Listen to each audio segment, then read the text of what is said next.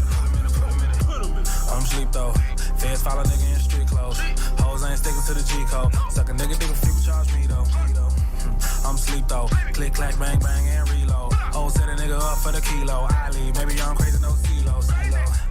On sleep though, deep underground ETs though. Bernie Mac, man, soul, rest in peace though. Found Make 28, well, we know. Nigga, what you talking about? Talk is talk, and do is do shit people talk about. Nothing to argue about, what we talking about. How must I remind you, I don't wear designer, no genre attire. My Santo was all up inside your vagina, tampons, panty liners. Yeah, gender blur got the kids all confused. Teaching 6, 8 in preschool. Designer babies in the womb. Stars shining through the moon. But I'm sleep though. Chemtrail clouds, I'm sleep though. Fluoride water, I'm sleep though. Acid rain down, I'm sleep though. Diabetes soda, I'm sleep though. Stars shining through the moon, yeah. On them modified beef though. Wi-Fi cause a nigga in sleep though.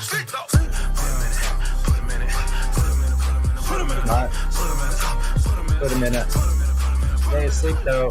Peeps asleep though. They modify peep.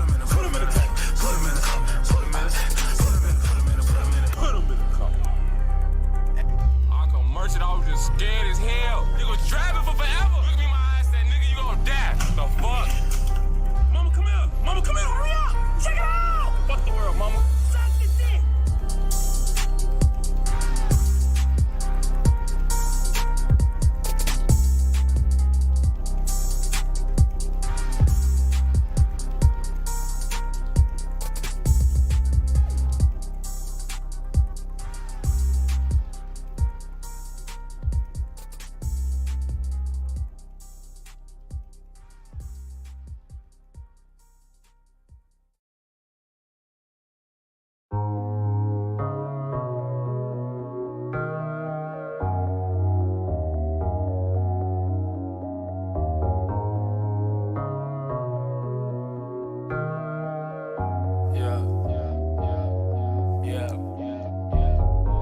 That's dumb.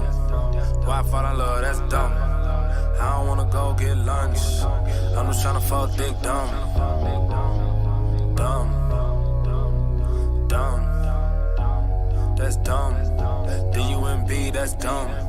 Forges on the coupe, that's dumb. 40 on the roller, that's dumb. 100 in a duffel, that's dumb. D-U-M-B, that's dumb. That's dumb. Dumb. That's dumb. Dumb. I just tell her how it come to me. Gotta make it sound fly for the dumb niggas. I swear to God, I'm trying to find out what they want with me. I guess the music gave me human till they done with me. And when they done with me, next one. Stage is agreed, you just on step one. Forrest gone with the quotes done. Cheated, I'ma go Teflon. Paranoid niggas sleeping with the palm deep. Underground military bases, that's dumb. Bobby on the beat, that's dumb. I don't undersleep, that's dumb. N-U-M-B, I'm numb. In the studio getting blow to the realest shit I ever wrote. In a world where they give you with a Z, then say your ass an antidote. That's dumb. Why I fall in love, that's dumb. I don't wanna go get lunch. I'm just tryna fuck dick dumb.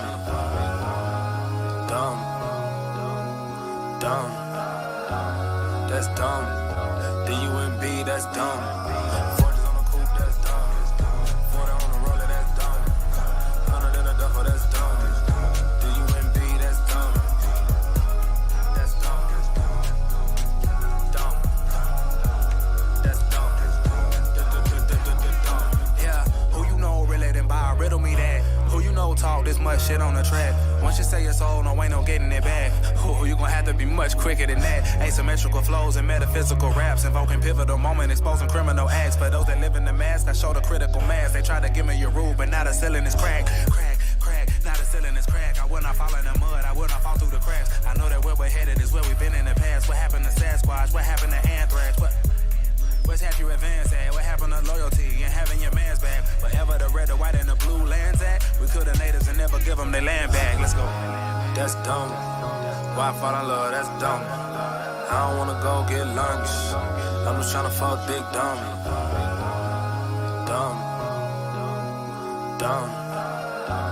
That's dumb. D-U-M-B, that's dumb. Forges on the coupe, that's dumb. 40 on the roller, that's dumb. 100 in a duffel, that's dumb. D-U-M-B, that's dumb. That's dumb. Dumb.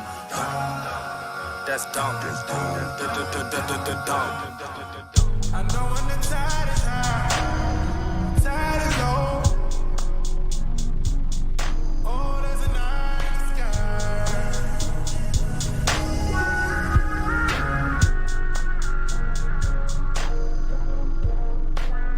I know when the tide is high, tide is low. Oh, there's a night sky.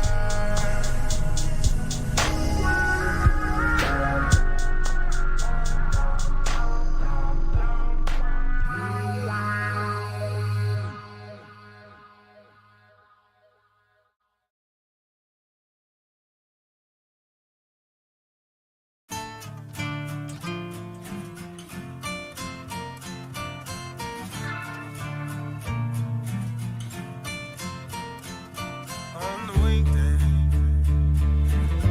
don't be surprised, don't be surprised. Walk like us, they even talk like us. Walk like us, but they are not like us. On the weekday, you can see the signs, you can see the signs. They weather the skies. Look into the mind's eye, there's nowhere to hide. Don't stick covered lines.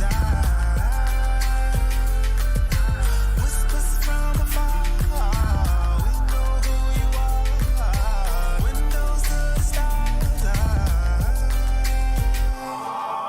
Walk like us, they even talk like us. Walk like us, but they are not like us.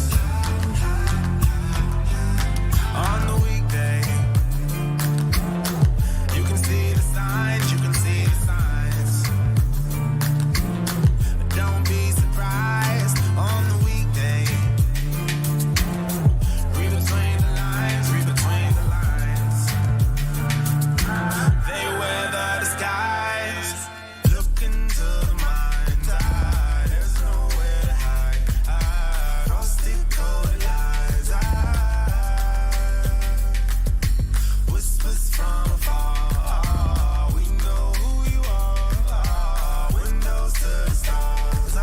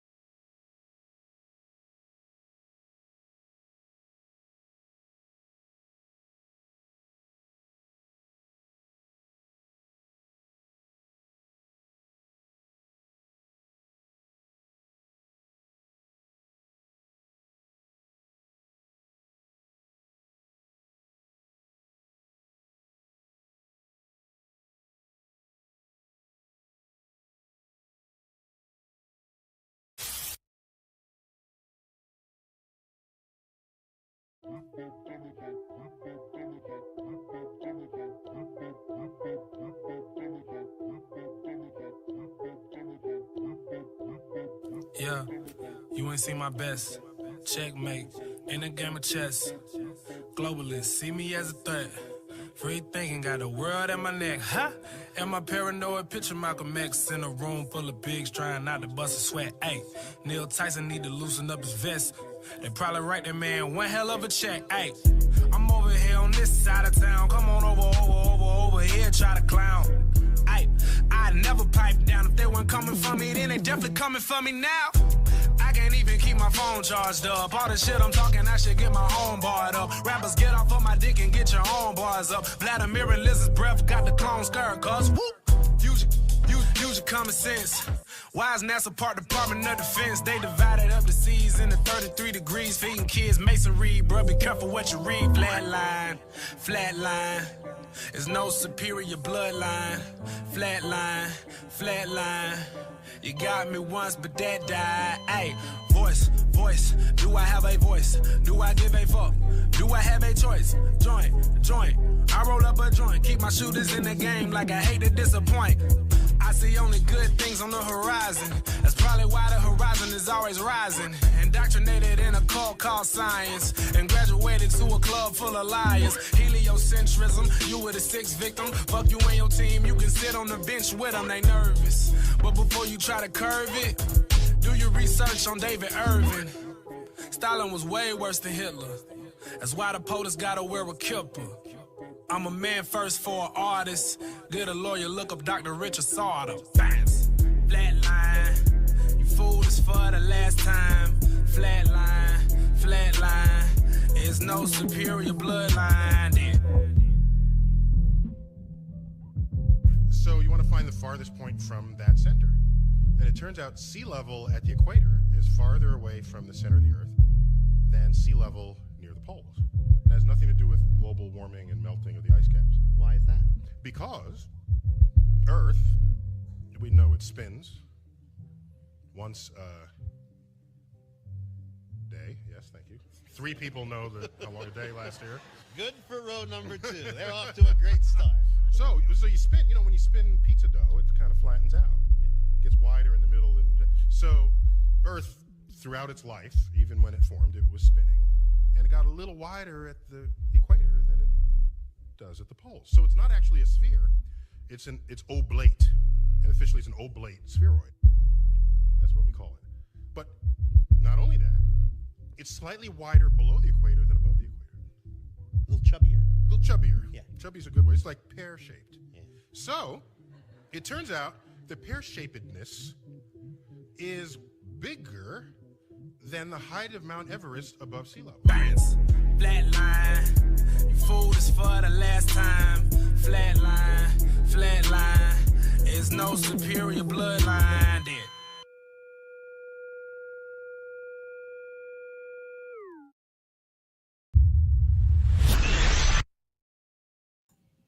Oh, yeah.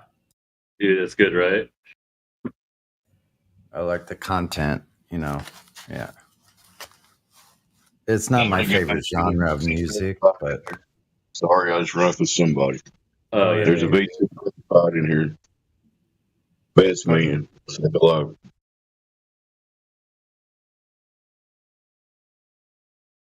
Is my mic working?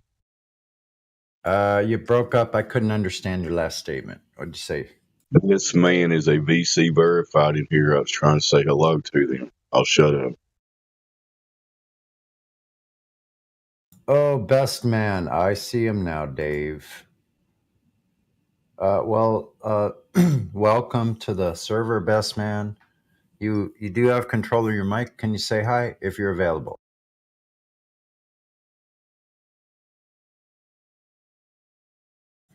Okay, maybe another time.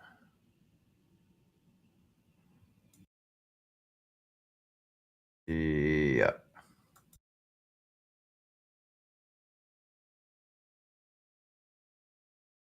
Hello, what's up, guys? Big brother is watching here.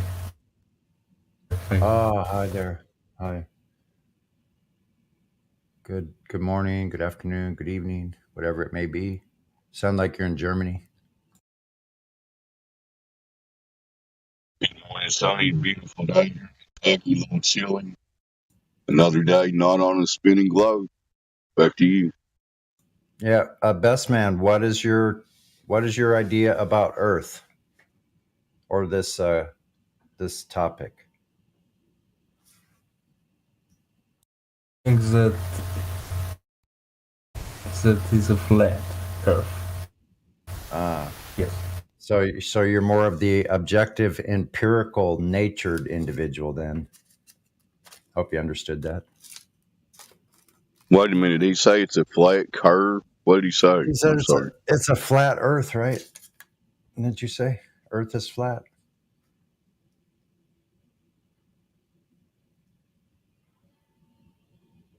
Let him answer.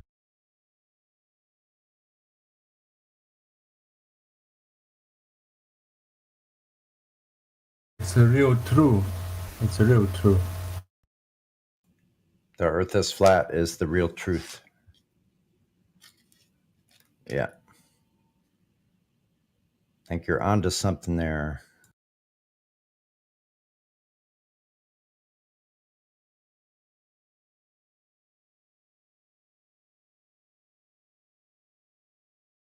Yeah.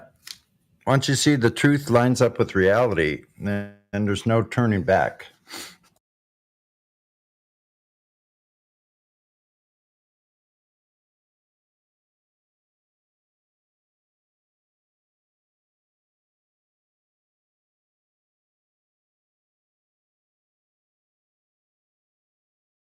I think that just like accepting the truth is much less stressful than trying to fight against it.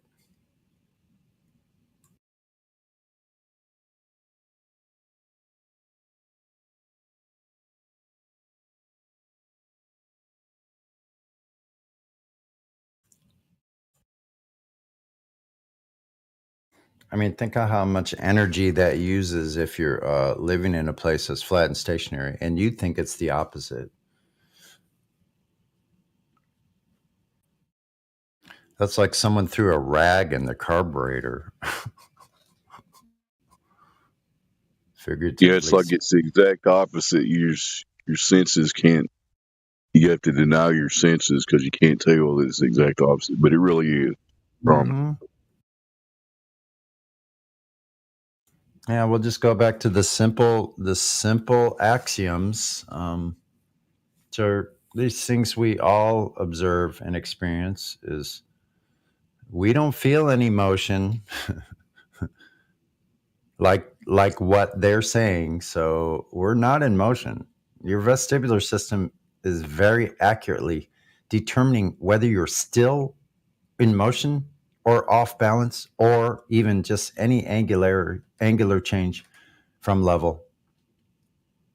You have two level indicators in your cranium and the bony membranous labyrinth of the inner ear.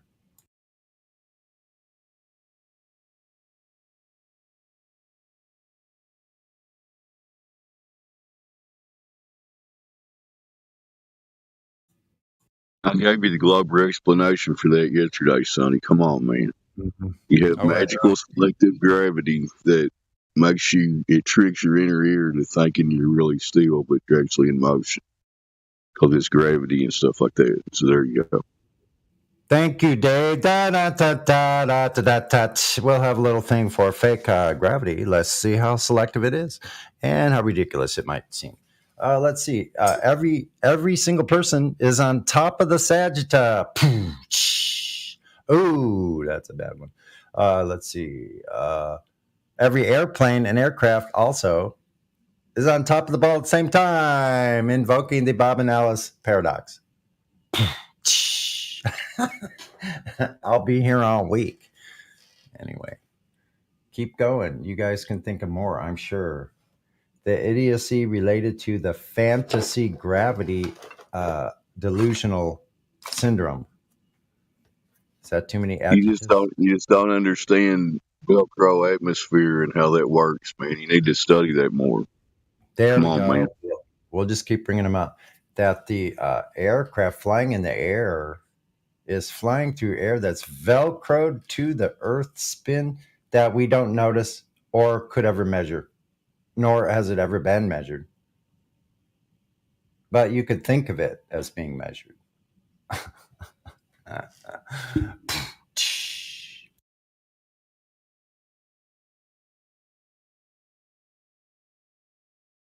Gonna have to get my own drum over here. A little drum, tom, and a cymbal. Right? I want to say real quick, I'm currently sitting in my backyard, got my ass on the ground. I can feel the energy coming up from the ground. Yeah, I've done that. And I'm staring at the sun. I'm not saying to stare at the sun, but that's what I'm doing. And I wish I could take screenshots when I close my eyes and share it with y'all, because it's cool. But anyway. Yeah, that's awesome, man. Like, yeah, that energy you feel, that's incredible. I felt that. Comes up there your feet, or actually wherever you're touching the ground. It's like we were discussing yesterday how we've lost connections with nature. Anything you can do to get back to the contact with nature that can only be helpful. What I'm saying, you know? Exactly. Because even for like example, when one of my cats goes outside for a while, then they get in my lap, I can feel that energy from where they've been outside when I'm petting them, you know? So it's, I don't know. Yeah, that they kind of exude that energy, right? They have a vibration. They start purring and stuff. So you can actually literally feel that energy coming from their skin.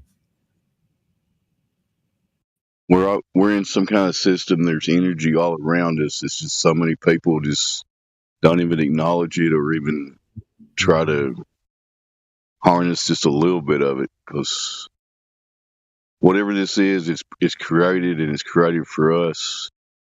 And like we were saying yesterday, we're so far away from our natural connections that anything you can do, just get back in touch. Just go outside with barefoot and just absorb the energy coming up from the ground. We know it's there. Anyway, back to you, son. Yeah. Thanks. Thanks for that reminder.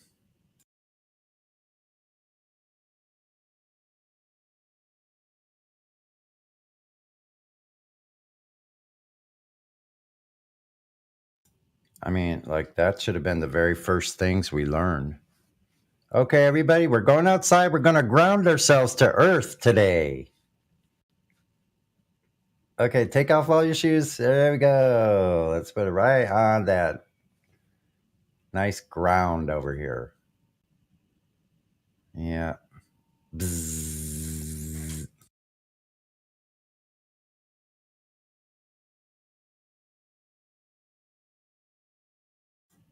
You know, it's so weird with the thing about vibrations. I'm always talking about frequencies. I hear them now. I don't know what part of that is just something that's being created in my ear, in the nervous system, in my nervous system. Like, where do I hear that? But I've been observing it for quite a while now, and when I'm outside, I hear them too.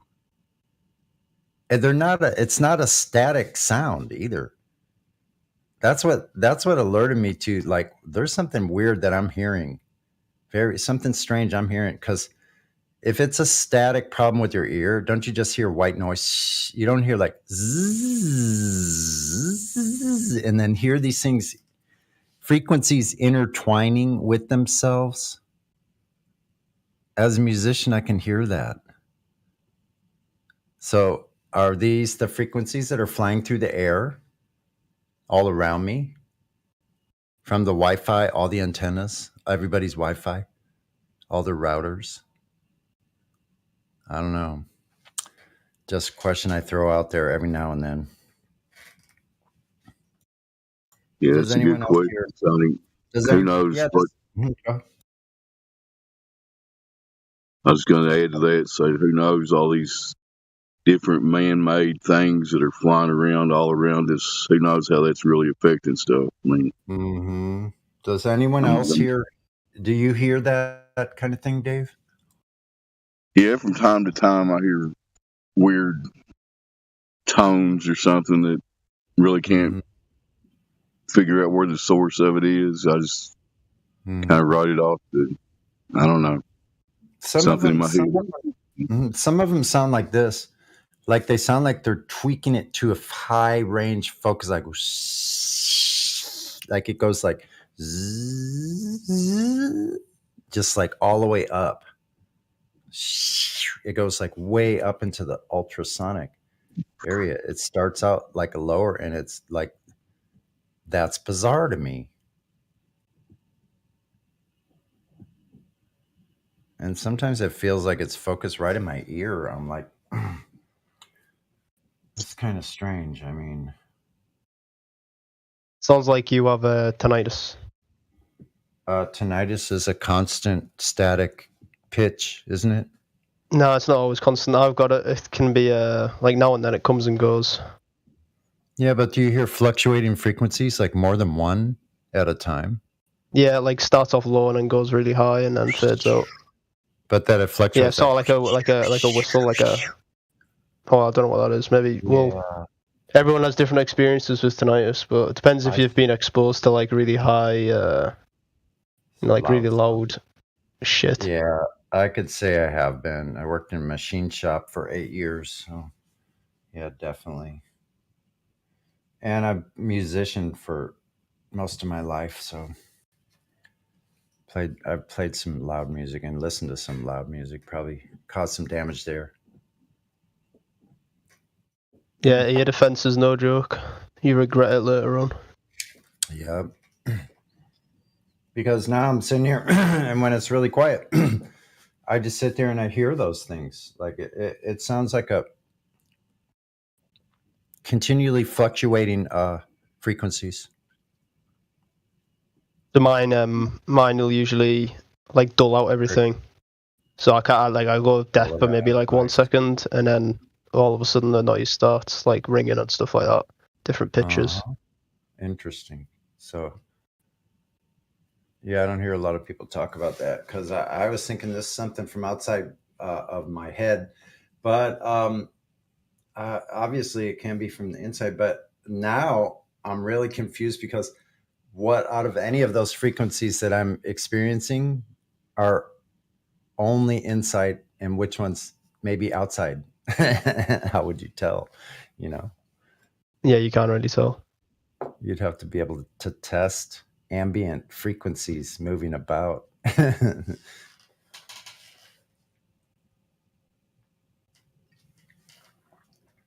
You'd have to cut out the ones that are internal somehow, or cut out the ones that are external.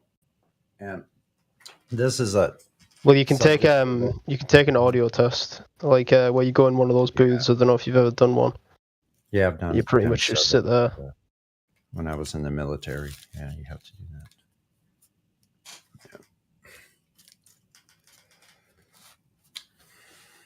And your hearing could also be related to military as well, depending on how exposed you are.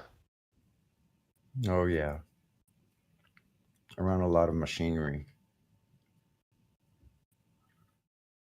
So what's up, Kessler? You got some interesting roles there, sir. Yeah, I'm a decorated member of the server, right? Are you a reality denier? Do you think you are? I've got a lot of roles. I don't think I'm much of any of them. So what are you? It's a vague question. It's kind of. What do you think you're standing on right now, or sitting on? Sitting on a chair. What do you mean, like the overall? Because that's another one vague. Yeah. I believe. Go ahead. If I use the word colloquially, I think it's a sphere. You think it's a sphere? What's your number one? I'm going to lose on a linguistical technicality here as well. We're not worried about linguists. I mean, if you think it's a globe, just stand up and say you think it's a globe. That's cool. A lot of people think that.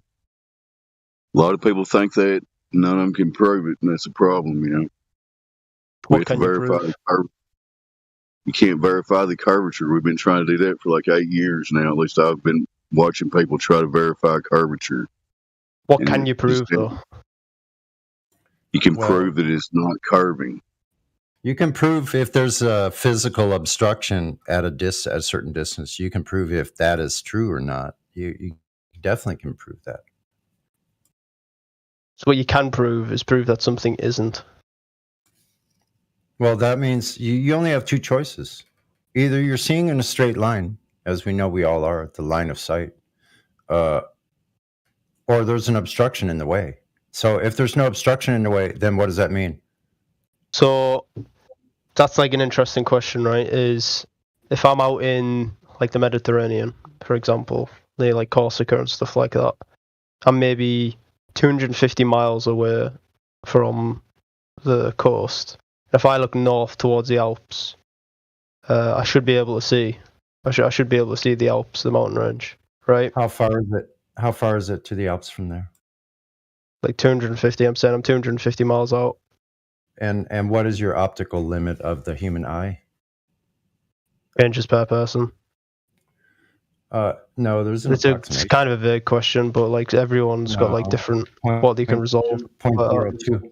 0.02. That fraction. To what? So if 0.02 if what? you do a simple length to height, or length to size, distance to size of object, you can come up with a fraction. So some those people will be able to fractions resolve, way for I example, a wasn't lighthouse done. on the I wasn't horizon, done. but then other people might not be able to resolve that lighthouse. Lighthouses have been seen up to 300 miles away. So you want to go with lighthouse? I don't think so. But your resolution of your eye, 0.02.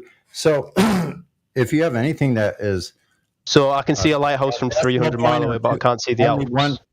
Something that's 1 decimal point less than your resolution, decimal point, is magnitudes further than you could possibly What unit of measurement are we talking about here? It's not a measurement. But it is. You're talking about I'm a not talking quantitative. about a measurement yet, other than the measurement of the eye, the optical range. Yeah, of which the is eye, what? which is known. 0.02. I just told you. 0.02 what? Meters? 0.02 degrees. Go look up something about optics because you don't know anything about it. Well, I'm asking you what unit of measurement you're talking about. You could be talking about radians. You could be talking about mils. The eye has a certain limit because of its size. Yeah, 0.2 watt is what I'm asking. You don't just say 0.2. If I say something is 30 away, you would look at me like I'm crazy. You would ask 30 watt. You won't let me finish. So 0.2. Look, I'm not optic expert. All I know is that if it's further beyond that range of 0.2, it can't be 0.2 any watt. equipment.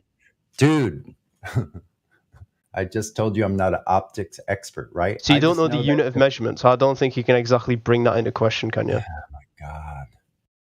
It's sort of like me saying, I know that this is 10 away, and you're looking at me like, what the hell is 10? 10 what? I don't just name a quantity of something without applying a measure, like a unit of measurement to it, or a standard at least.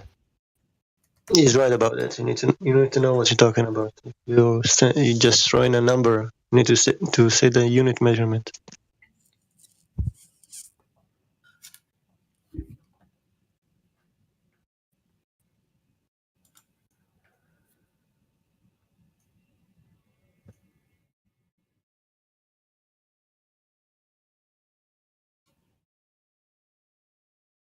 I take it you don't know what unit of measurement you're talking about.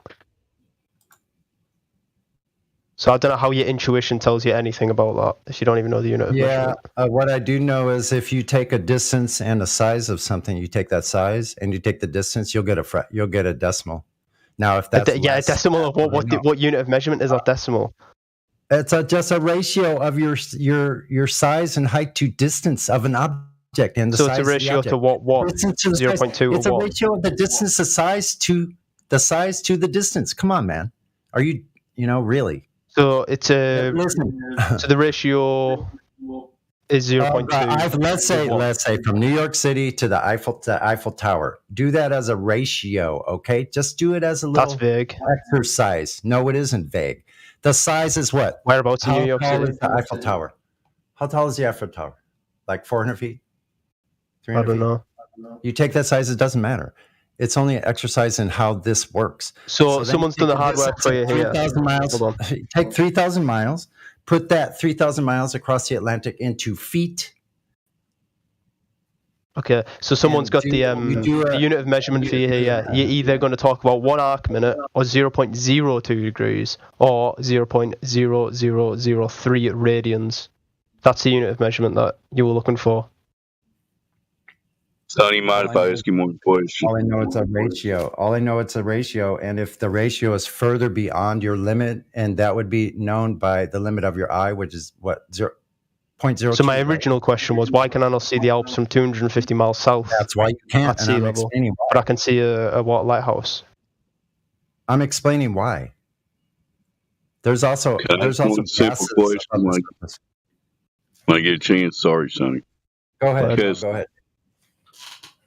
do you agree that when you're standing on the globe, it's curving away from you in every direction, correct? Every direction at every point, sure. Okay. So let's say over 10 miles, the Earth curve calculator predicts about 66 feet of drop, correct? I'll take your word on that. If that's But what the you curve look up any calculator does. calculator you want. What So why do calculator are you you think using? any Earth curve calculator, they're all about the same? Just if you do the theorem on it, it's about 66 foot approximately. It's going to drop away from you. That's like a 6-story building. You'd be able to notice that, wouldn't you? Did you say 10 miles or 10 kilometers? 10 miles, or if you want to use Yeah, kilometers. yeah. So Okay, so why do you think that no one has ever went to a body of water that's like 10 miles long and shown us that 66-foot drop? We've never seen that. what do you mean? Why What do you mean somebody- see a drop? I mean, you'd be able to infer the drop from objects I'm on talking that about- horizon. I'm talking about showing it with a laser or some kind of line of sight tool. That should be simple to do over 10 miles. You guys are talking Probably do it about with an auto 300 level. Huh? Do it with an auto level. Definitely measure it that way. Auto level's not a good tool to use for that, no. Oh, what a laser's a better tool, is it? A laser or a P900 camera or anything like that. P900. Or whatever kind of camera. If you can look 10 How miles would you straight out apply a in the distance. camera? I'm just curious. Just buy it from me for a second. Nobody's ever done that. Why do you think nobody's ever done a simple thing like that? People have done that. You can use it, like, for example, if you're going to apply a camera to that, you can you can look at say a container ship on the horizon. You won't be able to see its hull as it But they're not. goes away. They're not showing us It's going away 66 from foot. you. It will disappear eventually, but it won't disappear into. It's no longer resolvable. It'll disappear. Well, I challenge you to provide a link showing the actual drop over distance. I'll back to you, Sonny.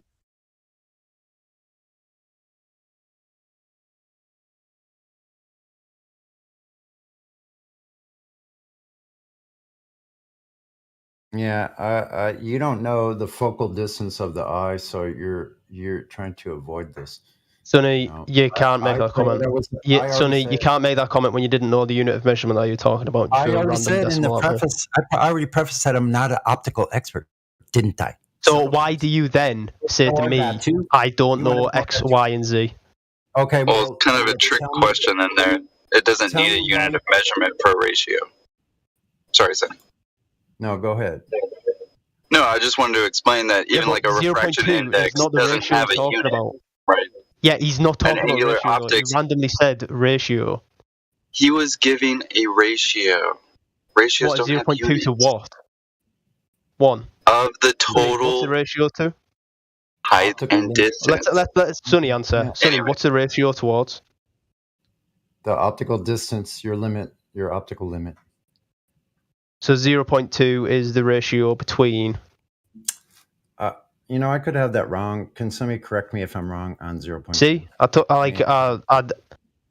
Point and he tells me I don't know what I'm talking about with focal limits. I didn't even claim to know what I was talking about with focal limits. And I told you I asked him a question, and he says to me, I don't know. All I know is there's an optical limit. You want to avoid this and go to the weeds, which is trying to tell me I don't know something I already told you I don't know. So you want to go on with your bullshit about you can see forever, or are you going to look at the reality of the human eye and the optical limits? That's what I was addressing, was the fact that you should be able to see the Alps from 250 miles away. You know it's visible from 250 miles away at a particular altitude. If I'm on a It's plane, been seen I'm at flying over the 250 miles Mediterranean, away. I can very well clearly see the Alps from that plane. infrared. But if I'm on It's sea been- level, sailing in the Med, 250 miles south, there is no way I cannot see them. And that's not because of resolution. Canahu has seen at 250 miles in infrared, but that's not like you can do that.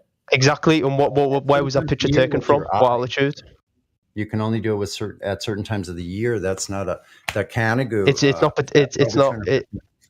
not particular on that. It's particular on altitude, which is kind of a bit of a coincidence. A coincidence that you can see something that should have miles of curvature within your position. Yeah, it's a coincidence. No, that's your position. It's not a coincidence whatsoever. It very much matches. You gain elevation, you gain altitude, you see further. That is very much expected on a sphere. Even with the known observer heights, not a coincidence. There would have at least a mile over the very top of the tallest mountain. And Say again. All the mountains clearly. You see all the mountains clearly, all the way down to the harbor, all the way to across the water and to the observer. So you're out of your mind if you think that.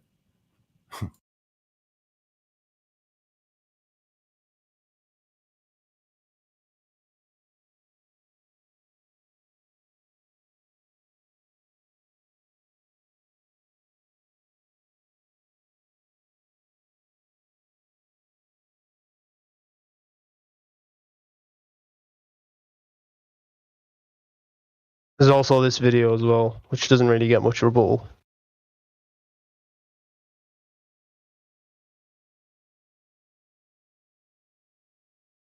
Is this the shock waves and that the way the shock waves are traveling and how we get it on the other side of the ball somehow? Yeah, somehow it converges into a single point, which happens to be the antipodal point of Tonga. Right, and that just totally couldn't work on a flat Earth either. Right. Well, that's not the point. The point is that you can predict it very easily on a sphere. On a flat Earth, there is no defined. You guys don't, claim to know where the boundaries are, right? So how would this shockwave even propagate into a convergence point? What boundary? What boundary are you referring to? Any boundary. I'm being vague because you don't really claim much about, to what extent the Earth, how large it is. Yeah, why would we want to do that? Would be fallacious, wouldn't it? That would be speculation. Right. So, yeah. So you can't, you can't make a prediction of where this numbers. Do you ever let somebody finish the statement? So the Globe gave us exact numbers. They're not exact. Nobody claims they're exact. You're being vague, but they're not being vague. They told us the size. That implies exact geometric consequences at the surface. All measurements are all measurements are an estimation. All predictions are an estimation. So good thing they're not exact. We're only doing a line of sight test. No, what I'm talking about here is the video that I just linked in voice text. If you want to bring it back to line of sight and stuff like that, then sure, go ahead. A good way to test line of sight is UHF frequencies, by the way. Oh, it's with something that's not sight related. Oh, great. Yeah, UHF's line of sight related. And skate right by showing the drop over distance. Why is that? Say again. When you verification of drop over distance and you're just skating right by it. Yeah, where's the measurement of? I already said you can do it with an alt level. I'll find still water. Still water would be the best way to do it. So where's? Yeah, you can just say in the demonstration. Go ahead, Sonny. Ruhif done a good demonstration on it. Where are the testable directly? Obviously, I can't really show you right now in a voice call. No one has ever been able to show it. So if you'd be the one that would get the Nobel Prize. Go get your Nobel. Nobel Prize. Ruhif can get it. He's done a good video explaining that. Well, it's too bad nobody in any intellectual circle or scientific, supposed scientific, which they're actually pseudosciences, has ever provided any direct measurement ever done by any source in history. Direct measurement. Well, there's not going to be a direct measurement of that, is there? Oh, then you're out of the realm of measurement because a measurement is a physical activity. It requires physical exchange between the tester, the measurer, and the measured object. So, Sonny, can I measure wind speed? Not a thought process. Sonny, can I measure wind speed? Just answer the question. You can with mechanical devices. How do you measure wind speed directly?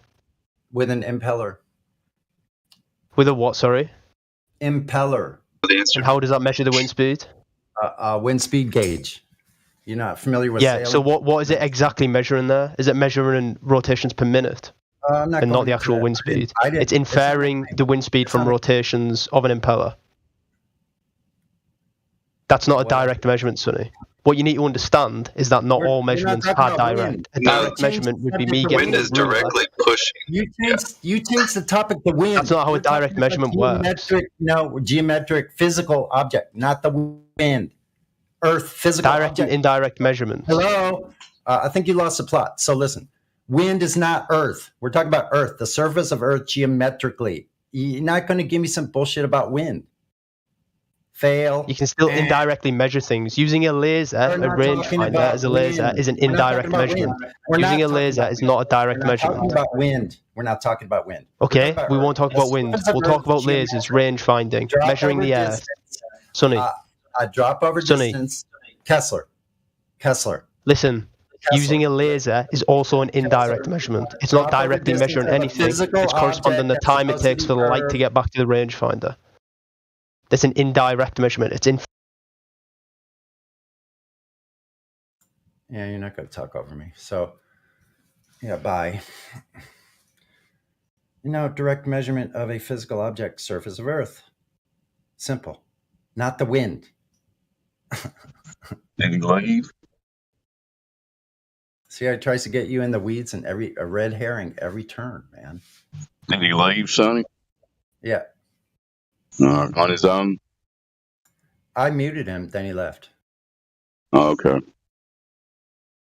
Circular arguments, just ask him for direct verification of the measurements and watch him dance. I mean, what another day, right? These globe believers, I tell you. Back to you.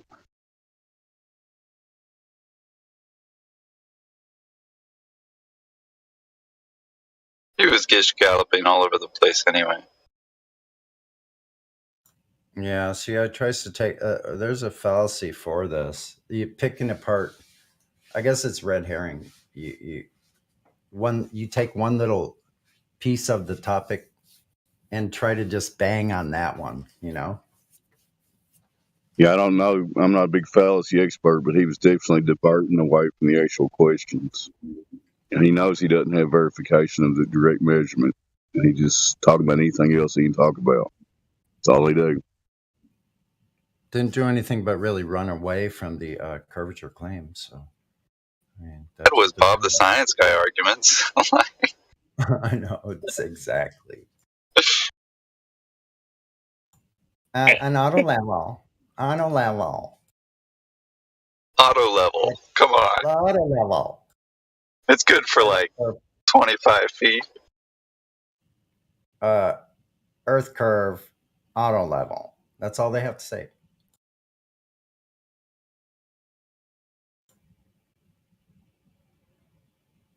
Direct. I don't even know what a measurement is still all this time. Well, he was getting so hung up on 0.02, and I was like, do you not understand a ratio could be just a ratio? That's what all I was trying to say. It's just a ratio. So He's like, what's the units? Oh, what's the units? if you know the limit, you could put in whatever you want in there, in that ratio. You could put anything. So why is he saying measurement of what? Well, how far are you looking? That's what it's based on. You have to have the numbers first. They don't understand that either. That you need the measurement first before you go into the Narnia of space that also can't exist in reality and has never been measured or demonstrated.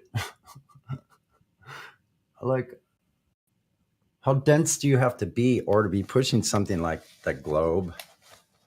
I love that a ratio was introduced, but still we're looking for a measurement. A ratio 2-4, 1-2, whatever the ratio is. But again, we still need to know what the baseline measurement is so that we can apply all these random mathematics. Mathemagics. Randomness. Yeah, well, we have the surface of Earth that we're talking about. So that's really the key point is it's just a line of sight test. It's simple. It's easy to repeat in different locations by different people using different methods. And we've done all of this over and over and over again. All we show is Earth is flat and stationary. That's all we show with any kind of technology we have. Now, the Globers go to some really high-tech stuff, though, you have to admit. Sticks and shadows from 2200 BC. 200 BC. Crazy that they would, how could somebody with a straight face even say Aristosthenes, man, is a measure, that's a measurement? That's a cluster flip. Tricked you. Nice one. Cluster. Yeah, that's a cluster, man. Are you serious? Drink some more snakehead whiskey. I'm looking at my notes. With your all or nothing fallacy red herring.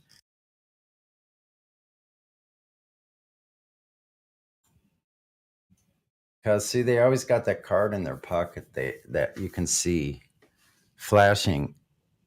I'm never leaving Earth as a globe. I'm never leaving globe Earth. That's the card they're always showing. And they won't talk about that. That they're stuck on this and they don't plan on ever leaving their position. Before they even speak, most of the time, you can tell. There's the card. Okay. As soon as they start to divert, what they're diverting away from is their little flashing neon card they have that everybody can see in the card game, all around the whole table, flashing concrete Earth globe, never leaving. Hey, Brandon, we got another BC verified in here. The menorah, they talked. But you can't be mad at them because they've been fed all of their lives about this, and now you're here trying to say it's something else. It's something that they've been taught the whole their lives. Of course, it will be difficult for them to live it. Right. And I shouldn't get so hyper about it. I do get a little charged up sometimes when somebody just continues to divert to other things, and start, like that. I'll just leave it at that. I kick in the back of my mind that that's what they're trying to do. They want to trigger you. Just stay calm and present the information to them. They can take it or leave it.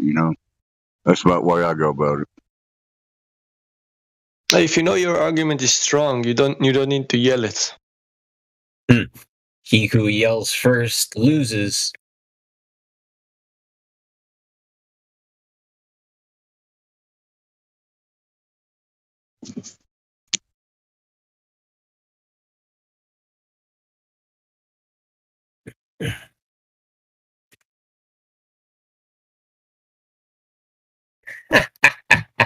Oh, Kessler. Oh, we love you, buddy. You really ruffled them feathers, buddy. You made it much more difficult for me to sleep at night, dreaming about that measurement.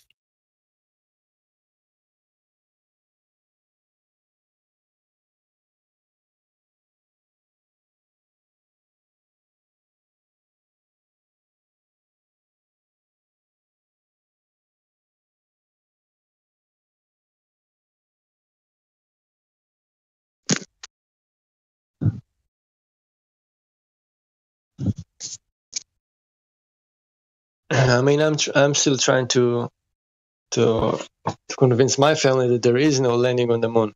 There is. You can't reach it, and there's the whole family ganging up on you. Okay, but I'm understanding where they're coming from.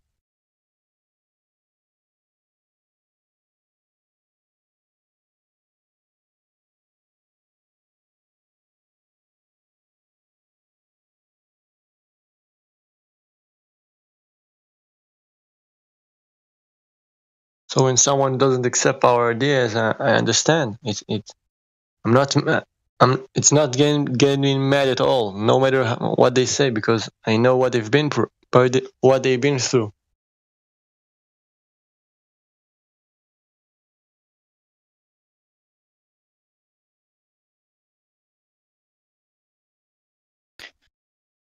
Hey, dude, What about the Space Force that we're supposed to be joining and the Galactic Federation? What's going to happen with that?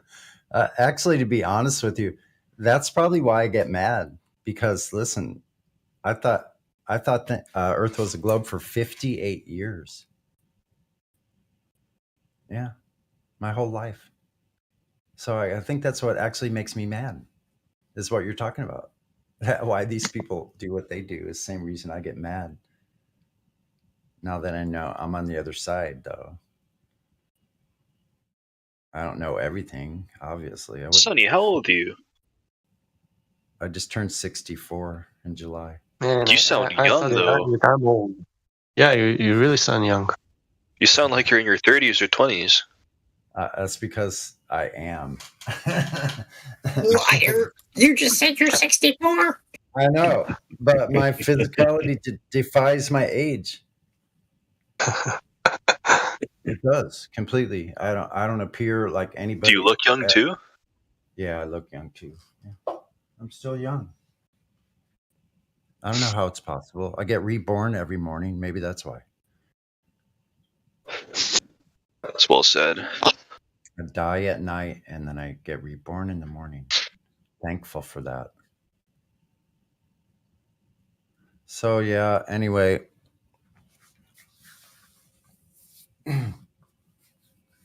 It's been a long journey. I'm grateful for my journey. It was all meaningful. Like when you get to flat Earth, you start hopefully you realize that like this is it. Now this is the rest of it is pondering with amazement of where we actually are and who we actually are. So that's what I kind of like stick to. Try to keep it like that, simple.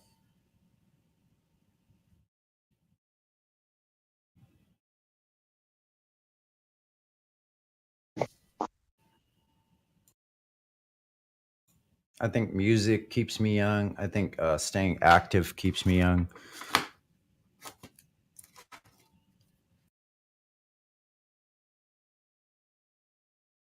You know, Sonny, I'm right there with you. I spent 52 years thinking I was on a spinning ball until I actually looked at it. How do you look at the spinning ball if it's not there? Look, and there's all these synchronicities. Like I was born in 58. I won't hide my age or anything like that. It's okay. I don't care if people know I'm born in 58. The same year NASA was created. And I figured it out at 58 years old. Isn't that That's weird? actually a good point. I didn't look at the spinning ball. I examined the claims of the spinning ball. So thanks for the correction. Right. Dude, I was just joking with that. I wasn't really being serious. About? I know. I just wanted to point it out, though. It's Okay. Good. I just want you to make sure I'm not trying to offend you or something. Offense is not taken, it's given, or whatever that saying is. Nothing offends me, man. We're on the damn internet. All right. Dave is about as OG as they come. Ain't no offending that, man. Let me tell you. OG. Dave Hickey, ladies and gentlemen. That's right. Let's go. Yeah.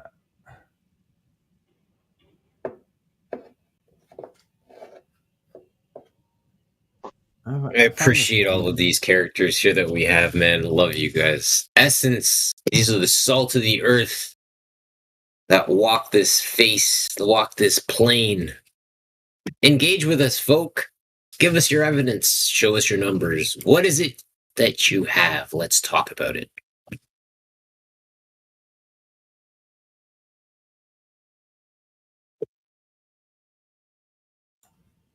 Yeah, just a little side topic. I love like minerals and stones, rocks, different kind of rocks. Like, I've been looking at that stuff my whole life. So I gather and collect things like quartz and interesting looking stones, like stones that have been like in streams being washed, really smooth edges everywhere. Well, yesterday I found this the other day I found this completely black stone, and it's very heavy for its size. Is it And onyx? I don't think I don't know. I didn't try to polish it, but no, I don't think it is onyx because it has little specks of violet colored quartzite in it. Really? Like little pink specks of quartzite in it. In it. Inside? Yeah, in it. Yeah, actually inside of it. Because there's a part that's cracked that got split And you can see open. inside of it? And you can see inside of it, and it has the specks inside of that crack too. It might be rhodonite. It's very interesting, but I just picked it up. When I picked it up, it's cold. It's colder than these other rocks I have. Here, I'll send you a picture of what I'm looking at. Some rocks just have a different temperature. It's really bizarre. And I wonder with the quartzite I have, because I'm always finding pieces of quartzite. If they have an electrical, I'm gonna see if I can measure anything at all electrically with my multimeter. Yo, Sonny, look in your messages. I sent you a picture of what rhodonite is. Tell me if that's what your stone is. Let me see. I did look. Let me take a look. I did look into about 20 different types. Oh, Michelle, I'm a complicated rock. No, this one is much more black than pink. It just has the tiniest little specks of violet colored quartz in it. And it probably is rhodonite, just not like looking different. I could take a picture of it. I'll take a picture. Yeah, sure. Send me a picture of it. I want to see what it looks like. I like stones. Yeah, it's a trip. Now, what is fascinating to me about that is when I go look in these creek beds and stuff, I'm wondering like, how did all these different types of stone get in the same place like this? They just all washed there, eventually got there. It's really bizarre that so many different types of stone are in one place. Yeah, this one was really weird. I don't mean to change the subject like that, but it's right in front of me, so I couldn't really avoid it. Look at this guy Trinity said in the chat. NASA paying you per minute on VC. That's funny. Yeah, here's a good picture of it. Well, Kessler's upset. He's on mute. Sorry, He's looking to Kessler, get in we here. can unmute them. Like, listen, I've always gone back and unmuted people. I've never been opposed to doing that, so I'll unmute him. I'll just stay out of it. Conditions for my stay here. Look at this guy demanding. Do not unmute that son of a bitch. Conditions for my stay here. Kessler, you can go fuck yourself. So that we have it from the panel. Does anybody object? No, leave his ass in red. Okay. So it looks like we have a majority says stays that way. All right. Well, all right. Sometimes I do. It's that. Is this guy a troll? I just looked at all his rolls. Well, his name is Purple, so. Listen, yeah, he's a Glober, staunch Glober, and he's not that much of a dickhead anti-flat earther. Every once in a while he gets an attitude like that, but the problem is he won't stop defending the globe even though he's smart enough to realize that it's not. That's a big problem. And then he does get a little attitudey. That's frustrating for everyone. Let's see. This could be. Show the inside. And that's a good point. Don't let him joke around. Adam Unsalted said, "Don't let him normalize that behavior as satire, because then we stop giving it as much attention, and then all of a sudden everybody's in here doing it, and nobody's taking the thing seriously. So we do have to watch out for that. Good job, Adam." Okay, here's a couple shots of this. Let's see.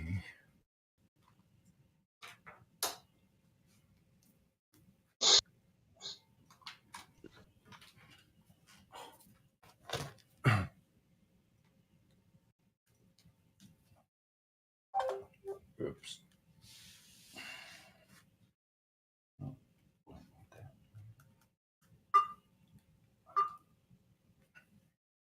Hey, Sonny. Yes.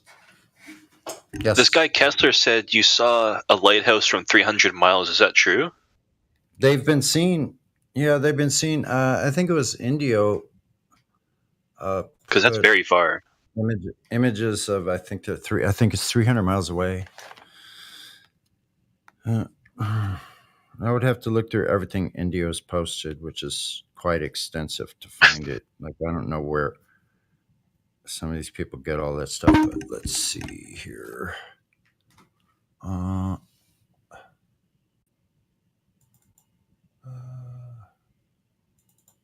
we go.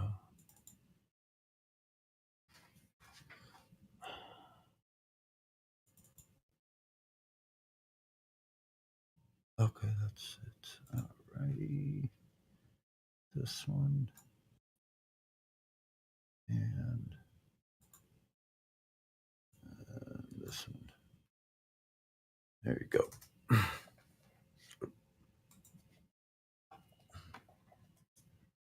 Okay. There's 2 shots of this mineral. Where's the purple? Oh, that's the quartz. Yeah, I see the quartz, the white stuff.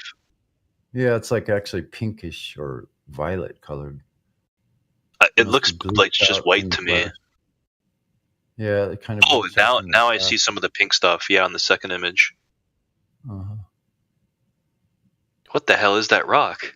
I know, isn't that weird? And it's heavy, and I want to see if it's magnetic. Hold on, I have a compass here. Let's see. And move this light bulb away. And let's put this in the middle somewhere away from this.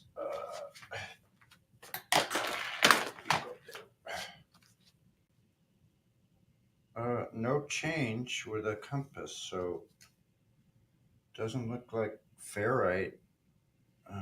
That's wild.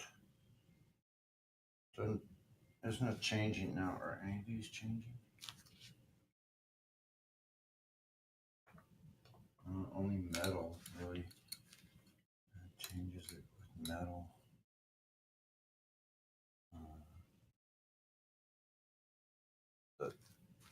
The monitor screen.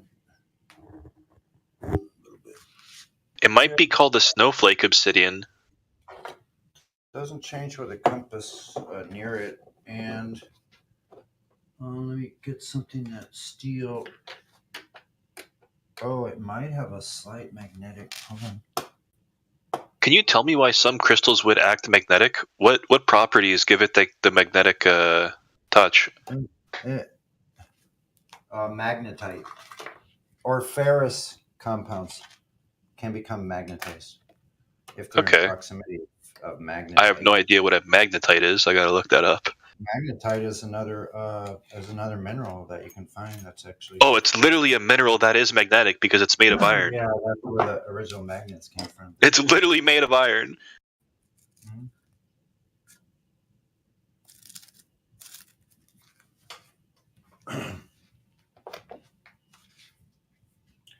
I should see if. Oh, it's literally iron ions bonded to oxygen. No wonder it's magnetic. What I want to find out is if any of these stones have any kind of voltage or difference in resistance. Let me see.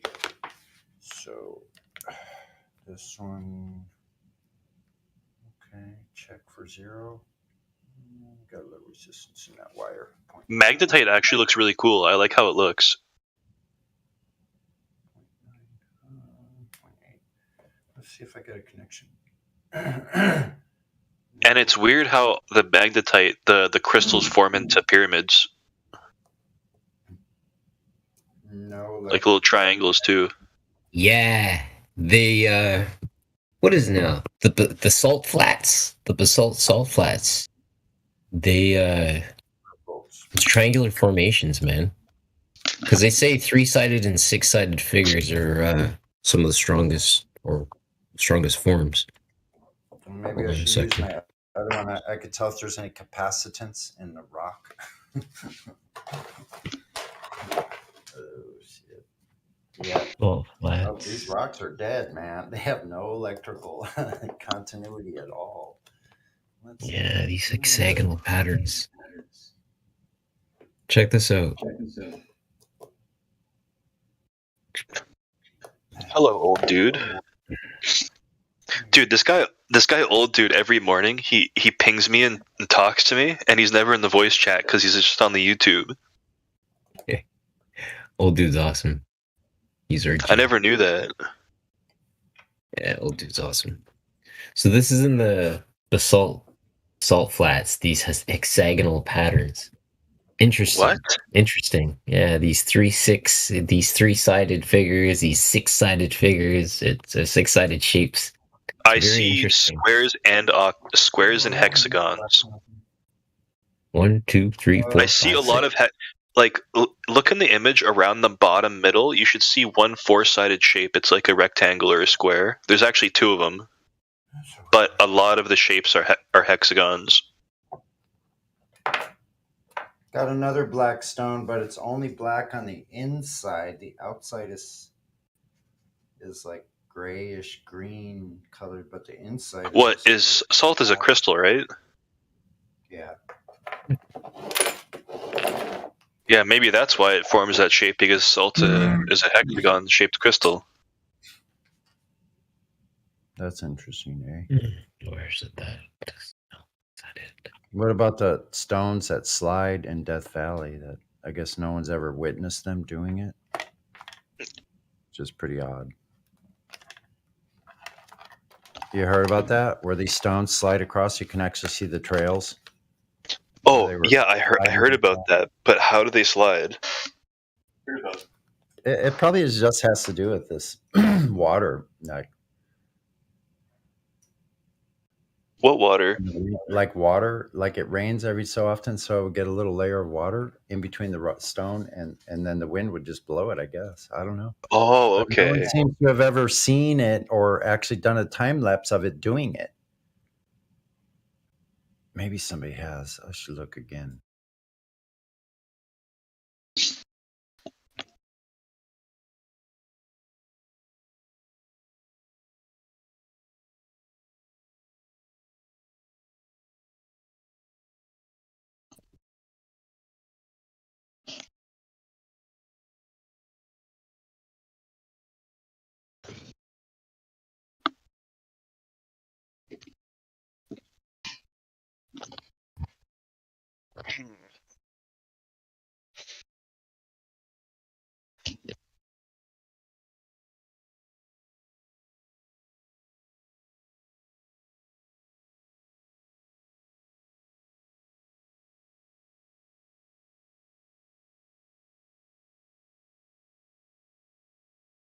There we go. I was looking for a picture of this stuff. Formation.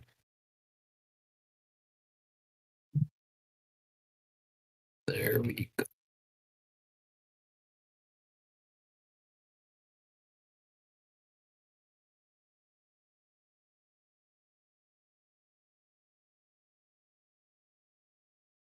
So how is it that you can get the pattern in the sand, and then there's also extruded formations which show the same 6-sided shaped Is the figure? stuff on the right the sand? The top picture is the sand, right? And then the bottom picture are the formations. The rumor is these were the evidence of the trees that were cut. The trees that were cut by the angels before the flood. So there's these 6-sided extruded things that come out of the earth all over the place. Sided.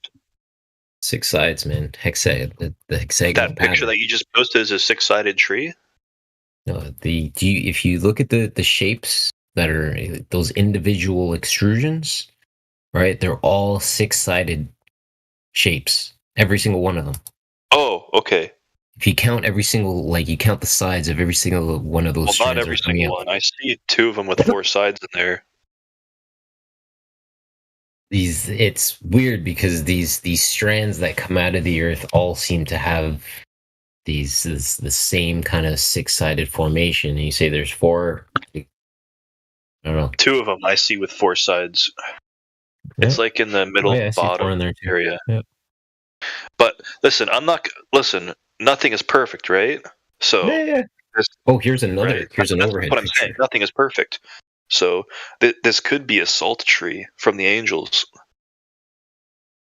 Here's another picture from somebody standing directly over top of it. You can get an idea for scale based on their feet. Yeah, Adam, thanks for that, man. Appreciate it. There's another one. These things are weird. Yeah, even in that picture you posted, I see one 5-sided piece.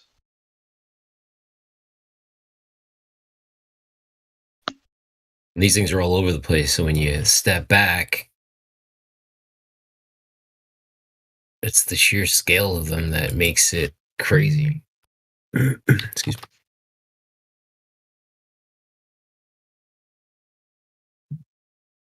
I've actually seen that before. Some people say that used to be the tree Yggdrasil. Well, That giant thing. Well, the thing is, I can't tip my hat to a specific, like just one formation. If you look at that thing, it literally looks like it was a giant tree that was chopped down. Yep, and that's the thing. But there's so many of them, right? And they're everywhere. There's evidence of them in all different places, and they're so huge. People think of them as mountains, but when you step back, start to realize that they look like trees that were cut once upon a time. All of a sudden, giants and the flood start to become front and center. Noah's Ark, Ararat, Turkey, a 515-foot floating house, the dredge stones. You're like, oh, maybe it did Look at this guy Kessler in chat. Oh my god, Oh, giants. Yeah. Oh my god, Look. globe. Kessler. Oh my god. He believes in evolution. Okay, we came from monkeys. I don't know. Some of those monkeys. Dude, if we came some from made it through, evolution, some we should didn't. always be changing when we're breeding. Even now, we Exactly. should be changing. And if there he should be believes in some. science, he should And there believe should be in the some that DNA look method. different. And the thing If about he it really too believes is, in evolution, he could go to get his parents' DNA, get his DNA, and measure the evolution.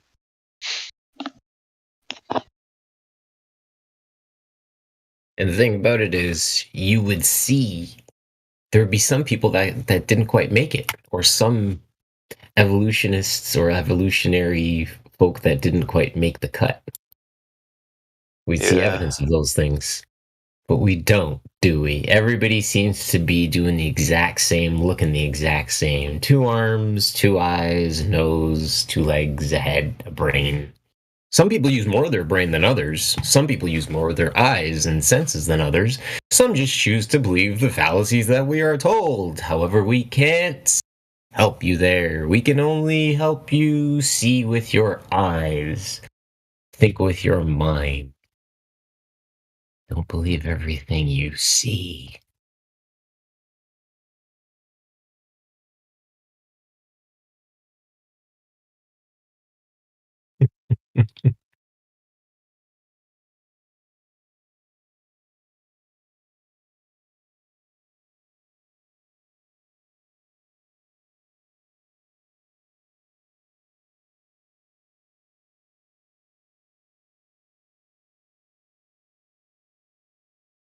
Basement membrane. Wow. Thanks for that share, old dude. That is crazy.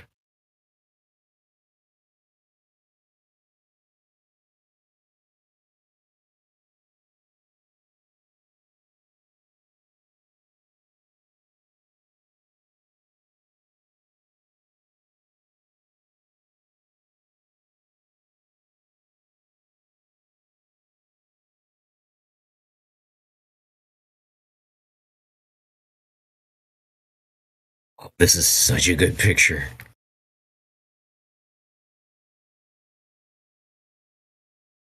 Isle of Mull.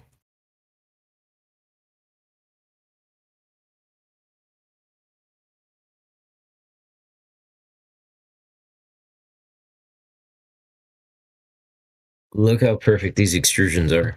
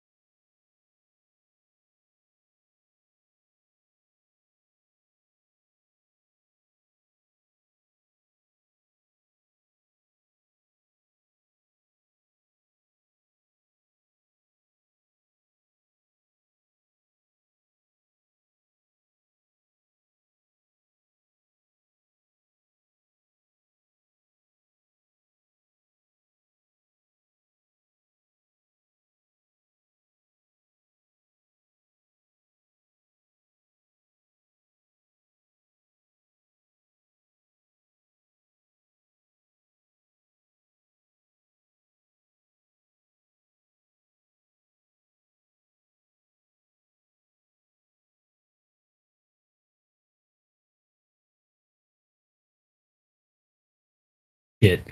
Thanks for sharing, old dude. That's crazy. Love it. And I look at that and I think to myself, okay, did stuff break off and fall away? Or did this stuff literally start at the plane and it grew up and out of the surface?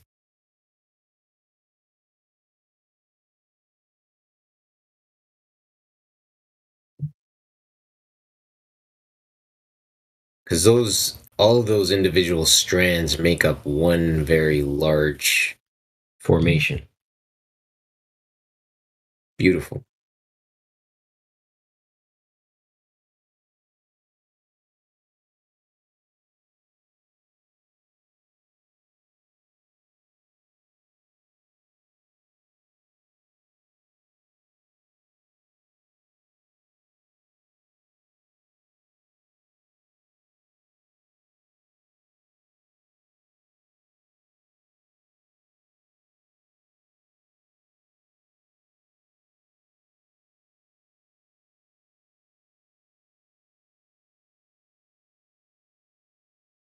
Boom. Nice.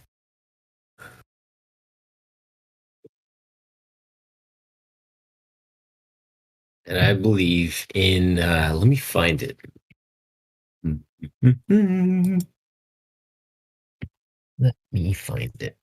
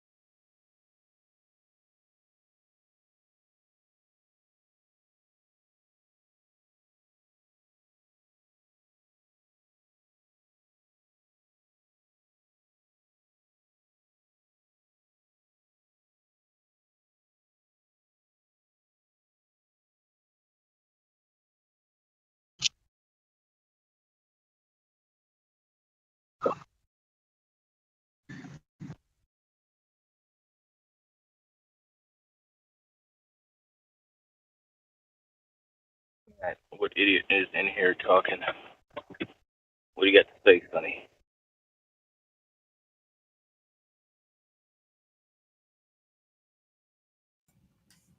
I gotta say, I'm starting up my water project for the day, You gotta drink which water. consists of cleaning out the big old pot, 2.5 gallon pot, and cleaning out, filling it up with water, boiling it, and then starting the cooling water. So I distill my own water.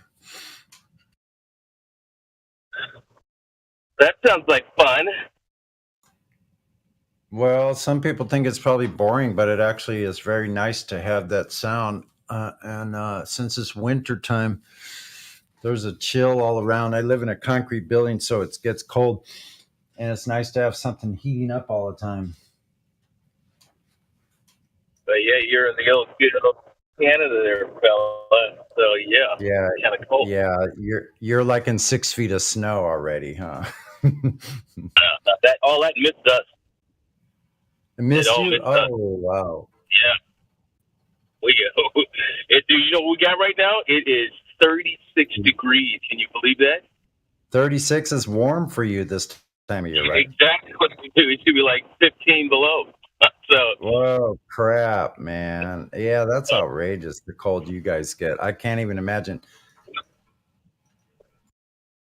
yeah, bro. So this whole week is supposed to be 30s and upper 20s. So I'm like, whoa, that is nice, dude. That is real nice. I cannot complain. And you know it's crazy that I just got back from Colorado. And Colorado was in the up low 50s, high 50s when I was leaving. It was getting really nice up there. I mean down there. So Yeah, I bet that's beautiful when it gets nice and warm and clear up there. But it's absolutely fantastic. Never been to Colorado. I mean, it was nice to come back here because usually getting off the plane, dude, you're freezing. Even though you got a jacket on and everything, I was like hot. I was like, wow. I couldn't believe it. Came back to North Dakota and it was warm. So, you know, this is great, dude. They got all kinds of errands to run today, so it's the perfect weather. The sunshine, it's great. So this is what it's all about right here, buddy. What it's all about.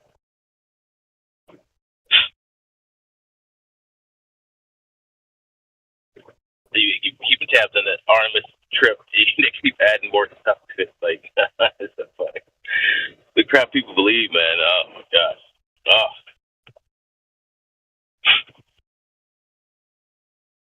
Space, the final frontier. Yeah, and the lengths they go to defend the nonsense. You got to ask yourself why this like loyalty to something is some idea. Unintentional. Yeah, you cannot touch it. You can't hold it. You cannot experience it. You have to experience it through others. You can't go meet the author of it. Like you can't. Yeah, it's just ridiculous.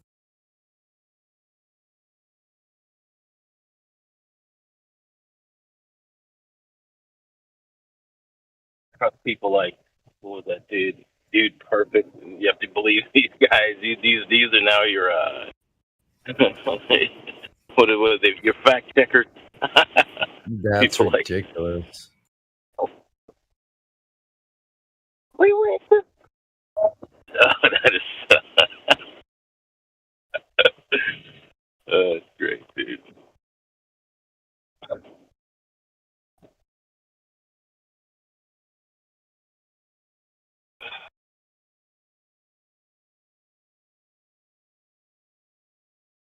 How much snow you guys got up there?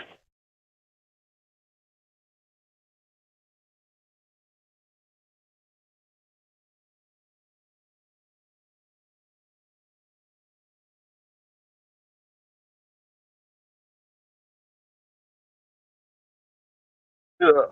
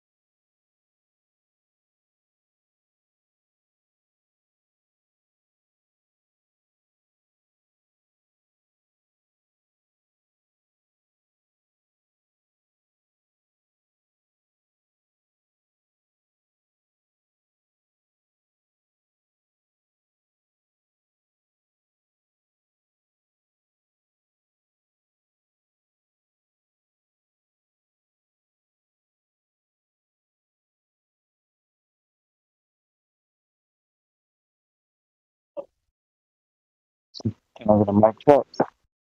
Am I having a sound clear?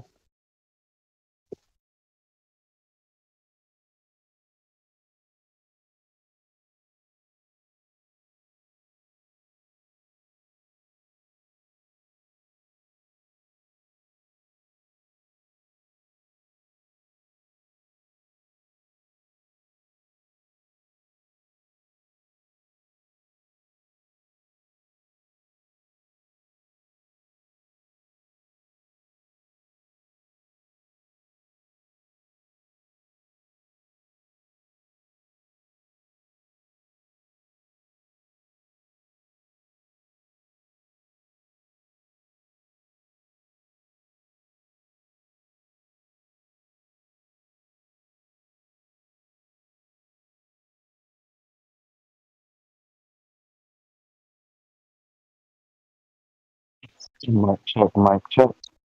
How am I clear? Let me know.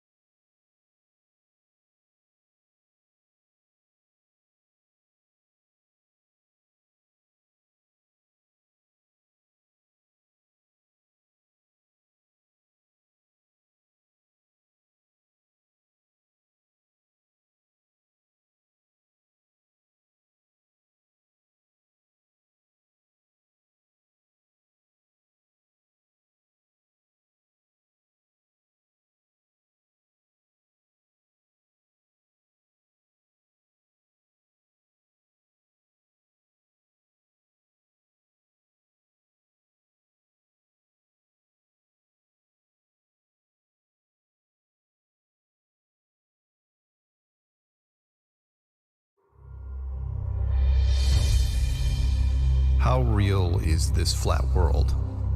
Some things to consider. Let's start off with a bold statement, one that some of you have heard me say over the last 5 years. If the world is flat and it's enclosed, then it's probably digital. I say digital because the word virtual seems to have lost its meaning, like artificial intelligence or smart when referring to electronics. Digital may seem like an older term, but it still applies. Why does this make perfect sense to me? Well, for starters, I'm older and had the pleasure of working in the tech field since its infancy. I was one of the first kids at my university to have their own computer. I played video games for a living during the 90s and then taught proprietary software for the better part of 20 years. The short version is I know what the industries have been striving to do for decades, and it is the one aspect of our future that has almost reached its potential. Most of what was promised to us since we started building machines has never been realized. No one has flying cars or ray guns or robot servants. I suppose there are special military programs that have achieved some of these goals, but the general public will never see them for various reasons. Flying cars are too risky. Ray guns are way too dangerous, and robot servants, well, you've seen the movies. No happy endings there. The one ladder we did scale was information technology, or IT. That progressed very quickly, and the leaps we made in that arena were astounding. We have basically put small computers in just about everything, and the large ones have been dedicated to creating virtual worlds, or what I like to call the ultimate escape. Maybe it's the only true escape. Human beings seem to be designed to want escapism. We've all heard that. It comes in various forms, from alcohol to drugs, and yes, many different kinds of entertainment. Anything that distorts or triggers our suspension of disbelief qualifies. Suspension of disbelief is, by the way, the reason why you get emotional when you watch television, movies, or even read a book. Drugs and alcohol are kind of a poor man's virtual reality and doesn't require much thought. They smudge the canvas of our world and give the illusion that you are somewhere else. The stronger the drugs, the stronger the illusion. Some of you know what I'm talking about. Books, television, and movies require some imagination, and a good story in any form can transport you to another world, but you have to buy into it. If the story isn't realistic, the effect doesn't work. What all entertainment has been striving to do since the 1990s is to create an immersive experience, one that can transport you but requires no suspension of disbelief, no buy-in. We've had some interesting revelations during the evolution of these software simulations. The first is that almost all groups or companies use the same programming techniques. Just about every piece of 3D software that has been created, be it Fortnite, Minecraft, GTA, and all earlier titles, are all built on a flat, enclosed world, similar to a cake box. In fact, everything you see above you in these realms uses what is known as a skybox system. Even those that display a dome-like structure have to eventually square off the edges, which is why I keep using the word box. Computers still can't do some of the things that we do. One is, of course, be self-aware. We will get into that later. Another is that computers can't draw true circles. Not because they aren't smart enough to do it, it's because we haven't figured out a way to tell them how to do it. That's something to think about. If you zoom in on any circle drawn by a computer, it will start to get pixelated or square off into right angles. The same goes with large areas. Eventually, you have to draw a straight edge border. Why? It's more efficient. We can create illusions of spherical things like the moon and other planets, but up close they are always just bunches of little boxes. The same goes for the flatness of these realms. They are all built using a perfectly flat base. Mountains and valleys are of course added for texture, but the outer edges are always perfectly level with each other. Why? Because programming a curvature is much more complex. Developers are notoriously efficient, and the player isn't going to notice anyway. People don't notice the missing curve in simulations because they never see it in real life either. The curve of the real Earth is supposed to be 8 inches per mile squared, but it is only assumed. See what I'm doing here? This also happens in some simulations, Warcraft being the perfect example. The game itself is built on a perfectly flat framework, originally designed in 2004, but Warcraft globes that included continents were added to various rooms in later versions, and that subtle reinforcement worked. Now, younger players think the World of Warcraft is built on a globe framework. We believe the world that is presented to us. That line is from the now 20-year-old movie, The Truman Show, which proposed that people born into a created reality will believe anything that is told to them by the authority. Other movies have attempted to show us the potential of virtual worlds, the most high-profile being the Matrix trilogy, which started in 1999, otherwise known as the greatest year in movies. Probably the most thought-provoking was a lesser-known movie from 1999 called The 13th Floor. It was a remake of a 1973 German film called World on a Wire, which was itself based on a 1964 book called Simulacron 3. As you can see, we've been thinking about this ultimate escape long before computers were even a common term. I'm going to spoil the movie for you, but please do watch it anyway. People in a company that creates virtual worlds discover that they also are living inside a virtual world. And yet, outside the movie, in our real world, as we inch closer to creating our own perfect simulations, we have already started seeing hints that maybe, just maybe, this place isn't what we first thought it was. The most obvious is the double slit experiment, which seems confusing when you read it. I'll give you the super simple version. Have you ever made a face at someone when they aren't looking, then they turn your way and you make your face normal again? That happens all around us, all the time, to everything. Ask any scientist and they will avoid the topic, which is interesting considering they were the ones who first discovered it. When you have your back to something, it's not being rendered or drawn at its highest possible quality.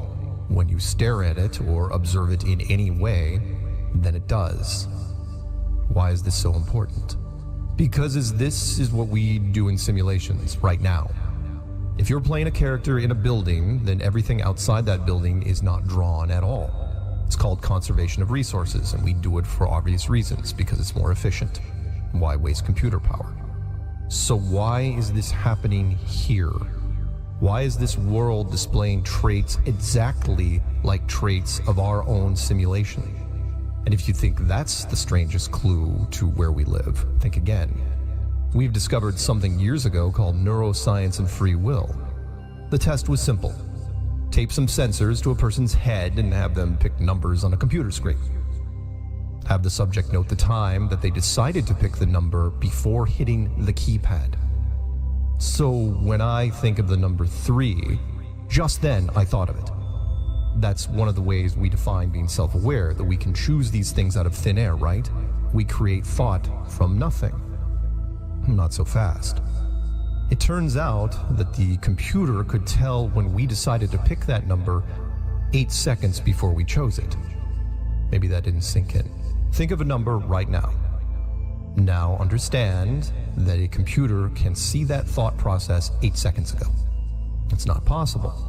Nothing exists pre-thought, unless, of course, all this isn't really interactive, not really live. If you need to pause for a moment or get a drink, I don't blame you. The next few minutes are going to get pretty weird. Science doesn't believe in predestination or lack of free will. We have the ability to make choices on our own. We decide what we do when we walk through our day, what coffee to drink, where to drive, who to talk to.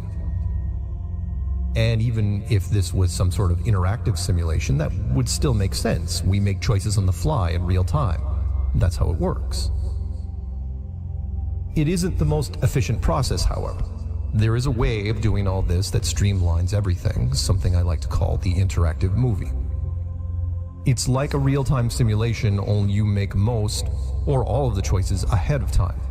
You pre-make all the big decisions, where to grow up, career paths, who to marry, etc. And the simulation fills in all the smaller stuff. You don't have to choose to brush your teeth 25,000 times in your life. After the choices have been made, you block all memory up until that point and enter the movie. The system only has to build the path that you took. If you never chose to go to Africa during your lifetime, the system doesn't fully build it. It's there, of course, but only in reference code. And it gets stranger from there, because then you have to ask about all the other people in here with you. How many of them are actually self-aware or real? And how many are NPCs, otherwise known as non-player character? In the movies, that question seems to be all or nothing. In The Matrix, everyone that walked the streets was a real person that fed the system.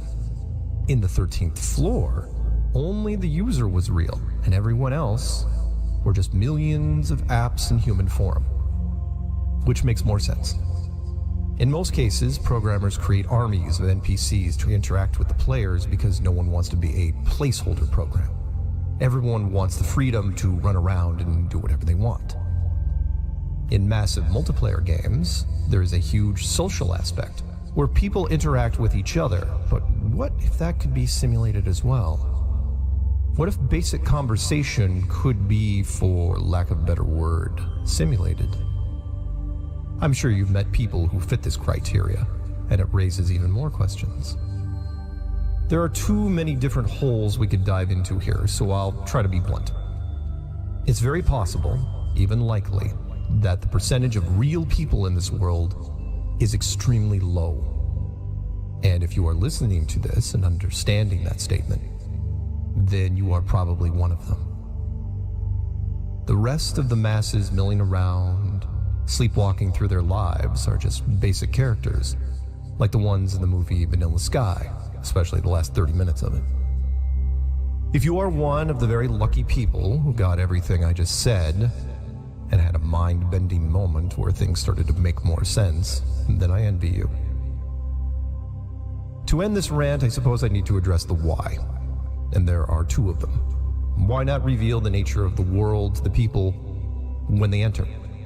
Why not give them the freedom and unlimited choices in real time? Why hide that?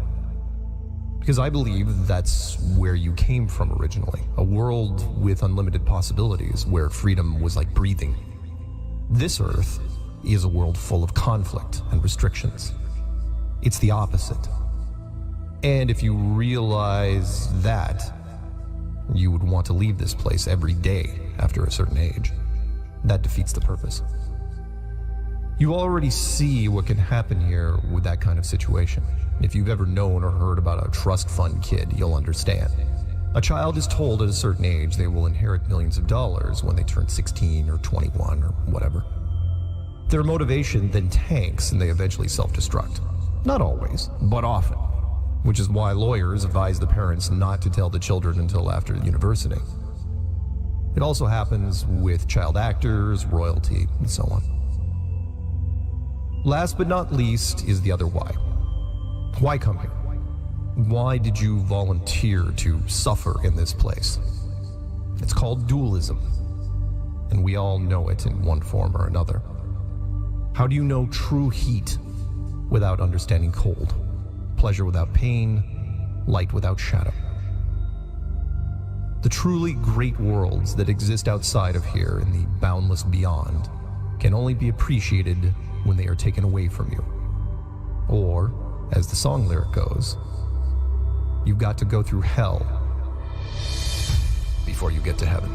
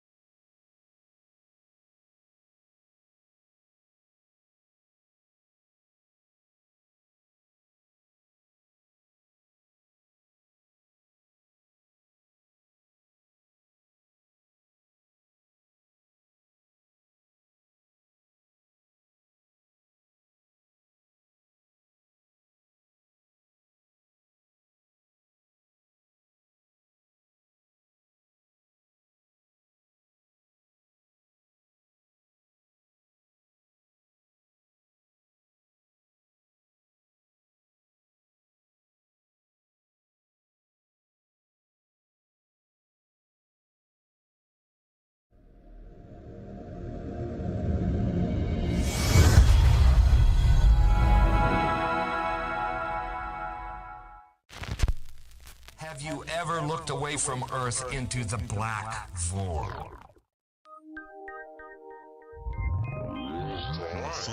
Because you can see the stars. Oh yeah. You know, and We were never able to see stars from the lunar surface or on the daylight side of the moon. It's not black and white. I mean, it's black. AF. Singing. Space is fake AF. Mashed potatoes. Space is fake AF. Green beans. Stars, you can see planets. You can see moons. You see the gas.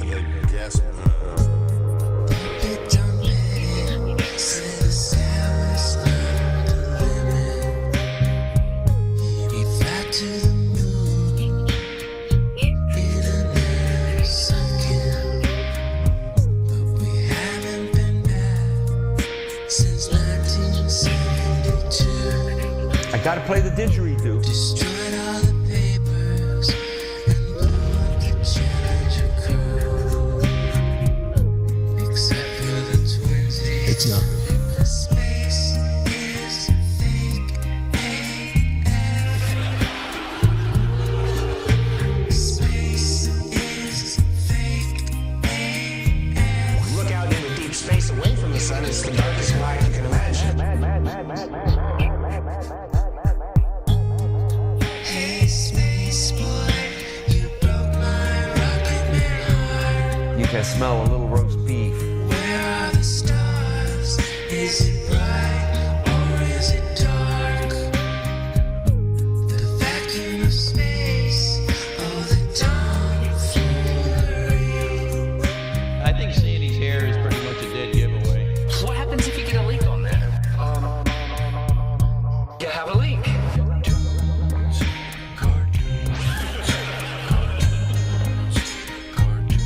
Debunk my bubble.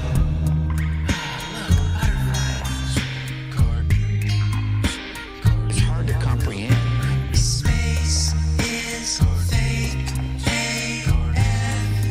Two little bitty O-rings. Space is fake AF. It's not what you think, homeboy. Space is fake AF. It's all just start doing this. Space is fake AF. Research Eddie Bravo. You just have a leak. And what you would do is lose air.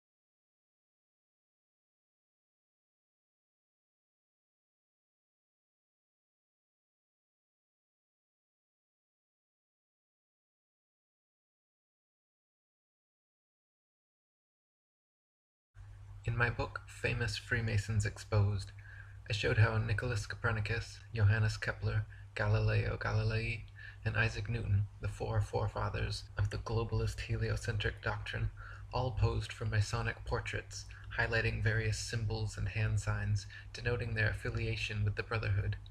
Galileo poses on a Masonic checkerboard floor, Kepler with the hidden hand sign, and all four of them pose with a Masonic compass and globe while flashing the Masonic M hand sign. Sir Isaac Newton was even knighted by Queen Anne at Trinity's College Masonic Masters Lodge. An inordinate number of NASA astronauts, the current propagators of the globalist heliocentric doctrine, are or were admitted Freemasons as well. John Glenn, two-time U.S. Senator and one of NASA's first astronauts, is a known Mason. Buzz Aldrin Jr., the second man to lie about walking on the moon, is an admitted ring-wearing, hand-sign-flashing 33rd degree Mason from Montclair Lodge, number 144 in New Jersey. Edgar Mitchell, another supposed moonwalker aboard Apollo 14, is an Order of Demolay Mason at Artesta Lodge, number 29 in New Mexico. James Irwin of Apollo 15, the last man to lie about walking on the moon, was a Tejon Lodge number 104 member in Colorado Springs. Don Eisel on Apollo 7 was a member of the Luther B. Turner Lodge number 732 in Ohio. Gordon Cooper aboard Mercury 9 and Gemini 5 was a Master Mason in Carbondale Lodge number 82 in Colorado. Virgil Grisham on Apollo 1 and 15, Mercury 5 and Gemini 3 was a Master Mason from Mitchell Lodge number 228 in Indiana. Walter Schirra Jr. on Apollo 7, Sigma 7, Gemini 6 and Mercury 8 was a 33rd degree Mason at Canaveral Lodge number 339 in Florida. Thomas Stafford on Apollo 10 and 18, Gemini 7 and 9 was a Mason at Western Star Lodge number 138 in Oklahoma. Paul Weitz on Skylab 2 and Challenger is from Lawrence Lodge number 708 in Pennsylvania. NASA astronauts Neil Armstrong, Alan Shepard, William Pogue, Vance Brand, and Anthony England all had fathers who were Freemasons too. The amount of astronauts known to be Freemasons or from Freemasonic families is astonishing. It is likely that more astronauts and people of key importance in NASA are affiliated with the Brotherhood as well, but not so open about their membership. For there to be this many Masons, members of the world's largest and oldest secret society, involved with the promotion and propagation of this globalist heliocentric doctrine from its outset to today, should raise some serious suspicion. C. Fred Kleinknecht, head of NASA at the time of the Apollo space program, is now the Sovereign Grand Commander of the Council of the 33rd Degree of the ancient and accepted Scottish Rite of Freemasonry of Southern jurisdiction. It was his reward for pulling it off. All of the first astronauts were Freemasons. There's a photograph in the House of the Temple in Washington, D.C. of Neil Armstrong supposedly on the moon's surface in his spacesuit holding his Masonic apron. NASA's logo is a red forked serpent's tongue overlaying the starry heavens. Serpents, and specifically their forked tongues, have long been associated with lying, deceit, cleverness, two-facedness, manipulation, and with Satan, the devil.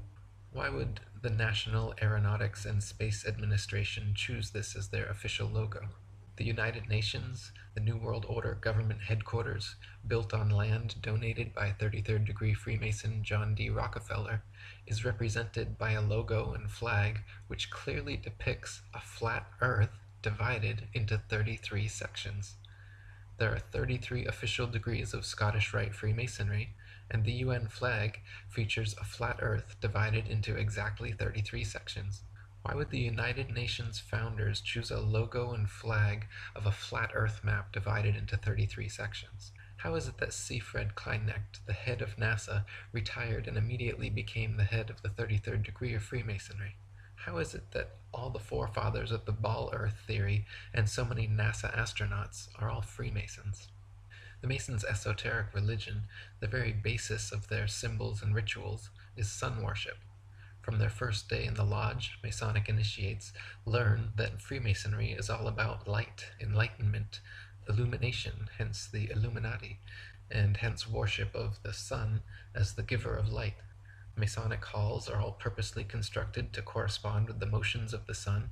They are always situated intentionally facing east towards the sun, with the worshipful master sitting in the far east on a throne engraved with a picture of the sun. The high festival of the Masons is on Christians' St. John's Day, or the 24th of June, otherwise known as Midsummer's Day, when the sun arrives at its annual highest elevation, the summer solstice. Regarding the Masonic rite of circambulation, 33rd degree Freemasonic historian Albert Mackey says, "In Freemasonry, people always walked 3 times round the altar while singing a sacred hymn. In making this procession, great care was taken to move an imitation of the course of the sun.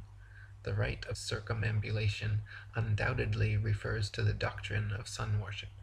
Masonry is derived and is the remains of the religion of the ancient Druids, who, like the Magi of Persia and the priests of Heliopolis in Egypt, were priests of the sun. They paid great worship to this great luminary, as the great visible agent of a great invisible first cause. The Christian religion and Masonry have one and the same common origin. Both are derived from the worship of the sun. The difference between their origin is that the Christian religion is a parody on the worship of the sun, in which they put a man whom they call Christ in place of the sun, and pay him the same adoration which was originally paid to the sun.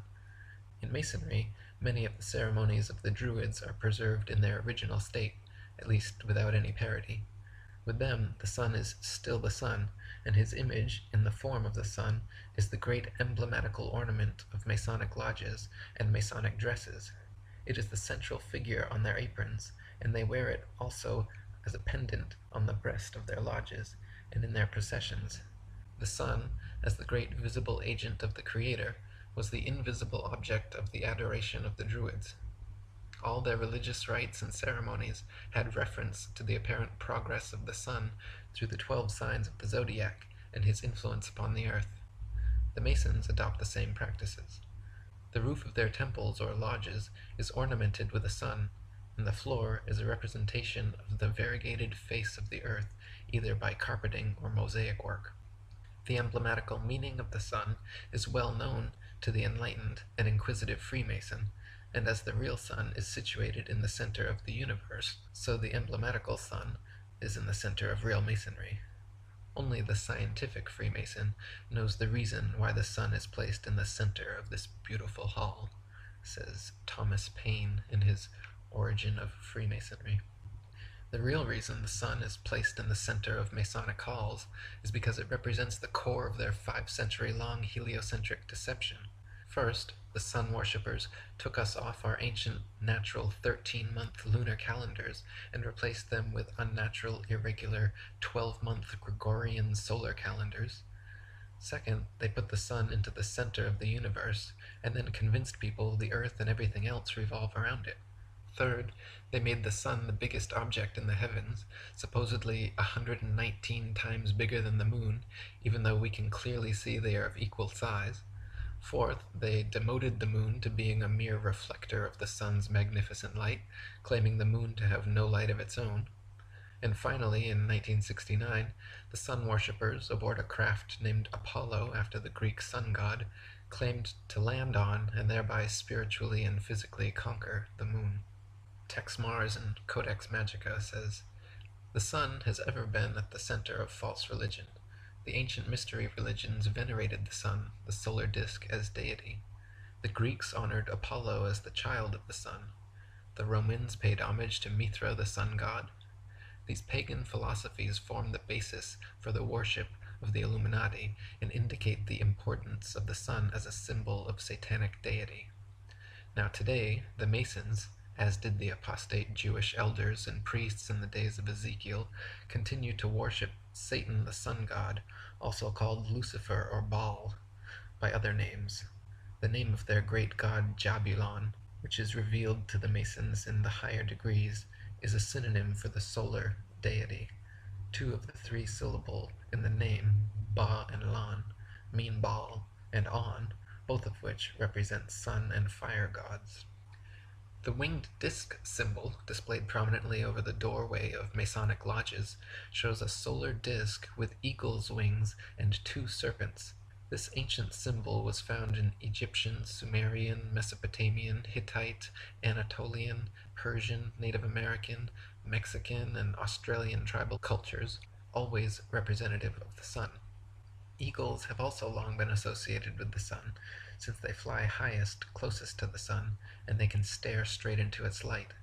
Roman generals kept golden solar eagles atop their rods as a sign of supremacy over the army. In Egypt, Horus the hawk was always symbolized with the sun over his head.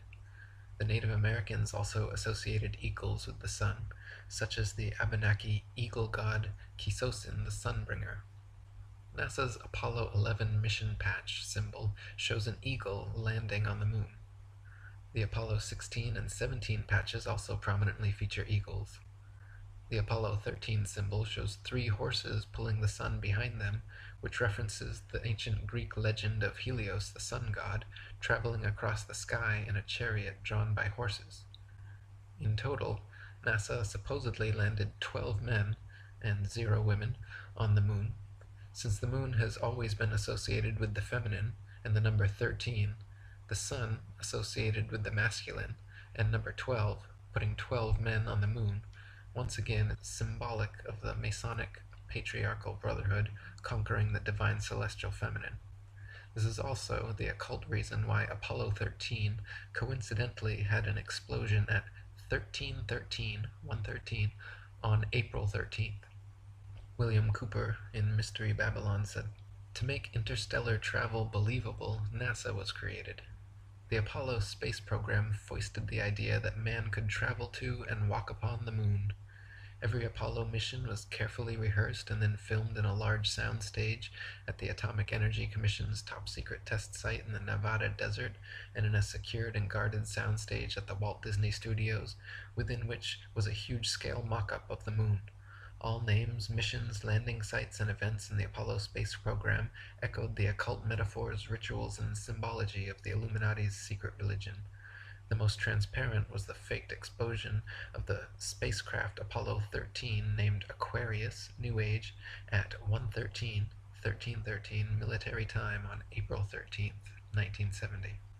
So why do NASA logos feature serpent tongues and eagles? And why are there an excessive number of Mason astronauts? The eagle-winged solar disk symbol with twin serpents found in every Masonic lodge holds the answer. The double-headed eagle is the official symbol of the 33rd degree of Masonry. The 25th degree of Masonry initiates are known as Knights of the Brazen Serpent, and the 28th degree are known as Knights of the Sun. The religion of the Druids, precursor to modern Masonry, was the same as the ancient Egyptians, where priests ruled from Heliopolis, the city of the sun, a city full of obelisks built for their sun god Ra. David Bay in Freemasonry Proven to Worship Lucifer says, "The Egyptians believed that the spirit of their sun god Ra resides within the obelisk. Therefore, they would worship and pray to the obelisk always facing east, 3 times daily if possible. The greatest obelisk in the world is the Washington Monument, created by the Freemasons in honor of President George Washington. To see how important the obelisk is to the Mason, you only have to go to a cemetery where Masons are buried and look at the many graves which display obelisk gravestones." And William Cooper again said, "The serpent is universally the symbol of the sun, as the sun was the great enlightener of the physical world, so the serpent was held to have been the great enlightener of the spiritual, by giving mankind the knowledge of good and evil. And according to the Bible, you know who gave man the knowledge of good and evil? Satan, Lucifer. Now if the adepts knew that the sun was a symbol of something that the people would not support, such as a belief that Lucifer, the devil, was the god that they worshipped, they would have to continue with their charade, so that the people would not decide to stop worshipping. Because if the sheeple figured it out, they would no longer support their activities. They would have to keep their beliefs from the people and conceal their secret worship in hidden symbols. So sun worship as a religion prospered." The first person to ever present the idea of a sun-centered universe was Pythagoras of Samos in around 500 BC. Pythagoras is also widely recognized by Masonic historians as being the very first Freemason. Master Mason Dr. James Anderson said in his defense of Masonry that, "I am fully convinced that Freemasonry is very nearly allied to the old Pythagorean discipline, from whence I am persuaded it may in some circumstances very justly claim a descent." Master Mason William Hutchinson wrote in his Spirit of Masonry that the ancient Masonic record brings us positive evidence of the Pythagorean doctrine as Basilidian principles making the foundation of our religious and moral duties. Master Mason William Preston wrote that Pythagoras was among the first Masons, but contends in his Illustrations of Masonry that the records of the fraternity inform us that Pythagoras was regularly initiated into Masonry, and being properly instructed in the mysteries of the art, he was much improved and propagated the principles of the order in other countries into which he afterwards traveled.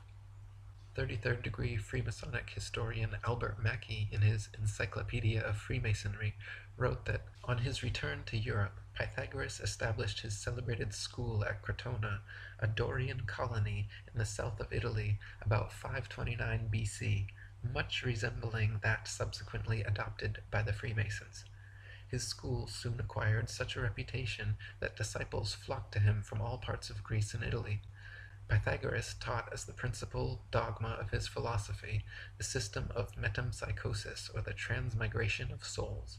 He taught the mystical power of numbers, and much of the symbolism on that subject which we now possess is derived from what has been left to us by his disciples. He was also a geometrician, and is regarded as having been the inventor of several problems.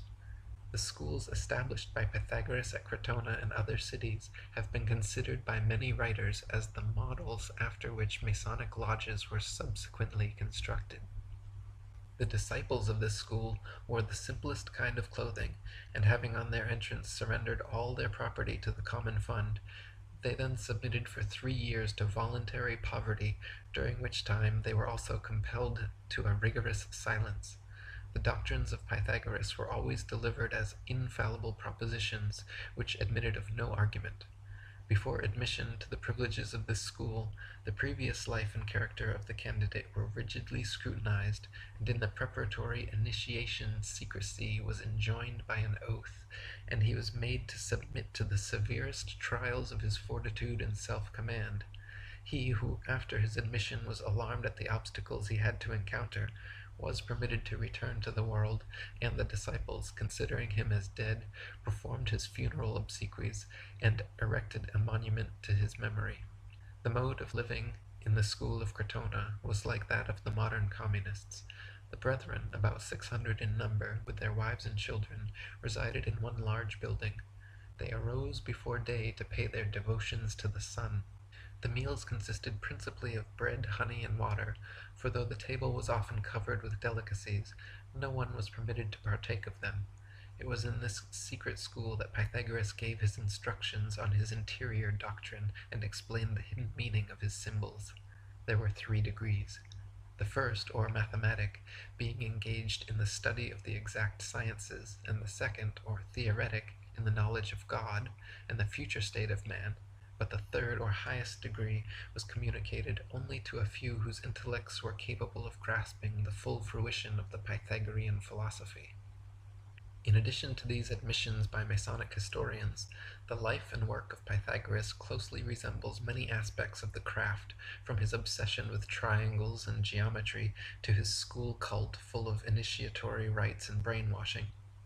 Candidates were rigidly scrutinized, just like candidates for Masonry are given the 3rd degree, i.e. forced to answer many probing personal questions, and are then either given a white ball or black ball by Masons in the lodge, just one black ball resulting in being blackballed or kicked out.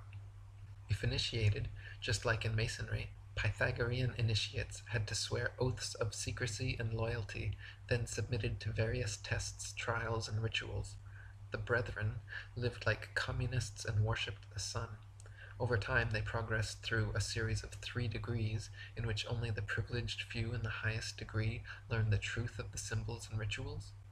The many parallels of the Pythagorean school and modern Freemasonry are far too similar to ignore.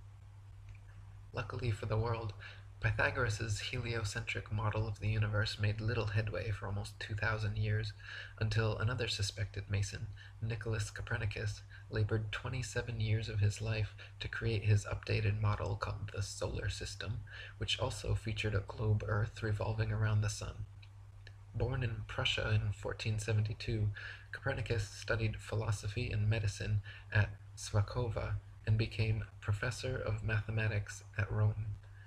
The last decades of his life he became obsessed with the ideas of Pythagoras, and when he first presented his heliocentric doctrine to the world, it was condemned as being so heretical that he was imprisoned and released only upon making a recantation of his opinions. He published his famous treatise on the revolution of the celestial spheres in 1543, the year of his death, and even then insisted on their purely hypothetical nature. Copernicus wrote, "The Pythagorean teaching was founded upon hypothesis, and it is not necessary that the hypothesis should be true or even probable. The hypothesis of the movement of the earth is only one which is useful to explain phenomena, but it should not be considered as an absolute truth." David Wardlaw Scott in Terra Firma says, "The system of the universe as taught by modern astronomers, being founded entirely on theory, for the truth of which they are unable to advance one single real proof, they have entrenched themselves in a conspiracy of silence, and decline to answer any objections which may be made to their hypothesis. Copernicus himself, who revived the theory of heathen philosopher Pythagoras, and his great exponent Sir Isaac Newton, confessed that their system of a revolving earth was only a possibility and could not be proved by facts. It is only their followers who have decorated it with the name of an exact science, yea, according to them the most exact of all the sciences. Yet one astronomer royal for England once said, speaking of the motion of the whole solar system, 'The matter is left in a most delightful state of uncertainty, and I shall be very glad if anyone can help me out of it.' What a very sad position for an exact science to be in is this." Lady Blunt in The Romance of Science said, "The origin of the globular theory may be traced and shown to be pagan.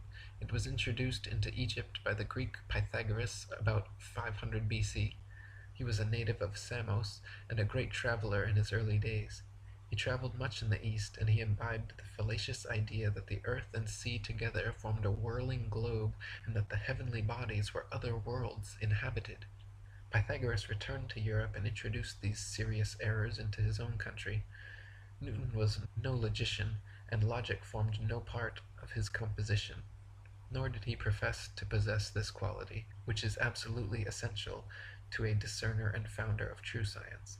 He spent his whole life in investing, formulating an elaboration which he called the solar system, building upon the mythical fallacies which Pythagoras had brought from the East in the first place, and which had been handed down by Copernicus, Kepler, and Galileo.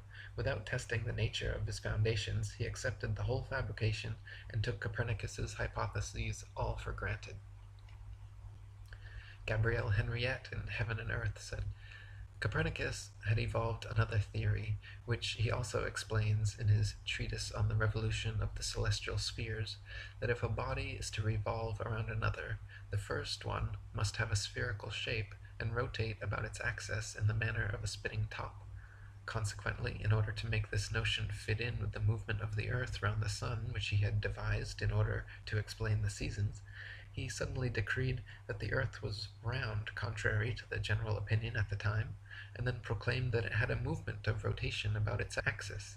The great inconvenience in this proposition is that the rotation of the earth cannot be seen to exist, either with regard to the position of the sun or clouds during the day, or of the moon and other planets by night. On the other hand, the fact of the immobility of the earth has an immense advantage over the theory of the rotation, in that it can positively be recognized as such, and it can safely be said that if the earth cannot be seen to move, there are 100 chances in 100 that it does not do so. So trust your eyes and trust your experience. Trust your feeling, trust your intuition. Look out, see the horizon flat. Feel for yourself. You're not moving. Just sit still.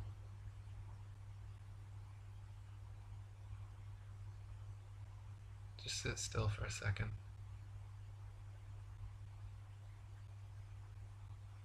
You're not moving.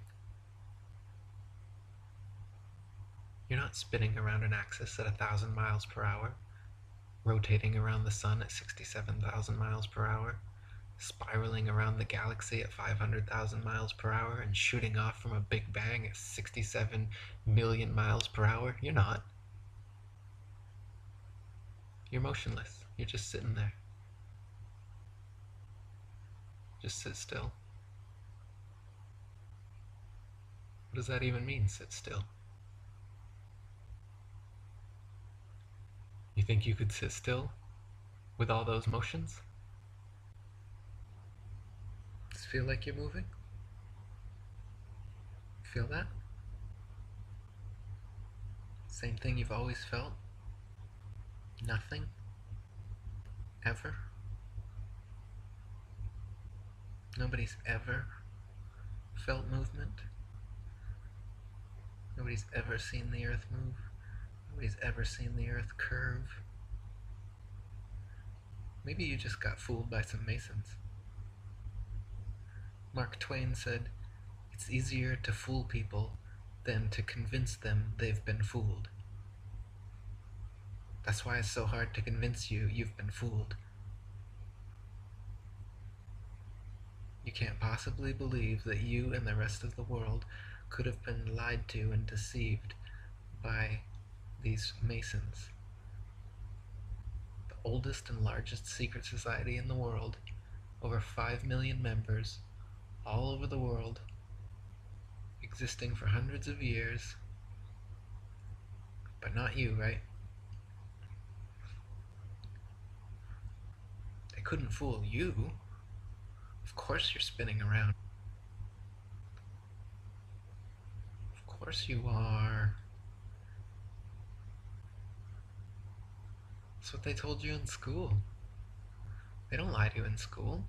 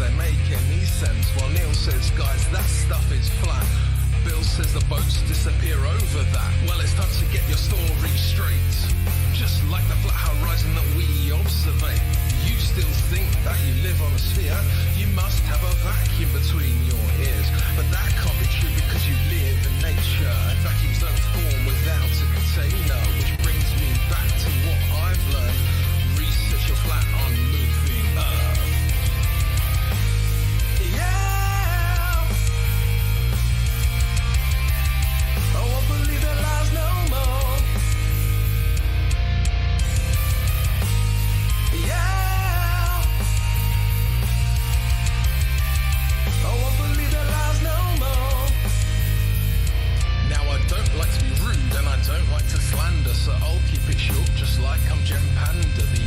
a flat stationary plane. No reification is worth the same. They tell you Coriolis is Earth-based, but that bullshit just leaves a fake taste. The sea somehow has mass appeal, but not a single evidence showing it's real. The ball is cracked for all the nations. They're still stuck on the globe plantation. Got them evoking correlation, or even worse, I am the citation. Now luckily for you, that's it from me. I'm going back to join the EFP party. If mainstream consensus has got you bored, join Flat Earth 24/7 Discord 2.0. Yeah, I won't believe their lies no more. Yeah, I won't believe their lies no more. Yeah, I won't believe their lies no more. Yeah, I won't believe their lies no more.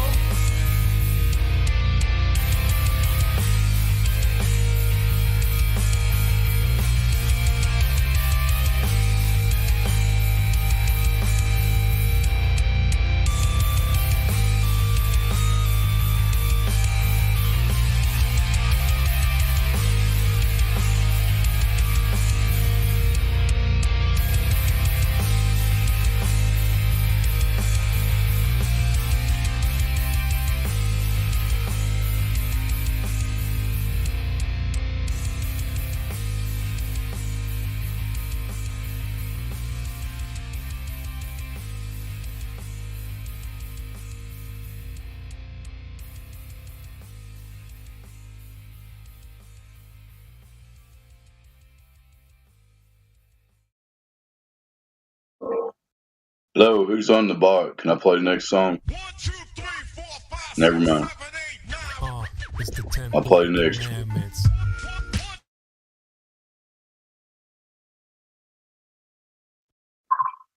Go ahead and play CBs.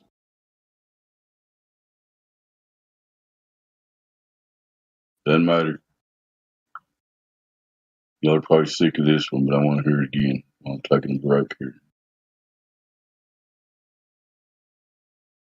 Alright, I'll play mine. Getting her started, it went back up.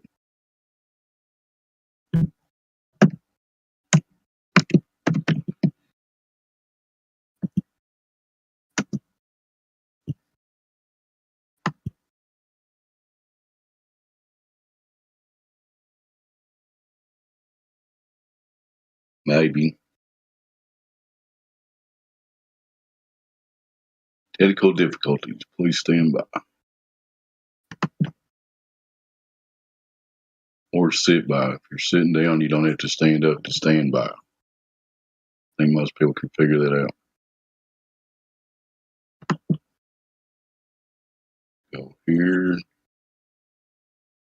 Go there. Not working.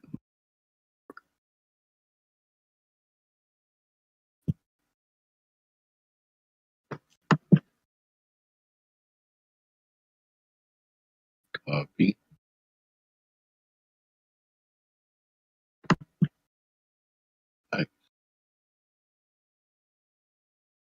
Should work now. It's not letting me paste anything. I put it in a voice text. Somebody play it, I guess. Hey, Dave, try this. When you get to the line where you're posting it, hit Control V, like Victor. Control B. Hey, all right.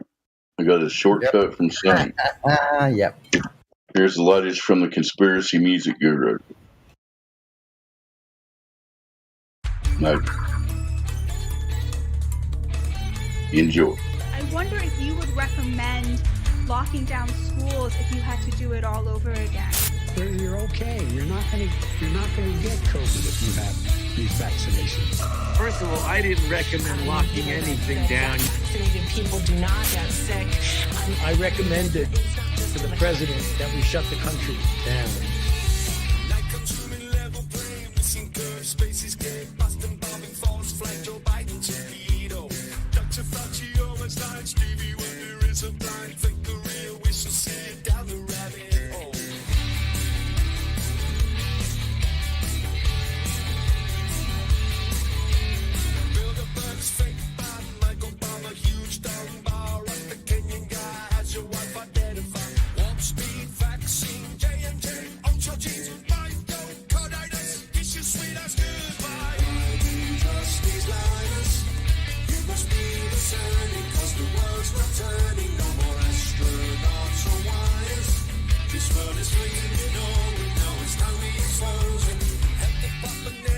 CDC and TSA, IRS, CIA, and that's a reason crock. SpaceX, Space Force, space is fucking fake, of course. Devon Island is Mars, Elon Musk is launching cars. Einstein was a queen, 2 more weeks of quarantine. Jussie Smollett, fake attack. George Floyd, swallowed crack. Said he couldn't breathe at all. Overdose from fentanyl. AOC and Alex Stein, public booty is so far. Why do you trust these liars? You must be discerning, cause the world's not turning. No more astronauts or wires. We are sick of these clowns, let's get this circus shut down.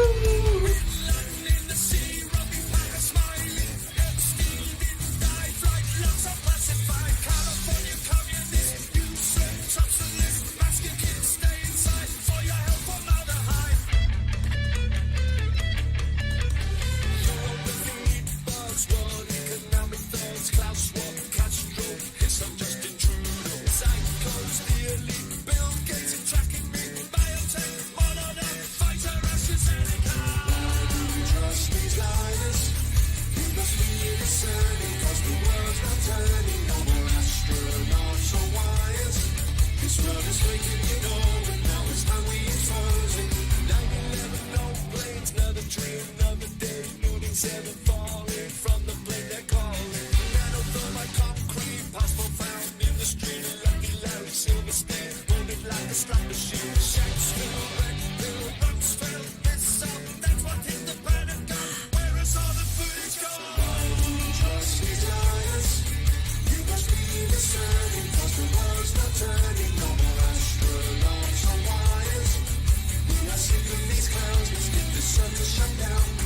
Climate change, MSN, selling fields, helium, moonshine, spacewalk, all fake, it's all talk. All the astronauts who died have a dream still alive. Challenger, master plan, Buzz Aldrin is drunk again. We have moon rocks, petrified, that sucks, yeah they lie. Rockets fly, CGI, planets down, CGI, the ISS, RBS, it's no fucking fly, actually yes. Not dinosaurs, yes of course. I can't take it anymore. Why would you trust these liars?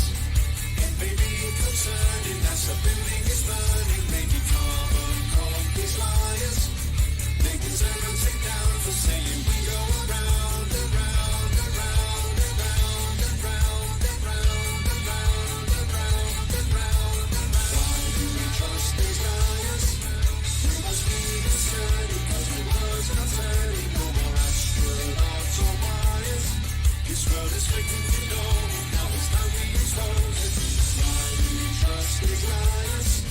You must be discerning, cause the world's not turning. No more astronauts or wires. This world is making you know, now it's time we expose it.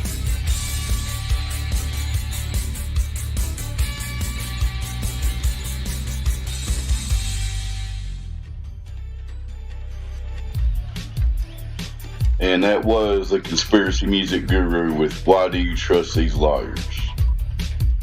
Anybody talking?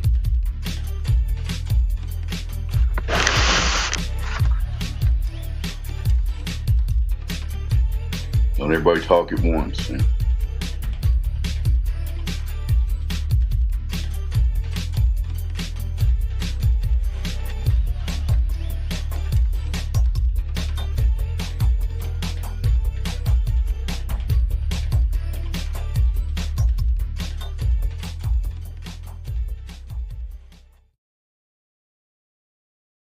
All right, we'll do a quick roll call while I'm here taking a little break. We've got Adam Unsalted, Chili, F.E. Batman in the Land Down Under. Quetzalcoatl, probably mispronounced that. Satoshi Nakamoto, the creator of Bitcoin. Nice of him to stop by and chill. And we've got Sunny on the plane in sunny California. Hopefully it's sunny today. We are here at the 24/7 Flat Earth Discord live. We have been actively looking for evidence for this globe model that everybody thinks is correct and is 100% fact. But if you actually look at the heliocentric claims, you will find them severely lacking in physical demonstration related to reality. Hope I said that right. Somebody else talk now.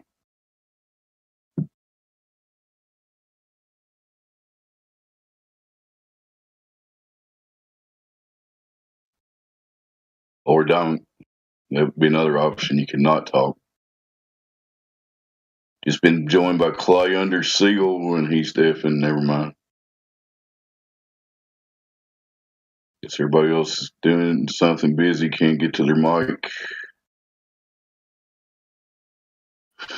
So we just need verification. We need to start with the Earth curvature. I know you get tired of hearing this, but if it's a ball, it has curvature. Does everybody agree with that? Okay. Curvature should be identified in reality, like measured. There should be drop over distance. Say over a 10-mile stretch of water, you could show the 66-foot elevation drop. And then that would indicate that maybe we're on a ball. Then we could progress the investigation. Then we could start talking about the movement that you can't prove. Like McToon last night spent 2 hours trying to tell Austin that he had to prove that the Earth was stationary. Does that make any sense? I mean, even if you're a globe earther, how do you prove something stationary?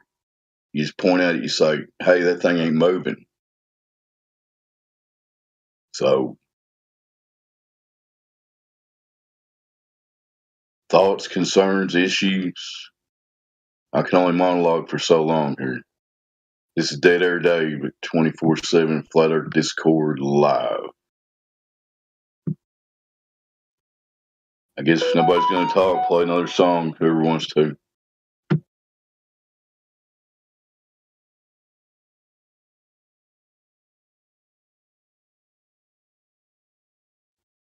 Did my mic work for any of that? Somebody at least acknowledge that in the chat or something.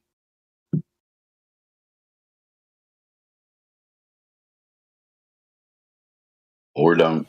It's all good, Dave. Yeah, you're doing great. Doing great, Dave. I had to rush from the other side of my place. I appreciate it, Sonny. I was just trying to fill in a little time. I can only talk so long. People get sick of me here talking about curvature, so what else can we talk about? Hilarious. What shall we talk about? Why would anybody get tired of talking about curvature? Why would anybody be tired of that? I don't get it. Well, it's something that doesn't exist, so it's difficult to talk about. I mean, we keep requesting the demonstration of this existence of curvature, but it's not happening.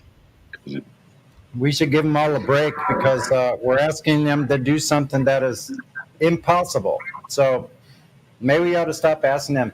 Maybe we just ask them if they know the difference between a measurement and a calculation, because they surely don't have a measurement of any curvature on Earth from Did you any hear source. Did you hear how quick that Kessler guy deflected as soon as I asked him about showing a drop over distance? What did he say? Ruhif did that or something. He started talking about something else. No, Ruhif did not do that. We would know about that if Ruhif did that. Thank you. I think all he said was Earth as a globe, proof auto level. Yes, I forget exactly what he said. I just know he deflected. He automatically deflected away from the actual question. It's like in the movie, it's like the Fifth Element movie, multipass, auto level, refraction, multipass, same thing. Yeah, exactly. Don't you think that was funny? Did you listen to that McClown last night? Yes, that was great. He spent like 2 hours trying to tell Austin that he had to prove the Earth wasn't moving. Does that make any sense? That's the default position. If something's not moving, you just point at it and say, "Hey, look, that ain't moving." Right? Yeah, in that case, we just go with the experiences, with everybody experiences. Okay, we're not moving. Yeah, we don't sense it moving. Yeah, good. That's over. Okay, great. Let's move on. But McClown's whole argument was like, you can't prove that the Earth is moving. That's just laughable. I mean, you're asking somebody to prove a negative to start with, and it's a default axiom that we all go to. Nobody feels the Earth moving. People get on boats and get seasick. They feel that, right? But nobody feels the Earth doing anything. It's supposed to be doing 4 or 5 different directions, whatever it is. The whole bullshit story. But anyway, thanks for chiming in, Sonny. Anybody got any requests? I got a few more minutes here. I can play something else. Play whatever you want, man. Just pick one. We've got 14 live viewers on YouTube. Let me shout them out real quick. Maybe there's one Jim out there amongst the idiot globers that I'm not even going to address in the chat. You guys are worthless. You spend your day so many hours in here just doing nothing. Go be productive. Do something. Come on, man. Is that too much to ask? I'll shout them out by name one time. Flarf Williams, Moxie, Bendy Light. Go do something worthwhile with your life, please. Just my opinion. Now, if there is a sincere person out there, maybe you just came across this channel, you heard about Flat Earth a couple weeks ago, and all you've seen is little things on Google about flying space pizzas and stuff. That doesn't apply to what we're talking about here. We're talking about where we actually live. What can we prove? What can we all demonstrate to each other? And it's basically everything's level. We depend on all construction and practically use aircraft. Everything starts from the level. So we're on a level plane of existence that has topography. Of course, there's mountains, there's valleys, there's deep oceans. The farthest anybody's been down is like allegedly 7.8 miles, and they couldn't get down any further. So we're on some kind of plane, and it's enclosed because we're all breathing. If you don't understand that, then you really got a lot of thinking to do. But all we experience is a level, not in motion environment that's enclosed. The gas pressure has no place to escape to, because it would automatically escape into the vacuum of space if that was a real thing. So that's the gist of the problem. We've got levelness, a level plane of existence, and we're enclosed and we're not in motion. Somebody prove us wrong, come in here and demonstrate something. Now I'm taking requests. If somebody wants to put one in the chat, I'll shut up. This is Dead Air Dave at 24/7 Flat Earth Discord live. Thanks for reporting in from Kentucky, the land of giants. Also, we're in that area. Thank you very much, Dave. Cool. I had giants around here. That's sweet. Yep. You had many giants all around Kentucky, Tennessee, Arkansas, Alabama, Georgia. I should go on. Louisiana. Well, you got to qualify that. That's your opinion now. The opinions expressed by Sonny on this platform are his own, blah, blah, blah, blah, legalese. I'm just That's fucking right. That's right. I wouldn't say I could prove that there were giants, but I'm speculating based on other information, direct information of finds in the areas, that there were giants all over America. Oh, there are proofs. There are proofs. Yep. I want to tell you something, Dave. I mean, if it was up to me, if someone told me, listen, you need to talk this guy out of this globe theory. I won't be bombarding him with information because the first thing that he's thinking about is the NASA image that is stuck in his head. No matter how much you bombard him with information, that image of the globe is stuck in his head. So I will say to him something really simple. That's a valid point. But let me clarify real quick. Are you talking about somebody specific or just in general? No, in general. Okay, if somebody wants to convince, I will say to him, listen, I want to take a picture of something something is way bigger than me. Let's say a large building. I want to take a picture of. I want to capture all of the building. Now, if I stand close to the building, I can't do it, right? I need to go further away from it, a lot further away, in order to capture the whole building, right?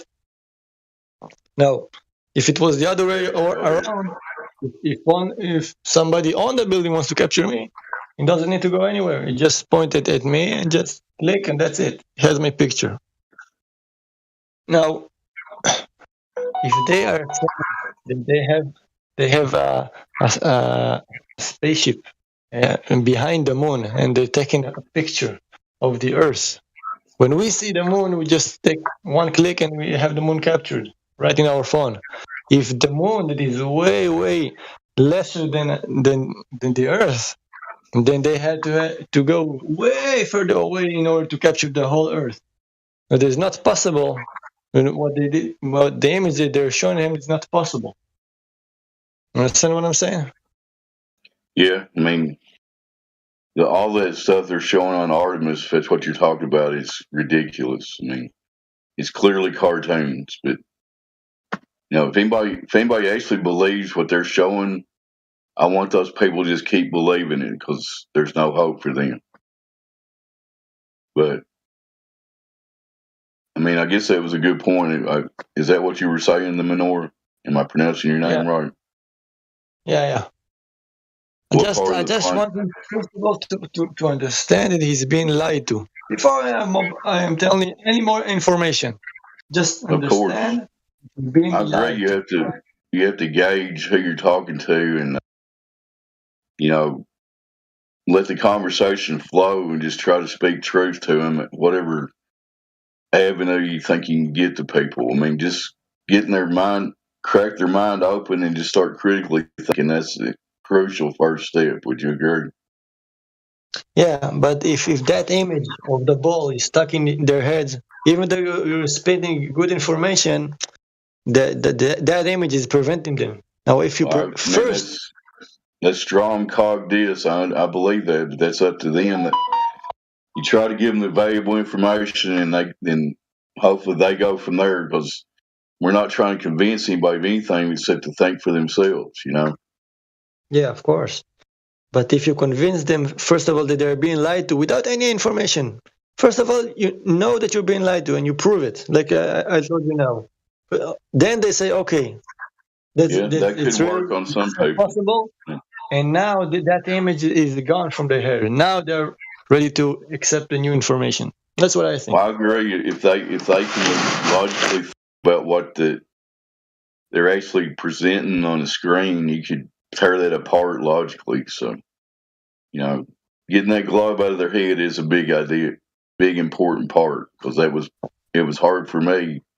It was ingrained in my head. I was 52 years old. I was like, when I first heard of this subject, I thought it was the most stupid thing I ever heard about, like many people say, And once I actually started investigating, I'm like, wait a minute. I'm 52. Nobody's ever told me about this Earth curvature formula. I've never even thought about it. I mean, why is that? Go ahead, Morgan. I just saying, yeah. How y'all doing today? Good. Having a great day here in Kentucky. Taking a short break here. Thought I'd chip in. Go ahead, son. Yeah. Hey, Mervis, aren't you on the... hold on, let me turn this fan off. Aren't you down by the Gulf? Like on the... Are you on like northern Florida or something? No, I'm in North Texas, almost Oklahoma. It's about 6 hour drive down to the Gulf of Mexico. My bad. I was mistaking you for someone else that I thought was one of the people down in the Gulf that had a boat. My mistake. No problem. I mistook it because your accent sounded similar, and that happens on here sometimes. Yep. Yeah. How's it going in your area? Cloudy as fuck. My solar panels aren't doing shit today, and I got laundry to do. Wow. Yeah. But right now I'm driving around trying to sell some bags. I made 2 sales today. Well, I just got started. Cool. I got a couple turkeys in the smoker at home. I got some buddies that give me their turkey, and they give me $30 a head to cook their Thanksgiving turkey.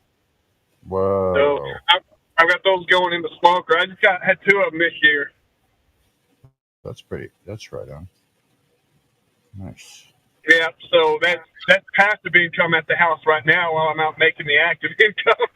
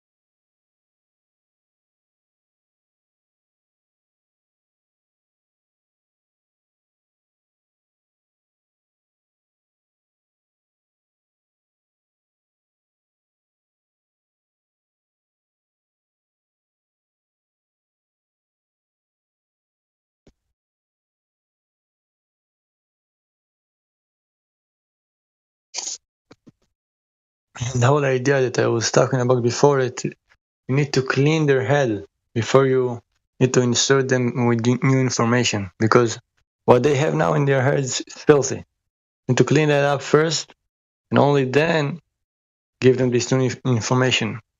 Make them say that they're being lied to, not us. We don't need to tell them that they're being lied to. They will say it alone. I want to take a picture of a giant building. I can't do it. I need to go way far away in order to do it. Go wash that mind out with soap. What? I said, go wash that mind out with soap. Like they tell you, Johnny, for cursing like that, in the old days, there were punishments. They would actually tell people, go wash your mouth out with that soap. You have to bite into some soap and wash your mouth out with soap as a punishment for cursing. So I was making a comment about that, an analogy. Go wash that mind out with soap. Yeah, but I'm talking in the practical level. You want to get them to know that what they know is not true. You want to get them to know it. Yes. So if I can take a picture of the moon just by clicking on the camera, and that's it, I have all the image of the moon, and the moon is way lesser than the Earth. That means that if they want to claim that they have the whole image of the whole Earth, they will need to get way further in space, what they call space, way further in order to capture the whole image of the Earth. And they never claimed they went that far back in the day. So it's for sure a lie. You cannot run away from it. It's for sure a lie.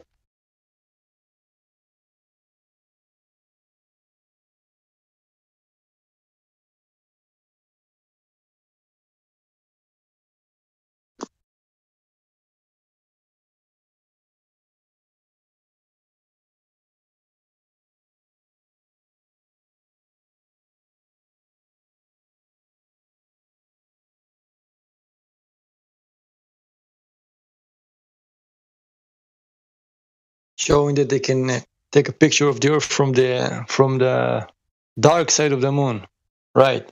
You have to get way further away in space in order to do it, according to their information.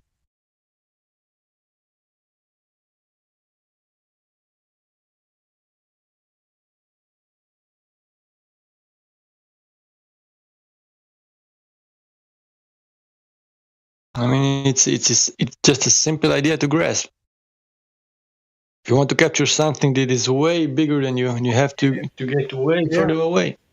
There, Neil deGrasse Tyson is saying that you can't see curvature from 2 millimeters above this beach ball, which is the beach ball is the 3,959 radius globe Earth. He said you can't see it from any height you go to. You wouldn't be able to see it, the curvature. Oh, so if you can see the curvature, think about what distance you have to go in space in order to capture the whole image. To see the whole thing, I know. What a fake little. Did you see what they showed on Artemis last night? We were watching it. We were commenting. Yeah, awesome. So that's the idea. That idea is something that every person can grasp right away. Oh wow, they're lying. They're lying. Just right away. It's a simple idea just to see it.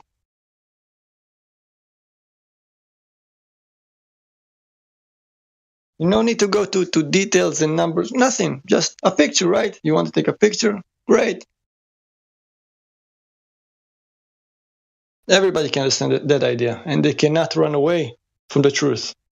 The simple truth. You cannot capture the whole image of the Earth according to their information. You can't. You just need to go way in space.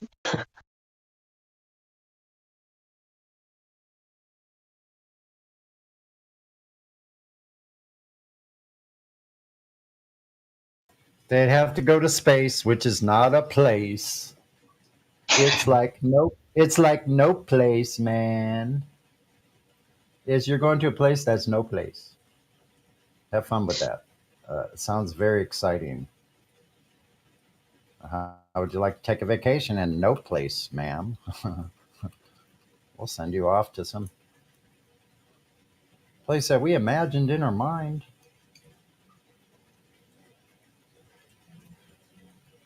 Yeah. Oh, that's what they did at school. That's funny, Sonny.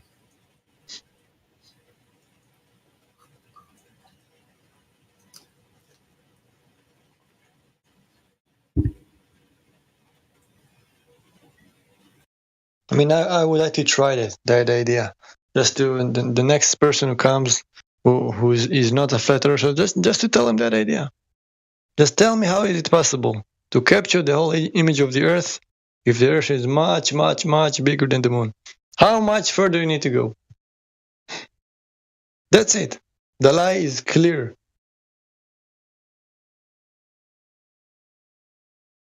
And after they know they're being lied to, only now they're ready to accept new information. New information. Sonny? Yes. Yeah, baby. What's happening? Hey, man. How you doing? I was thinking about you yesterday. What's up, man? Oh, I don't know, man. My car's acting funny. What the hell's going on here? Got the Volkswagen. Uh-oh. Something's wrong. Uh-oh. Huh. Have you been mingling with the Germans lately, eh? The aliens might be close. What's going on? I would say, especially in Orange County, that would be a possibility. Are you on the road right now on the highway, or could you stop when you started having? Yeah, I'm just leaving my house, so I'm just driving around the block until I can figure out what's going on. Feels like a misfire or something. Is that a four-cylinder? Four-cylinder, transverse mounted, front-wheel drive. Yeah, something's wrong. So you got fuel injection? Yeah. Yep. That's a likely suspect every time. And fuel-injected cars is the fuel injectors. Or even, listen, wiring related to the fuel injection or the ignition system? Well, I over the years, not Volkswagen, but with my Lexus, I had a problem with the coils going bad. Yeah. That fucking, I swear I must have changed the coils like 3 or 4 times in that car. So you have spark plugs. You have spark plugs and injectors, right? Yep. Yeah. Oh, yeah. Okay. So yeah. So I don't know what's going on here. you could even have spark plug wires that are they get old and Weird. from just vibration, like even that can cause that misfire. Yeah. I would check the simplest things first. I would check all the wires, make sure they didn't. It seems to have stopped. Damn. Nope.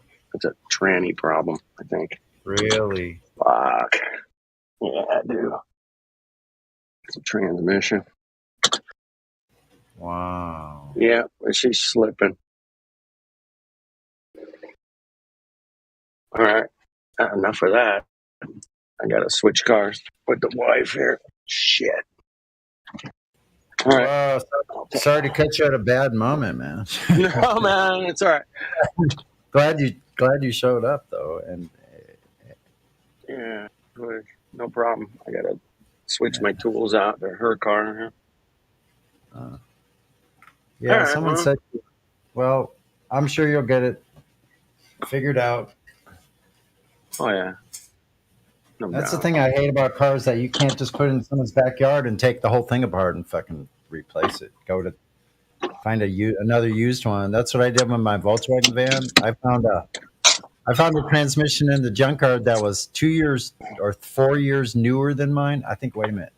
No, it was 9 years newer than mine, and it was pristine. It was pristine. I cracked it and looked at it. I made a new gasket for the seal. Wow. And it lasted for a long time. The initial transmission I had over 250,000 miles on. It had over 250,000 miles. That's incredible. 2.5 times. I turned it over another whole time, which 350,000 miles. That's amazing. Damn. I was on my way to 500,000 miles. Yeah. Shit. Everything had been replaced. All the ball joints, all the everything that moved had been touched in some way or another by me or someone else. Well, as we hear Flat Earth Dude tearing apart his car, he's got to make some changes. We're hearing the sounds of changes. Well, just grabbing my tools, putting them in my wife's car. She's not going anywhere today. I'll take her car and take this one into the shop on Friday or something. Well, that sucks. All right, I'm going to mute for a second. I'll be right back. I got to grab her keys. Tell her what's up. I'll be right back.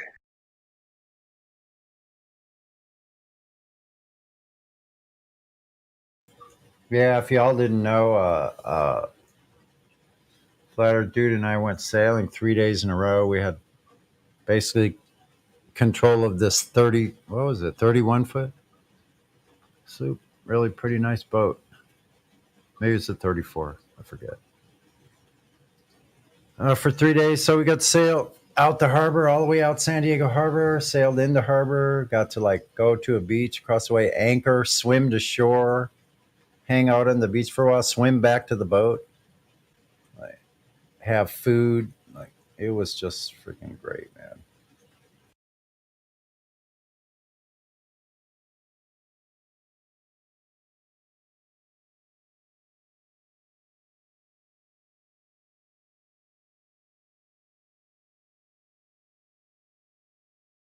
I wonder how I should just keep swimming even though it's winter time. Got a spring suit, which means it has short legs and short sleeves. Let's see.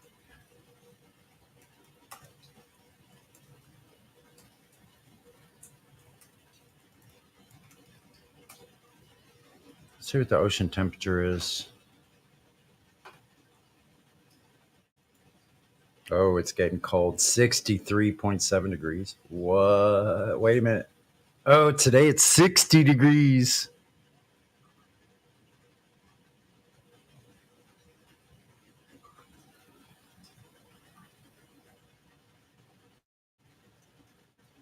It's cold as hell in that water. The average water temperature is 63 to 56.5 Fahrenheit. And the maximum is 70 degrees.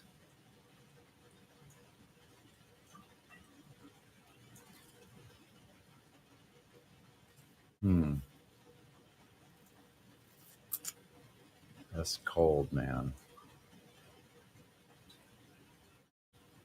It starts getting into high 50s in the water.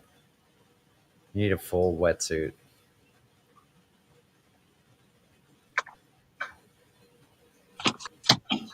Yeah, not like when we were swimming in the little bay there, man. It was When nice. it was 70 degrees in the harbor, yeah, the water temperature was really warm in the harbor. It really was. Yeah, it was. It was probably more like 71 or 72 in the harbor. I should look at like temperatures in like Shelter Island or Spanish Landing. Spanish Landing. Right. Yeah, it's inside the harbor. It's behind, like you can't see it when you're going out the harbor because Harbor Island is blocking that whole area. It's like on the other side of the harbor. There's a big inlet. It comes in. It goes behind where Naval Training Center used to be. Comes in that way. They filled all that in. All that part. That's from where NTC is or was. That used to be clear ocean until they filled it in. Put all that Harbor Island, the airport. That's all landfill. That's dredging material. They made the whole thing where the airport is. I know, right? That's crazy. Yeah, I've seen pictures of the old days, like 1900 at Naval Training Center, and you could see all the way out to the ocean. Where now it's just a lagoon, like I said, that comes in. It's like kind of another part of the channel. Comes in behind Harbor Island. So it's sheltered from the wind. Island. Harbor Island. Harbor Island, all man-made island. Yeah, it's about 5 miles long. It's crazy, man, how long it is and how big it is. You just don't appreciate it until you go there and sail it. You're like, oh, Yes, yeah. Place is exactly. huge. It's where they bring it, all the aircraft carriers and battleships and all that crazy stuff out there, man. Yeah, I Huge. saw that. I saw a lot of those weird looking ships. I've seen them. They come over by where the Hyatt Hotel is. Over there, it's like the last hotel going south before you get to the bridge. Then you have all that shipyards under and before and after the bridge, and then the Naval Yard, 32nd Street, further down south. So everything before that. So it's like the last place you can like go until you have to go on Pacific Highway to go under the bridge. Then you're in the barrio, actually, and that's the best Mexican food ever over in the barrio. But I don't know, little white boy Sonny wants to go there by himself. I'm pretty brave. I usually will go anywhere, but it's good to have a partner when you're in the barrio. You know what I'm saying? Yeah. But generally, it's Well, cool. we went to that taco place, man. That was crazy, man. That was, Fantastic. What was that place called? What's that I place don't know, called? man. Like, I don't know. I took a picture. When I stop, I could probably find it. Yeah, that was crazy. Super authentic tacos. My goodness. Whew, good shit. Good stuff. Yeah, and So that what's was going on in here, man? Was that in Huntington Beach? No. It was over right there in the Anaheim. sailboat there. No, we left the Oh, that. sailboat for dinner, and were they cutting the meat right there off? Oh, it was down here. That's right. What am I thinking? It was down here when we were sailing. Duh. Yeah. So yeah, right. It's right there in Chula Vista. Tacos for Chula Vista. It's going to be It's like yeah. Here we go. Talk about I down took a pay. picture of it. Places. The best 10 places. Find it. It was Is it packed, man. Is it Cotijas? Wait a second. I'll find it.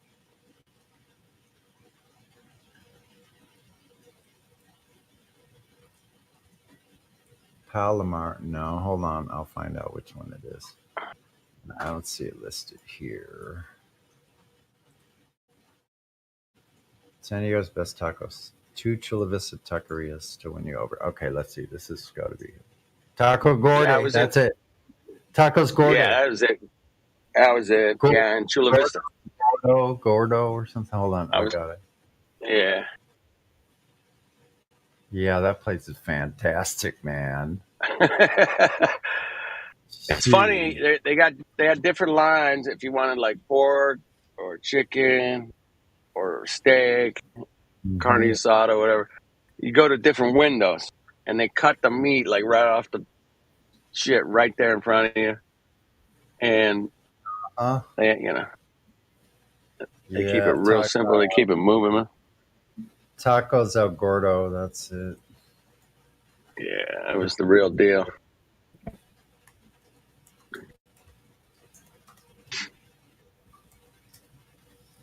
Yeah, just like on the street vendors in Mexico, they cut it right off. They're cooking that big piece of whatever it is, pig, I guess. Right, pig or beef.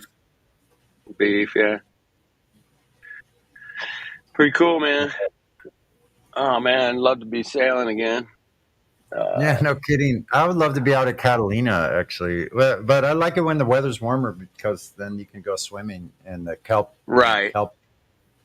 forest, and that's really cool. Went right near the coast, like off a rock or off a beach somewhere in calm water, and swim along in those kelp beds. Right. Do some snorkeling.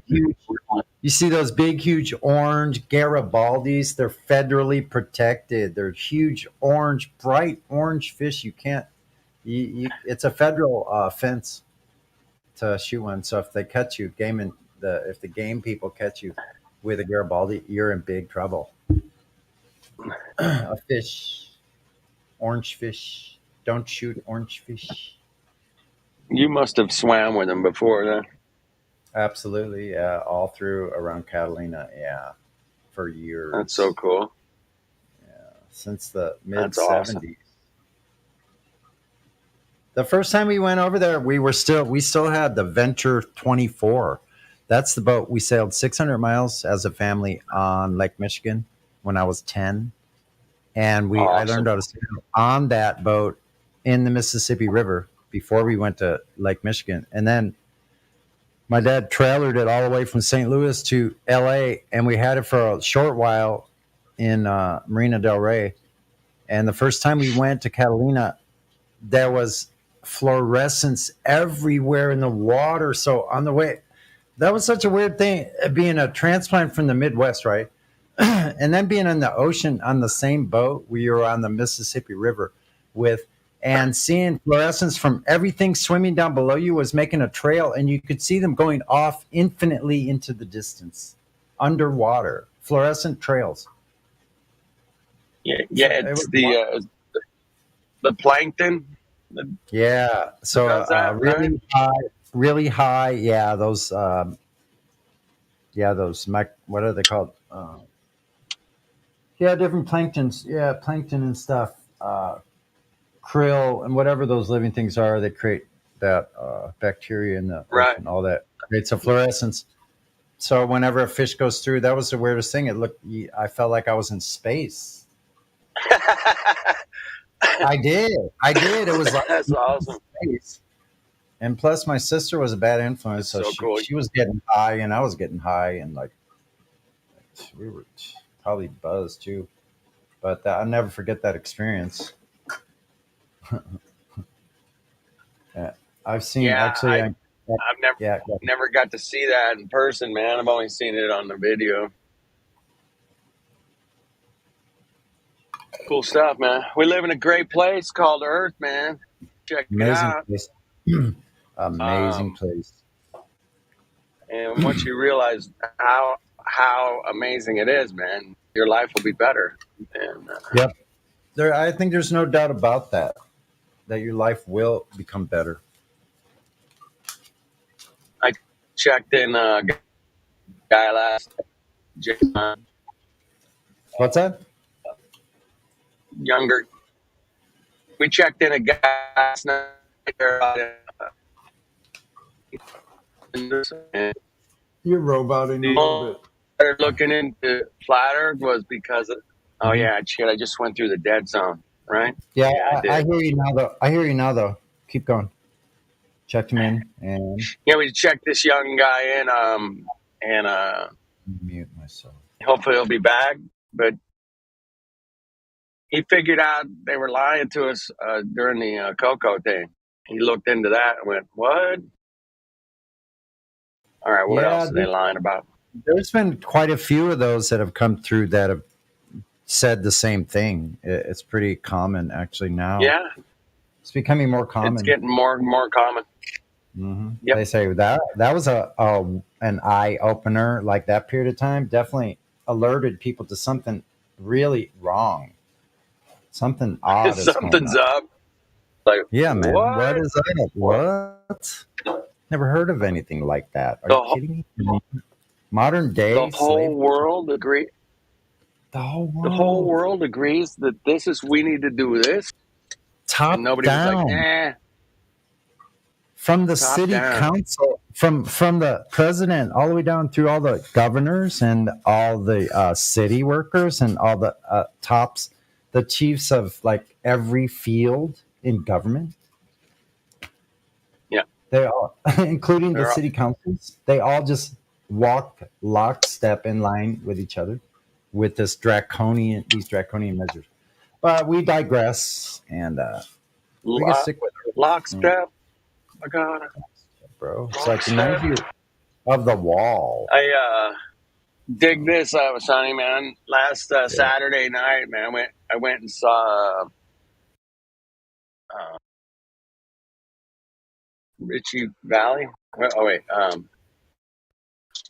dude, I got him mixed up with somebody else.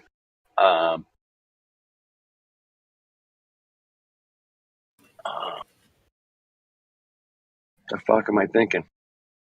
I fucking probably shouldn't have smoked that bowl this morning. Shit, that's a bad Depends on idea. what type it is. I have some Kush that's really strong. The Kush is like bam, but I kind of like it that way. Damn. So it's some old time. It sounds like is it like somebody from the Balance? 50s? Balance. Valens, Richie No, Valens. Balance. No, I got him mixed up. The guy from the Jersey Boys. Fuck's his name? Don't know. He's the original Jersey Boys. Oh, I don't know. Fuck. Anyway, Out of my somebody general. somebody before my time, man. It was way back in like the early '60s and Wow. late '50s. So he's Anyway, a yeah, singer. He's a singer or he's a comedian. yeah, singer. Sing- Holy shit, man. I'm sure you're gonna think of his Better. name. I'll look. I I'll need it.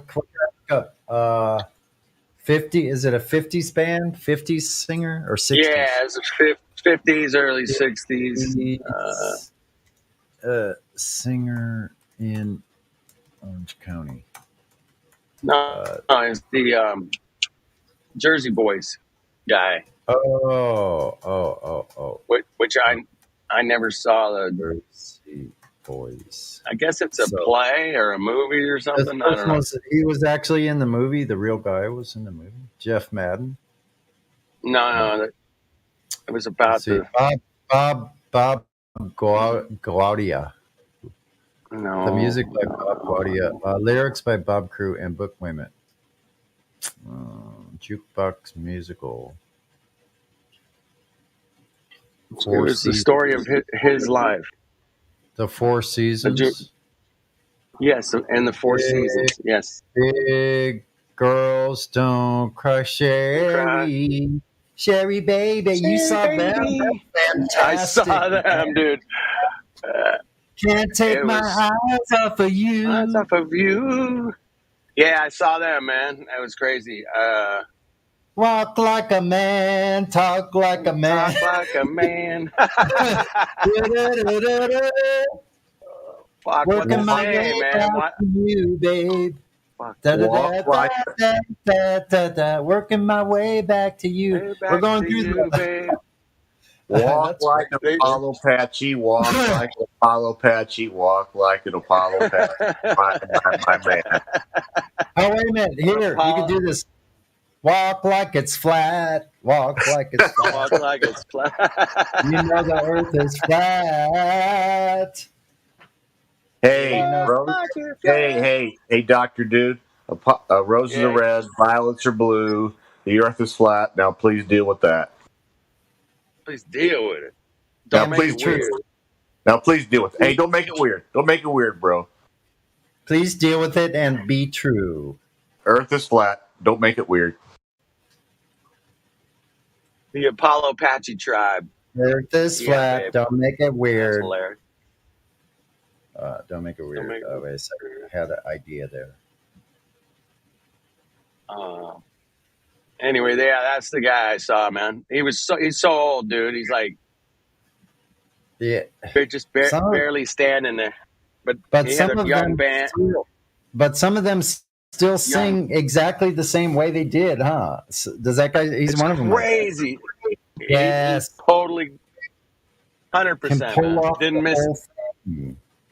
Didn't miss a note, man. I was like, there's Wow. no way he can still sing that high. And I'm like, Yeah. holy He shit. he, Fuck, he guy probably can. had to took care of himself. I can do Yeah. that. I can do that. Walk a man, be Walk like like a a man. No, I that's can so be a high. Apollo Patchy just Walk like like a man. I can do it. Walk like it's flat. Walk like Walk like it's flat. Walk like it's flat. You know it's flat. So walk like it's flat. Don't make it weird. Don't make it weird, bro. Don't say it's curved. Don't say it's curved. Don't trip on the curve, man. That's my Hey, falsetto. I can't do. I can't sing that high if I even try. I'm gonna roll a big fat doobie. All right, there we go. Rolling, rolling, rolling. Keep Hey, it Doctor. doggy. Oh, Hey, Dr. Dude, bring some helium next time, and you won't even have to try then. all right. I'll get some helium. Oh, Any interesting pianos lately that you have? not really. Nothing, spectacular. I'm restringing Renee's and Trudy's piano there at the beach at the beach house there. Yeah. I always forget their name. I'm gonna write it down. Swear to God, that's terrible. And Trudy. I'm What a great couple. yeah, no Anyway, doubt. yeah. You see people that are together and they have differences, that happens, man. Especially you're together with someone for a long time. You spend more time working out compromises between each other's differences than you Right. do almost anything else, right? It takes a lot of effort, right? It takes a concerted effort on both sides for it to be equal partnership. Right.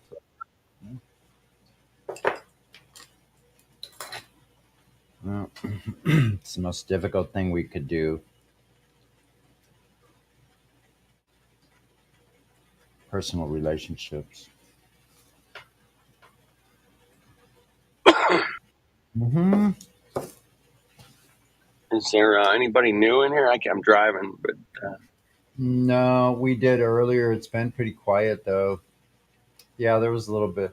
There was a reality denier in here earlier. reality denier. Yeah, verging on the pretender clown area.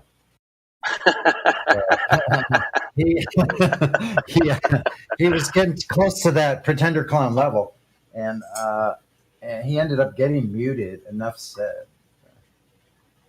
I saw curvature. I saw curvature today. I walked outside the house and I saw a hill. I saw a curve hill. Yeah, you see some curve. So you see some curbs that are curved too. I don't know if that counts. I saw some bumpers on lowriders' cars. Bumpers, the fenders were curved.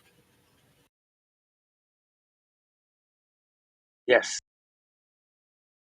Very I was curvy. watching- Back in the 50s, all the cars were super curvy. I was looking at my light bulb in my ceiling today, and I was looking at my pool balls on top of my pool table, and I figured, hey, they're flat. I mean, they're curved. Therefore, the Earth is curved. Right.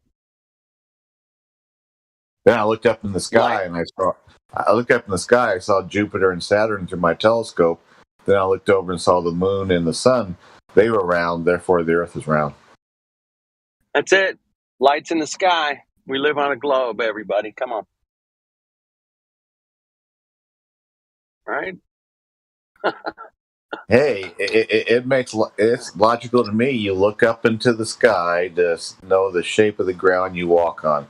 Makes perfect sense. Moon's round, sun's round, Earth's round. Ha ha! Yep. I win, you lose. That's why they do that at the hardware store when you're getting new flooring.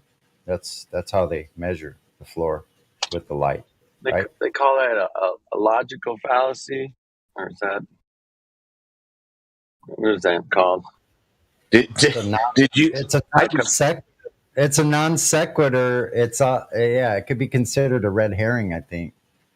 I just realized, and it's really fascinating, especially when you do land surveying and build houses and things like that, is you got 8 inches per mile squared, which is good, good out to 1,000 miles on the parabola as well.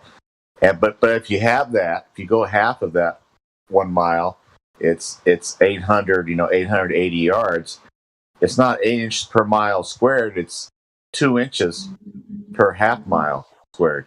Just blows you away. Right. So you have to double your measurements. So if somebody wants to play around with you and say they can do something in small increments and do it 300, 400 times out, they don't have to factor in the curvature of the Earth when they do it. Then they basically just made the radius of the Earth over 1 million miles and made the circumference of the Earth over 7 million miles. But they don't care. They don't care. Yeah. They don't care. I call that the 2-inch bob measurement. Yeah, over a half mile. Over a half mile, the Earth curves 2 inches. Okay, that's fine. Yep. Yeah. Probably done over some kind of really level ground or something like that. Yeah, all of that's really level. 2 inches. Yeah. 2 inches up. Well, that's too much. So it's got to be a ball. If you do 880 yards at 2 inches and you multiply it by 602 times over 301 miles is what the Trans-Australian Railroad is, 301 miles straight, you come up with a radius of 2.4 million miles for the Earth and over 14 million miles for the circumference. But it's okay. It's all right. I think it's more Some big than that, numbers. because I think like the 30 miles from the Black Swan out to the islands from the observer on the beach. to the islands past the Black Swan, the habitat, oil rig habitat. That 30 miles, I think, makes the Earth like a couple million miles radius. That's how far off magnitude. It's something like 1 million or 2 million miles. So it would be like a 4 million mile diameter Earth. Just the islands in the same view in the same video of the Black Swan image. I knew the Earth was bigger. I knew the Earth was bigger than the sun. Nobody ever told me. It's huge. It's way bigger than their solar system, actually, if you think about it. It would go about, Dude, perfect.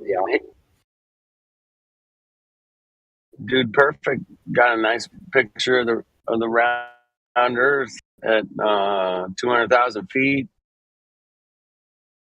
It's called Planet Texas. Cool. Way to go. I will say there's 171 million acres in Texas, 331 million people in the United States supposedly. So everybody can move to Texas, having a half acre, and the rest of the country can be empty.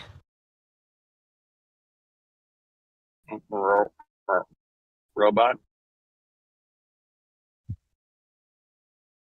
Samuel Robotham. I'm looking up Dude Perfect for the first time. What a weirdo. Oh, shit. Hold on. Did you guys see the flyby of the moon, man? That's some... Come on. It's a globe. We got video of a flyby around the moon. I don't think it's video. I think it was just a picture. I didn't see video. Did you guys see video?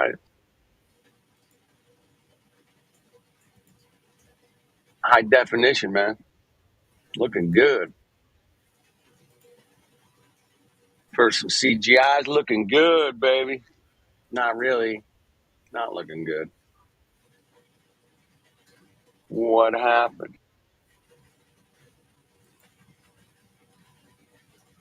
What happened to the moon, man? I wish Pettit would unmic himself over here and start talking. I miss my Don Pettit. Don Pettit to VC checking one. Don Pettit, VC checking one. Well, then you have a leak. Hi. My name is Don Pettit. I am an astronaut, and we use the chugga coffee. Chugga coffee. I think he says it 4 times. Chugga coffee. We poop and we pee and we get coffee. Yeah. Coffee. Chugga. A machine goes, it's really good engineering. It's really good. Yes. He's like a cross between, I don't know, something and Rain Man from kind of a Rain Man guy, you know. I'm a very good driver. It's too bad they couldn't have found a way to like keep Dude Perfect up in orbit in the giant penis. Right. No, they should have just kept him up orbits. there. No Coriolis effect, no orbit. Wherever they launch it above the flat stationary plane, yeah. In the air, they can say they're doing anything they want, but Earth is still and flat and larger than anybody's ever been to. So they're not going around any Earth. That's hilarious. I forgot to wish you guys a happy Coriolis Day. You know, happy Coriolis Wednesday. Cornholiolis Day. Here's your corn. I forgot. I forgot about the Coriolis Day. Damn. Yeah, I forgot. Every day's happy Coriolis Day. Every day. Every day we're spinning. Every day we're spinning. Every day. Coriolis no fell off the ballus. Nothing fell off the ball. Where'd it go? Hey, man. Won't you fall off the earth? The bird is flat, man. Won't you fall off? Man. Oh, wait a minute. You're on a ball upside down. Talk about falling off. Sideways, spinning around. Yeah, more than 800 miles an hour or something. You Mongo? Mongos. Come on. Newton told us that a apple hit him on the head, fell to the ground, but when he took a piss, in the first part of his life, and the urine fell to the ground, he didn't put two and two together. He waited till the apple hit him on the head, fell to the ground. Then he figured it out. Come on, guys. It's a cool story, bro. I know, I'm making it weird. Don't make it weird. It is a weird story, man. And then we saw a light through an eclipse in 1915. We went, oh, we can't allow that to happen. So the light must have been around the eclipse. So bending, warping, space time. Nobody knows what it means, but hey, we got it. We got bending, warping, space time. Globers, why don't you tell us the truth?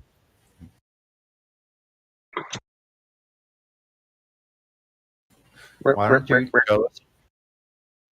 Why don't you tell us? Refraction. Refraction. Refraction. Yeah, we look at Chicago from Benton Harbor. We can't. It's supposed to be like 2,000 feet curved, and we're not supposed to see any of Willis Tower, which is 1,700 feet tall with the antennas. But with refraction brings the whole city into view, and we still live on a ball, but we can see it from 62 miles away. Yep. You know what? It's amazing. Actually, listen. Check it out. Actually, here's where we ought to go with this. Give them all the curvature they want, but it has to fit into the 30% of the land that's above the ocean because the water's all flat. Thank you. Thanks for playing.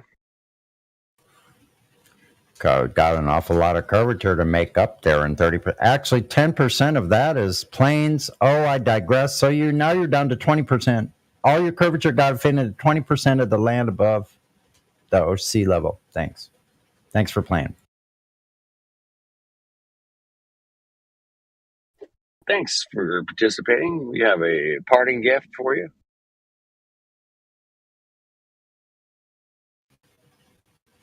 What's our parting gift, Johnny? You get a year's supply of bendy water. Year supply. Yeah. Anytime you want to go to Kroger and get bendy water, it's on us. Sponsored by the beverage company Ltd. Bendy Light Ltd. Thanks. And the bendy water is in a pressurized can. So when you open it up, you know what the second law of thermodynamics is all about. There you go. That's it right there. That's it right there. I can't make this shit up. 24/7 Flat Earth Discord here to teach you about all kinds of great things like the second law of thermodynamics. Yeah, I like it. I like it when we're told that where the Earth is uncontained. That means we can go up, up, up, up, up, and up, and then finally we'll get to the vacuum of outer space, which is 10 to the negative 17th torr, and we can go to the moon. But when we come back, we have to thread a threshold of no wider than a piece of paper, and if we don't, we go off into space or burn up. So we can leave Earth just fine, but coming back, it's a different matter altogether. Well, you're gonna go bounce off the atmosphere if it's not perfect. Right. And you know what that would be like?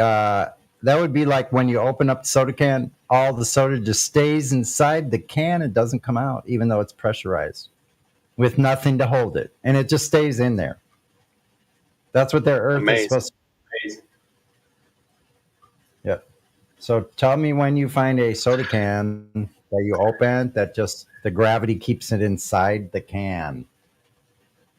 And then you can get into rockets propel off of. What do rockets propel off of in outer space? Nothing. And that's Newton's third law of motion. Nothing. So it's okay. We saw nothing to push. We saw Captain Kirk order Mr. Spock to go to warp 4, and Spock said, "Okay, we'll go to warp 4," and they did, and they got their engines going in outer space, and we believed it. Stop wishing you could push against nothing. Warp speed. Warp speed. Mr. Sulu. Mr. Sulu, warp 7, please. It's breaking apart, Captain. Captain, I'm only a doctor. Damn it, James. Damn it, James. I'm just a doctor. But I'm the captain. And damn it, this James. is I'm not an engineer. I'm just a doctor.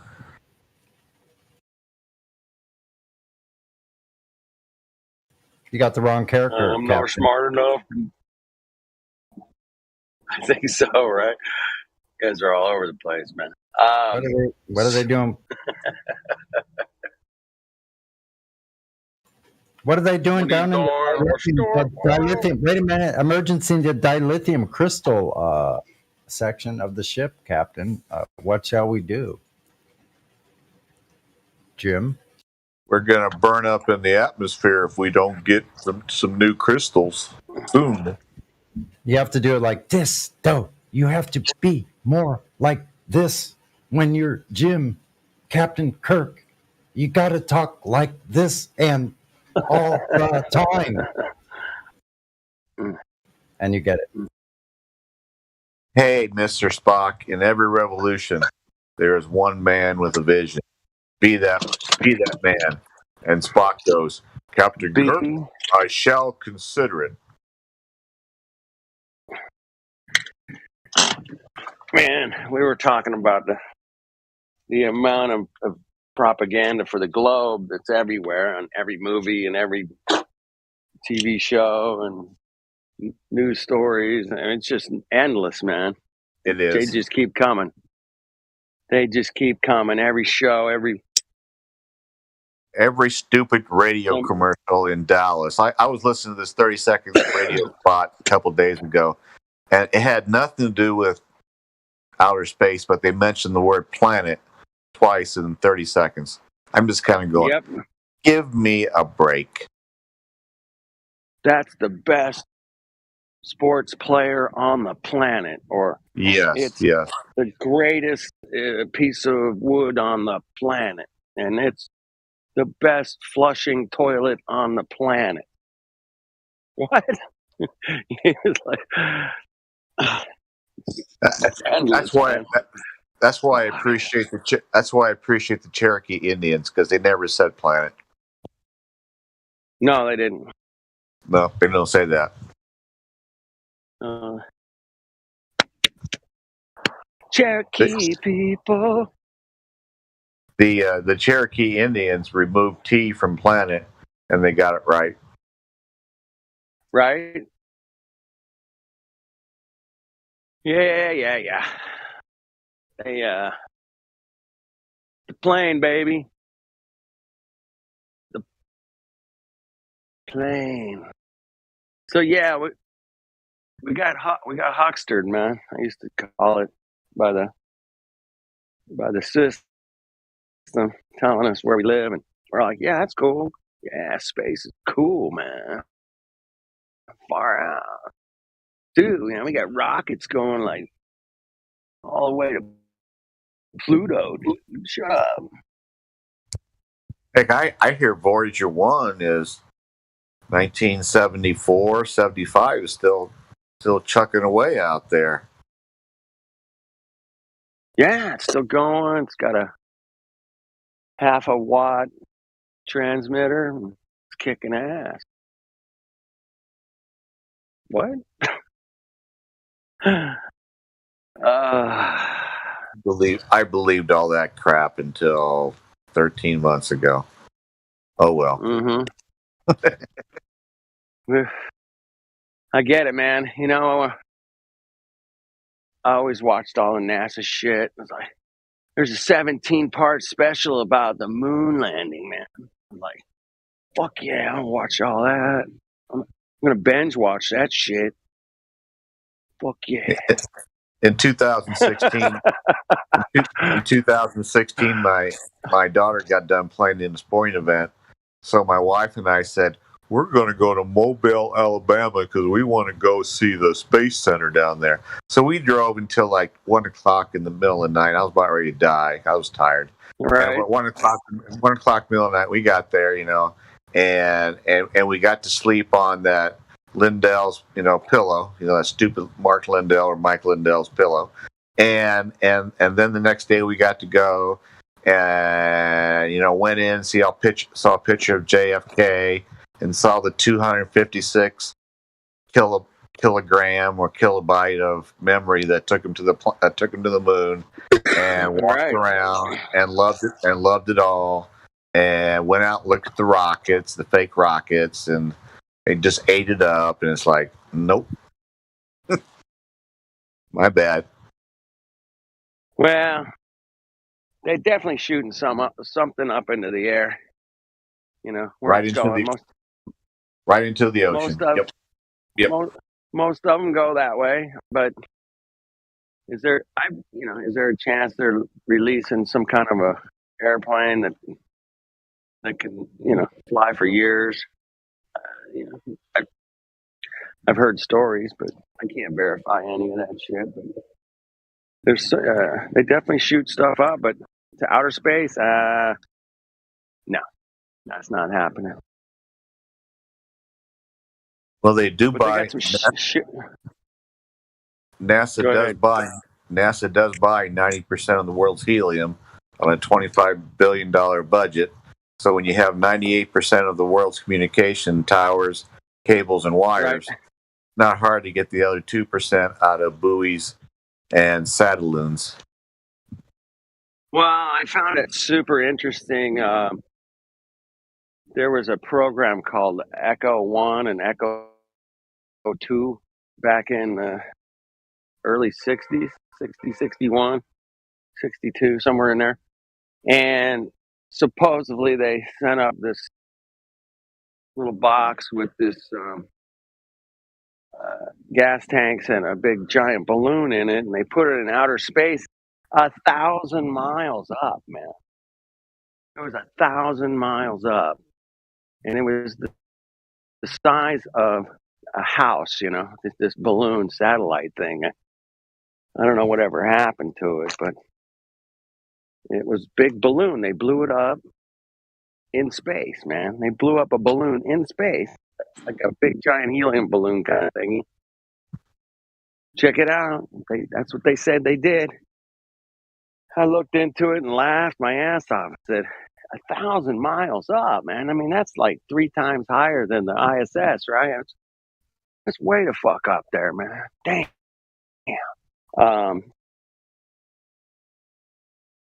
Echo 1 and Echo 2. I guess they put 2 of them up there. You know, that's the story. Of course, not buying it. Breaks the second law, man. Busting the second law again.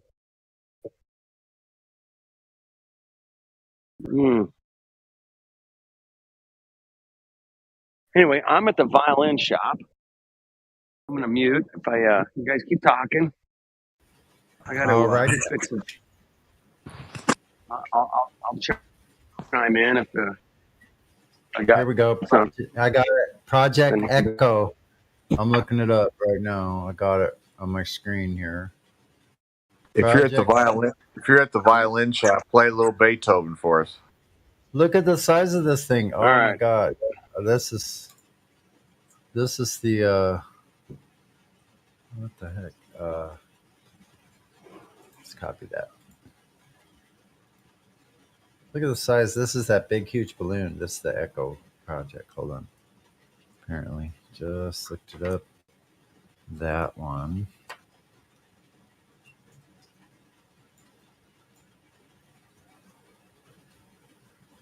Look how large that thing is. What?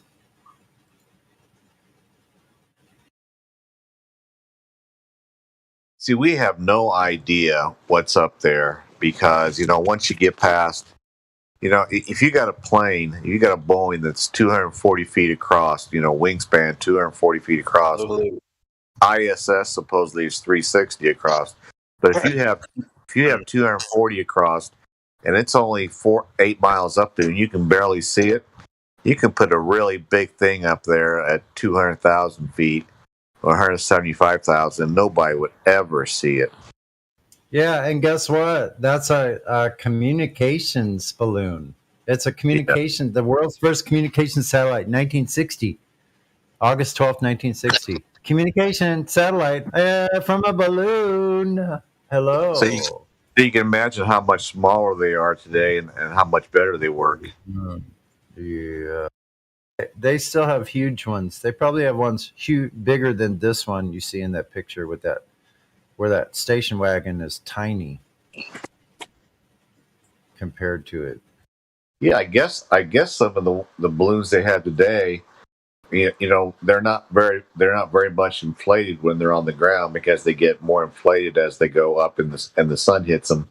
So they don't inflate them much to get them going. But I guess when they're fully inflated, they can be 400 feet across and 400 feet deep and fill up an NFL football stadium, with a dome under the dome.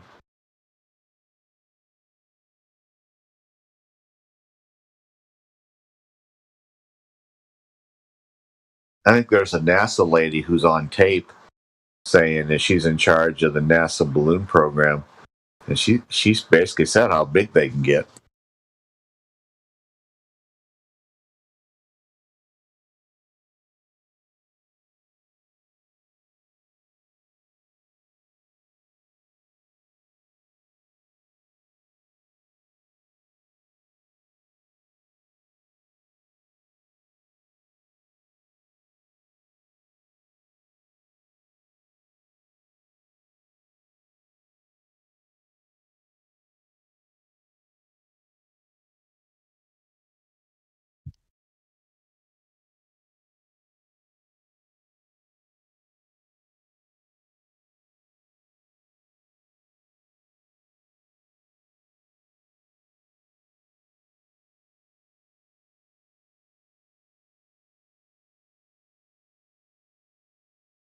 Oh, I found a NASA.gov PDF. Let's see. Hold on. NASA sounding rockets, 1958 to 1968, a historical summary. Oh, man. This ought to be chocked full of information. I bet it is.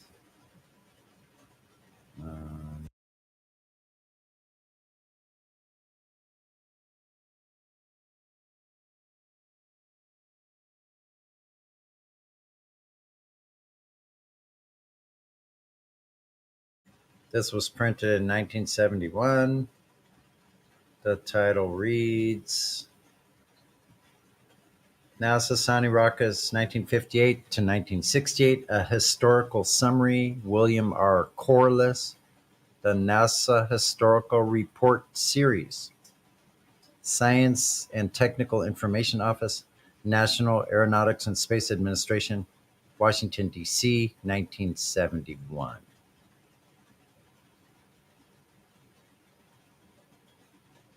Forward. To explore the upper atmosphere, man first used kites, then balloons, then aircraft. For many years, balloons were the most effective means of obtaining direct measurements in the stratosphere. Fallacy. Sphere used.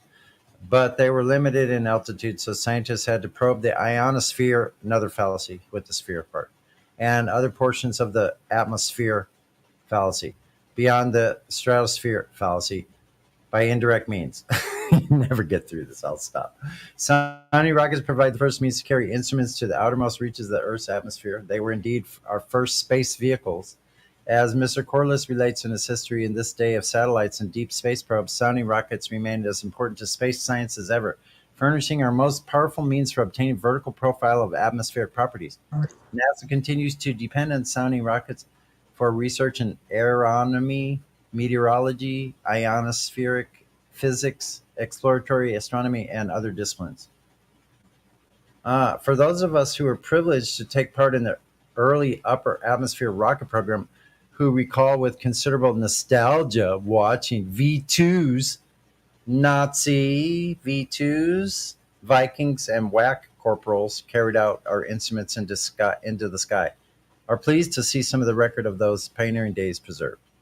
Out of that work has come the more flexible, more capable sounding rockets of today, and a facility in their use that permits a broad involvement of university, government, and other researchers. As Mr. Corliss suggests, this most valuable feature is a major reason why sounding rocket research continues to flourish. Homer E. Newell, Associate Administrator. Ooh. Okay. Anyway, look, they're talking about V2s and the testing of the Nazi rockets. I think they got about 1,000. How many rockets? I think they got a couple hundred V2s from the Nazis, along with their top scientists, as we know, Wernher von Braun, golden boy of NASA.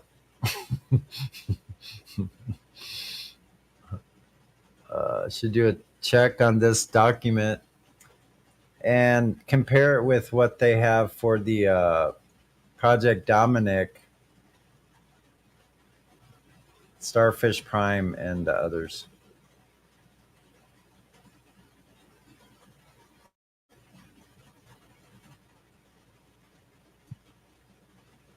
What are they sounding up against, folks?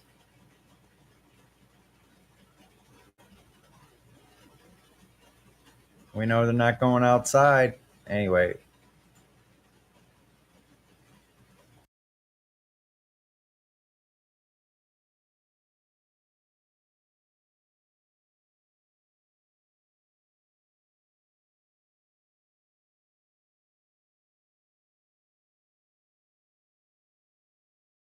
Hello, boys.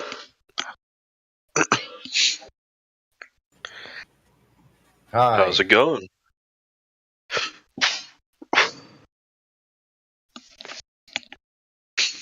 Who are you just talking about, Sonny?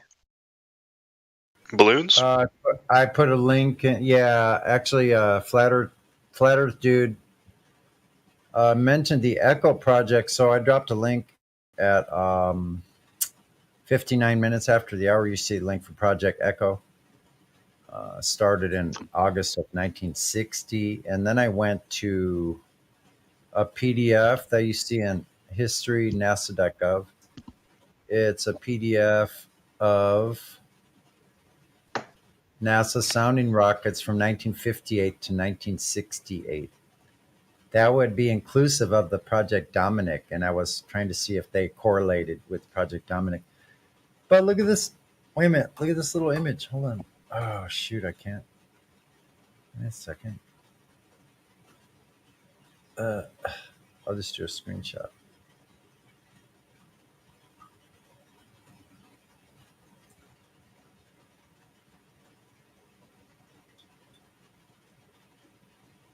I'm not sure if you did it, but Plum Bob is asking you to read page 2 of that document.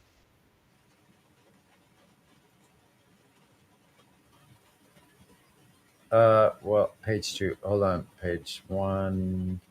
Page 2. Okay, page 2. I want to do a screenshot of this little image. Hold on. Also. So let me post that in the live stream voice text. Let's go back to that.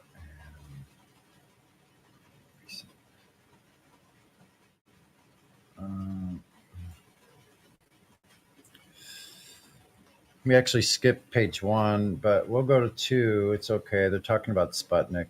And 2 says, let me go to the previous.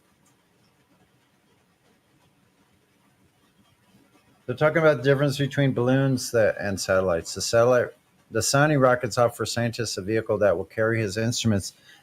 This is like almost to the end of page 1. The Sounding rockets offer scientists a vehicle that will carry his instruments a few kilograms to a few hundred kilograms worth to almost any altitude he desires between a few kilometers and a few thousand kilometers. Besides affording the opportunity of making measurements on the way back down through the atmosphere, a vertical profile, the Sounding rockets can provide several minutes of observation time above the Earth's atmosphere. Excuse me. That layer of gas that insulates scientific instruments from much of the radiation plasma and micrometeoroid flux pervading outer space. Thus, many Sounding rockets are true spacecraft, albeit ephemeral ones, whatever that's supposed to mean. Just a few minutes above the atmosphere has been sufficient to make many fundamental discoveries about the nature of the sun, the stars, and our celestial environment. Probably that you can't get out, right? And of course, rockets remain our best vehicle of all for exploring that region of the atmosphere. This is in this period of time now, exploring the region of the atmosphere above balloon altitudes, which is about 40 kilometers or 25 miles, and below satellite orbits, which is 160 kilometers to 100 miles. The payload and altitude capabilities are not the only features that attract experimenters to Sounding rockets. Some advantages of Sounding rockets. Bullet points. Simplicity. Sounding rockets are usually much simpler than satellites and far fewer interfaces to match. Launch facilities are also less elaborate. Informality. Most Sounding rockets payloads consist of one experiment or one group of closely related experiments. The payload is the property of only one experimenter, and there is no need to be formal, time-consuming reviews to ensure compatibility with other experimenters. Low cost. Small Sounding rockets can be bought for less than $10,000. The biggest for $150,000 to $200,000. Satellites, in contrast, are multi-million-dollar vehicles. Sounding rockets are cheap enough to try new ideas on. Indeed, many experiments destined for satellites get their first rides on Sounding rockets by virtue of their low cost. Hundreds of Sounding rockets are launched worldwide each year for research purposes, plus many more for weather studies. Almost done. Recoverability. Payloads such as film packs and even small animals can also be recovered for study or reflight. Cruelty to animals. And geographic flexibility. Sounding rockets can be launched almost anywhere, making them ideal for studying eclipses, solar flares, polar cap absorption events, equatorial electrojet, and other localized phenomena. Temporal flexibility. Experimenters and rockets can be prepared in just a few weeks to take advantage of scientific targets of opportunity, or they can be kept in readiness for firing during solar flares, and as has been done on occasion during the passage of a scientific satellite, to obtain vertical profile and orbital data at the same time. You guys can read on. That's into page 3. I'm going to get ready to go outside. Pretty interesting reading.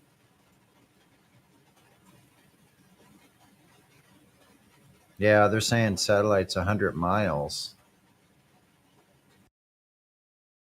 in that document, which was written in 1971, based on the information from 58 to 68.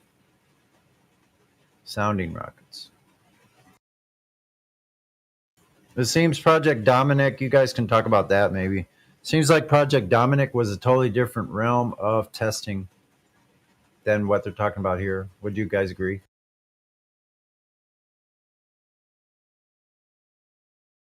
Not paying attention. Oh, that's all right.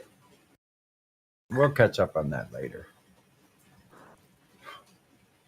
Somebody was trying to tell me on Telegram that you could look for astrology in the sky to prove that the Earth is flat, and I'm kind of going, no. You can look at other things. Michelson Morley, 1887, and sidereal. I'm trying to learn how to pronounce it. Sidereal versus axial rotation. You can look at that to kind of get the sky, give you an idea that the ground you walk on isn't a ball. But astrology is a geocentric discipline. It is. Astrology is geocentric, but it's like I really don't want to go with astrology. I've never been into astrology. I don't want to start in my old age. I just don't want to. I'll go into Nicholson Morley, and I'll go in. Yeah, you have a good point because it's been hijacked. Yeah. Astrology to me, I might be wrong, but astrology to me gets in the New Age a little bit, and I'm not really in the New Age. I'm just not. I'm too old.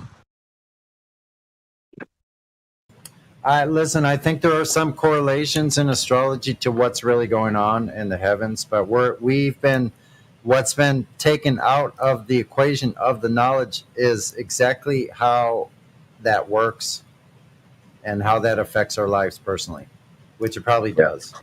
There's probably some very deep spiritual undertones to it, like you said, and a lot of it probably is going back to some of the pagan religions. That's what the New Age is, actually. Yeah, I grew up when I was around a lot of more people than I'm around now. I would hear these people go, "Did you read the astrology page today out of the Chicago Tribune or St. Louis Post-Dispatch or whatever?" And it's just like no. And then they would go on and say, "Well, today is supposed to be, this is what's supposed to happen to you if you're born if you're a Pisces or something like that." It's like, no. And it's just like, give me a break. Oh, well.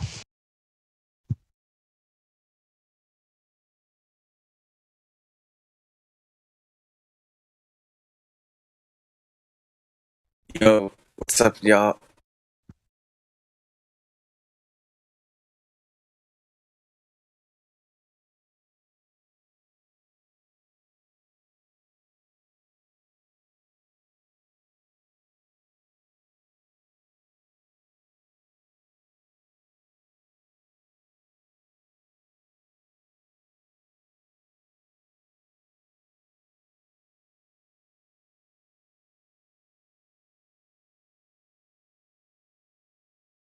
Hey, do any of you know what the Steam Deck is?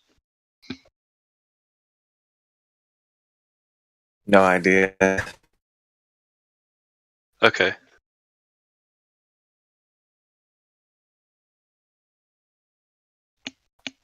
Hey, Yoke Smasher, are you there?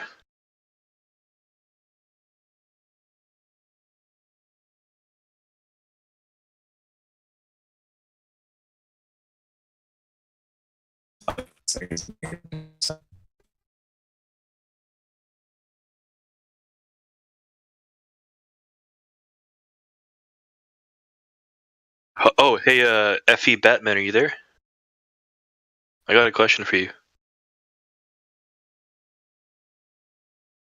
Hello?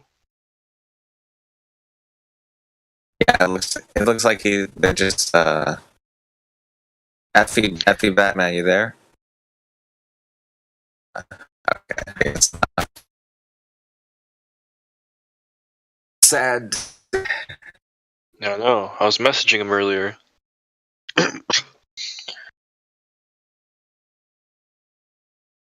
Yeah, if you have I can just try pinging him. 1 sec.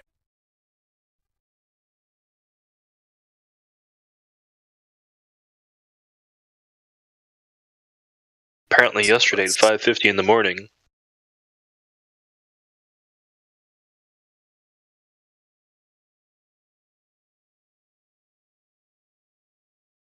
Man, who's the other guy? Oh, yeah. Okay, 1 sec. I'll ping him.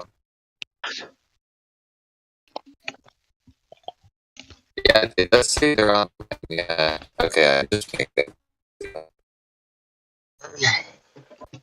Yeah, it does say they're online. I don't know why. I guess they're just on mute or something.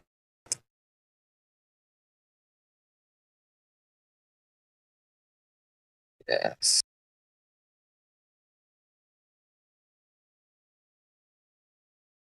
Live stream locker. What's the difference between the locker room and the live stream voice text? It's the same. I have no idea. Oh well. Where you from, bro? I'm in Cali, California. Oh my god. How do you like it there? It's right? It's like apparently, is it true that people are leaving California? A lot of people? I heard that. But I want to know if it's last true. year. Like, do you experience that? No, I haven't seen that. I haven't seen because the problem is I just here recently, so Okay. yeah, I just arrived.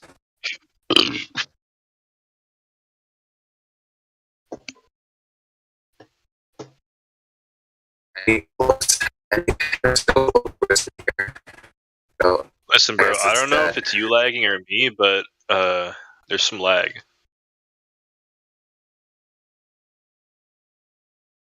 Yeah, it's probably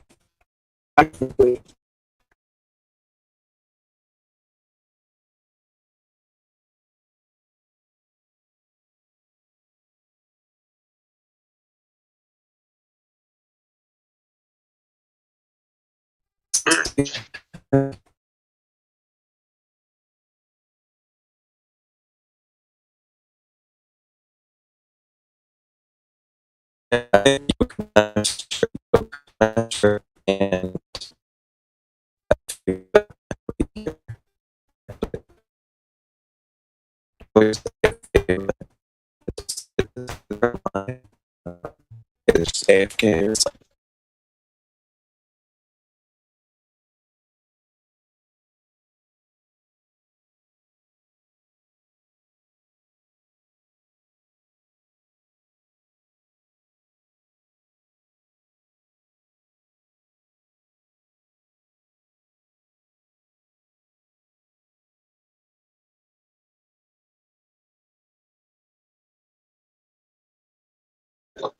Oh yeah. It's alright, man. Life is alright.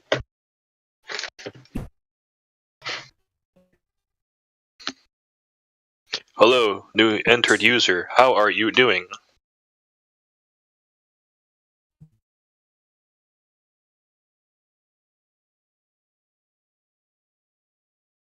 No, hello.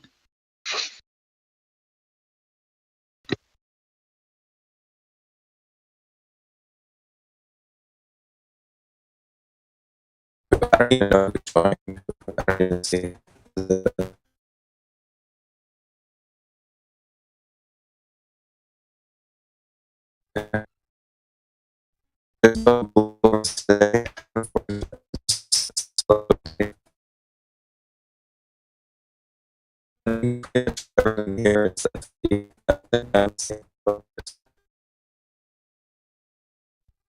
Can any of you activate your mic? Is that him lagging or is that me?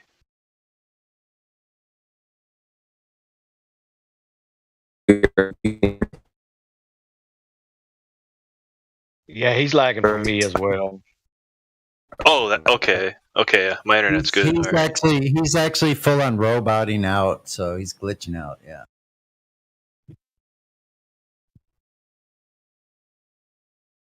Well, maybe he should go closer to the router.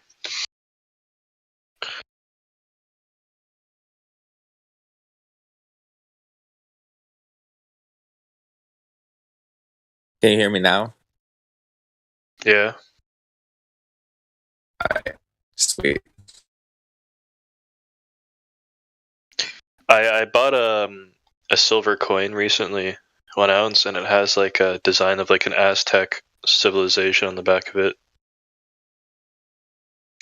Looks really cool.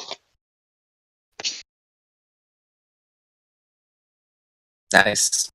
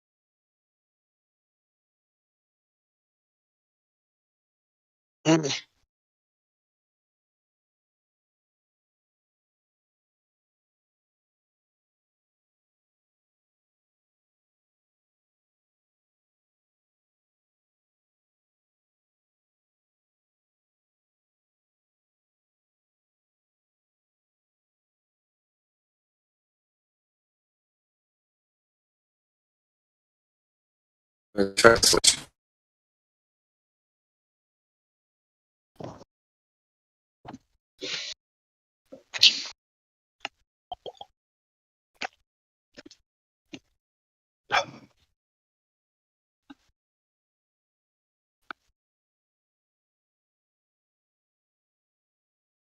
All right, boys. What's the plan? What are we gonna do? How are we gonna bust the globe?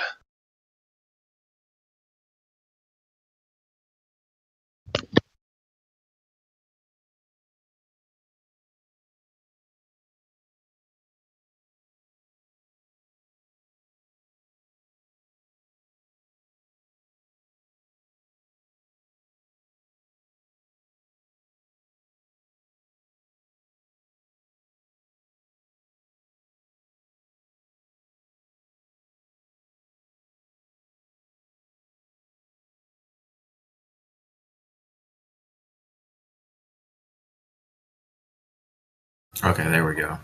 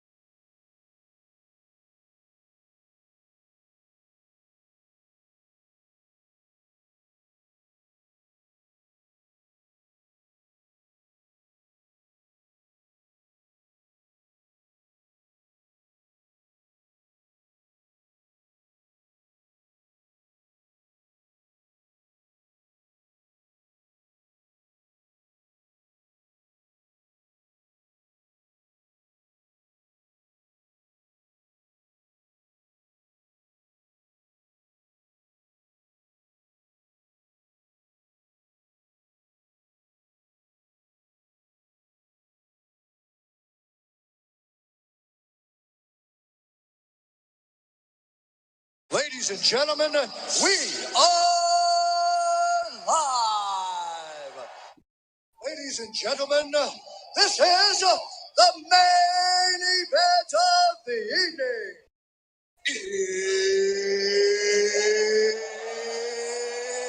It's time!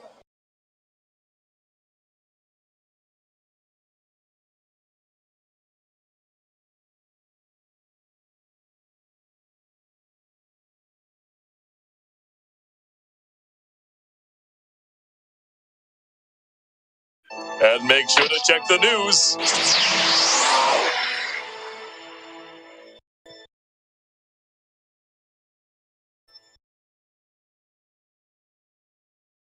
Watch channel. Good morning. I'm Steve Inskeep. A prized possession in the Dutch National Museum is not what the curators thought. Back in 1969, the Apollo 11 astronauts visited the Netherlands, and the U.S. ambassador gave the Dutch prime minister what he said was a moon rock. No doubt it gave a warm feeling to the U.S. ally. But when an expert saw it in the National Museum, he said he wasn't so sure it was real. Geologists have now identified the moon rock as petrified wood. That's brilliant. Just sad though. I just can't get over it. Like I think these space guys are just ultimately they're just horny. Oh my! Like all their rockets look like giant dicks. Oh my! And they want to probe Uranus. Oh my!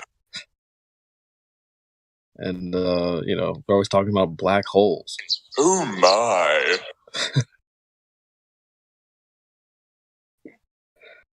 So then they just thought it was. Sorry, go ahead. Was that 4 or 5? Oh my's, I've lost count. I've got 5 total. 5. It's like how many fingers you have. 5. Oh my. Yeah, man, it's just some weird joke. They gave the prime minister what they said was moon rock, and it was just hard wood.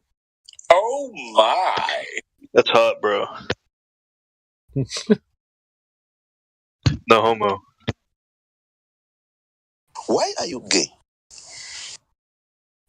NASA. Yeah, that one's a golden. That one's golden. Yeah, NASA, why are you? NASA, why are you gay? Yeah, seriously. And then look at SpaceX. Seriously, SpaceX. Really? That's funny. I've been really trying, Oh, Does he man. say? Is he saying I've been feeling dry, baby? No. That's not what he said. Okay, never mind. But that's how you probably would feel if you were in outer space. So you need some get you some space lotion or something.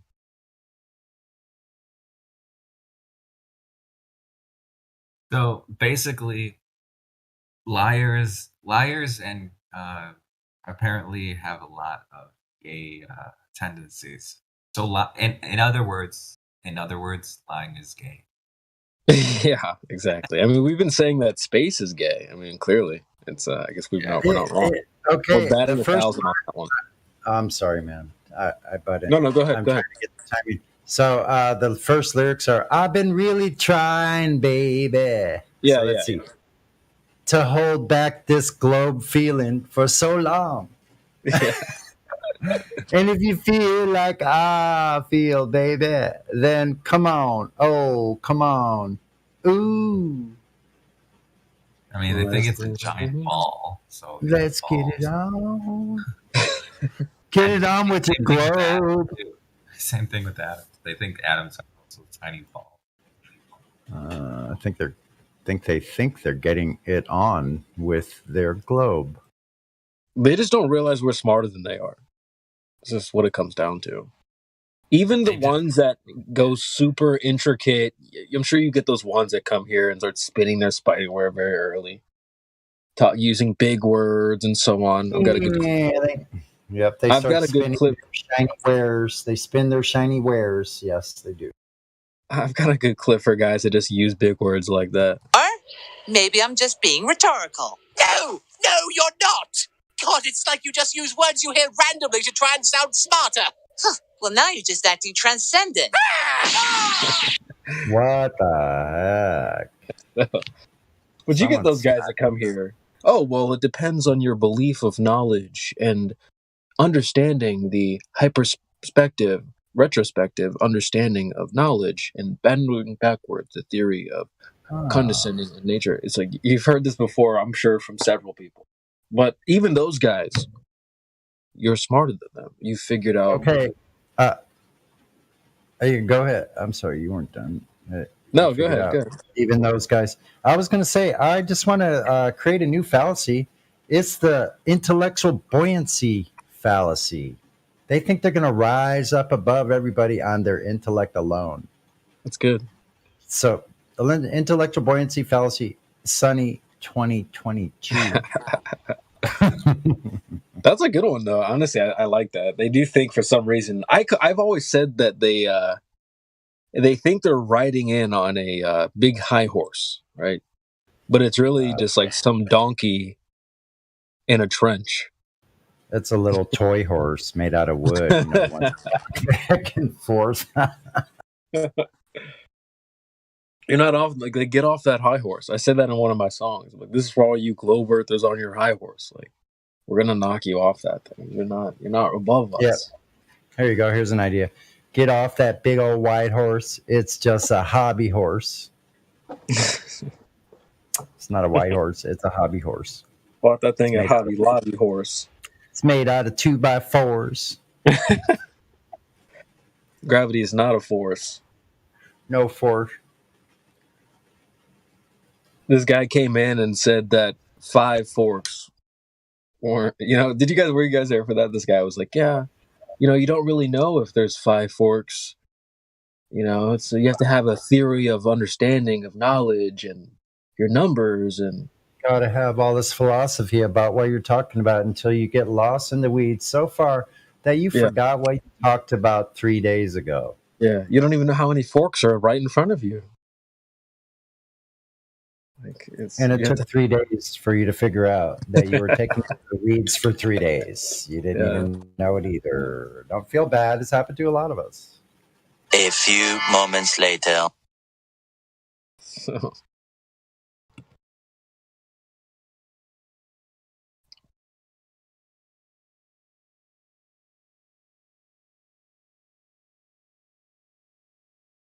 So you were just saying that you're even, I'm not the smartest guy in the room. I don't get technical on electrostatics and, all this stuff, but I figured some stuff out.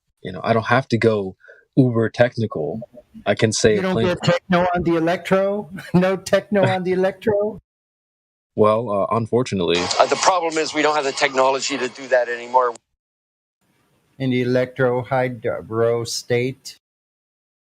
Yeah, so the super helium fluid liquid. Shout out to Get Beget. Super fluid. Super fluid liquid helium. Super fluid liquid helium. So, that's what you guys are there for. That's what we're all here for. Like on a football team, you have different positions. We don't just all do the same thing. There can't be 11 quarterbacks at once. Exactamente. Somebody has to run the route. Somebody has to block. Someone has to snap the ball. We all have different things we need to do. So my role isn't to do, Sonny's role, and his role isn't to do this guy's role. Your role is to do your role. Whatever. You were brought to Flat Earth, so, whatever you learned on your journey, give it back, So, just be the best Flat Earther you can be. Ash Ketchum, be the very best. I want to be the don't have flattest. that. Go far and wide. To catch the curve is my real test. To measure it is my something. I don't know how it goes. That's I good. will travel across the land. The proud Measuring and the few flat earthers. The proud and the few. the Join last us flat now. standing. The last ones. I'm sewing my shoe. God, I waited a long time. What I need is some marlin twine. If anyone knows what that is, kudos to you if you know what marlin's twine is. I wanna be the very best. I'm just gonna keep my secrets. I'll just keep my sailing secrets to myself. No, I'm just kidding.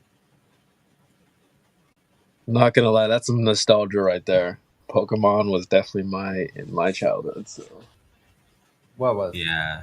good stuff. Pokemon. I had the cards. I had the games, dude. That Game was Boy when my Color. kids. That was when my kids were little. Then they have kids in their mid-20s. Okay, That was yeah. when they were little kids. Good times, man.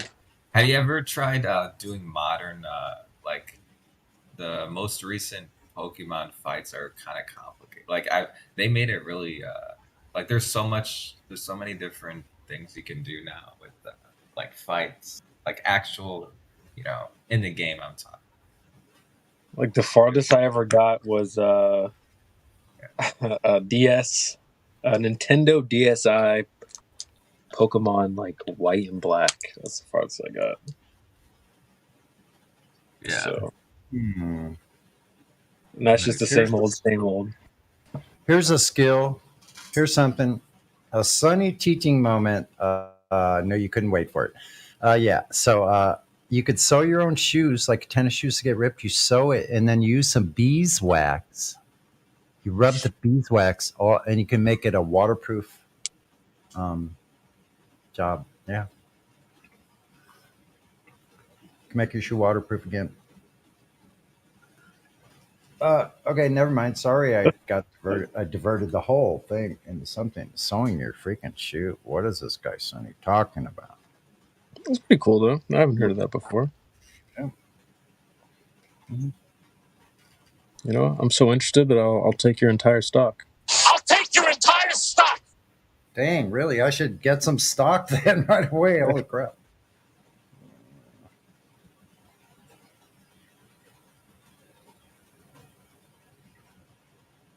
But really, it's none of your beeswax stuff. So none of your beeswax. Anyway, reporting here. Not much going on in the chat, at least. Yeah, it's just no Glovers today, unfortunately. No one's stepping up to the plate, eh? Is there anyone here who believes that the Earth is a spinning space monkey? Anyone believe in the spinning space monkey religion? Hey, bro, don't make fun of it. They really like it. Sorry. I mean the sacred spinning space monkey. Sacred. Legitimate religion. The one that. It's a legitimate religion, that's for sure. The one that is completely true without any proof at all. Like that one. Yeah. Absolutely true without any proof.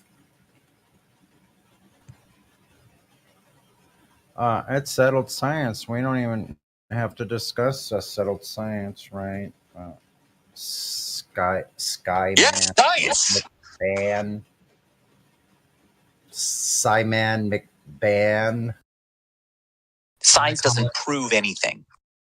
I'm gonna call him Flatman Dan from now on. I'm just gonna pretend he is a flat earther. Flatman Dan. Oh, Flatman Dan. Yeah. Well, instead of Newton, I'm gonna say Fluton. Fluton. Yeah, I've heard of Newton, but have you heard of Fluton? He said every equal and opposite flat surface must also have another flat surface beneath it. You know.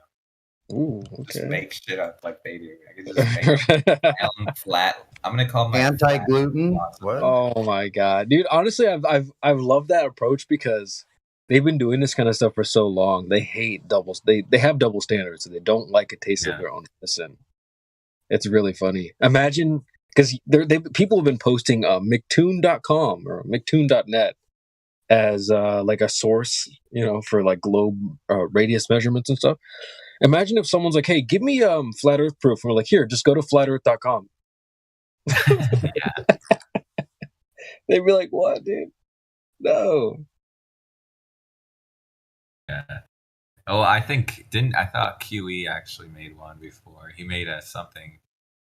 I think he had. Well, his website's good actually, but it's not. It's not. It actually takes you to other. You can go read the book that it came from or whatever the paper that it's citing. Yeah, it's not just like Huey's flowerful words or anything. Most of it's just he's just underlining stuff, basically saying, "Here, pay attention to this." So, yeah. His is pretty good. I think that's a good start. Yeah, a lot of good stuff. I don't know of any flat Earth website other than like maybe. Is there any? I don't know if Eric Dubay. Does Eric Dubay have a website? I don't know. Maybe Dearth. Does Dearth have a website? Because there's only a few like content flat Earth content creators, you could say. Yeah. Sure, Dave will just tell you to buy his app. Yeah.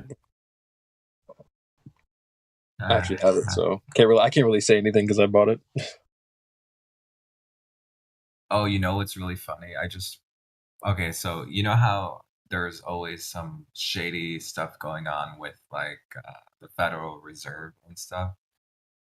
Someone told me you can't criticize it until you take all your money out of the bank and then burn it because it's not backed by gold, so it's not even real. So he told me he basically said you can't criticize.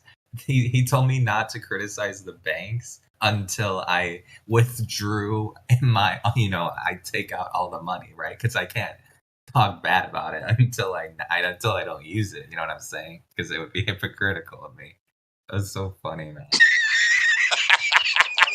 And same thing with taxes. You can't criticize taxes. He told me you can't say taxation is theft if you are choosing to live here, like to live under government controlled land, essentially. Or if you pay taxes. That's what he said. If you pay taxes, you cannot criticize taxes. All right, Brev, I've got a pop. Yeah. I've got a pop quiz question for you. What fallacy would that be?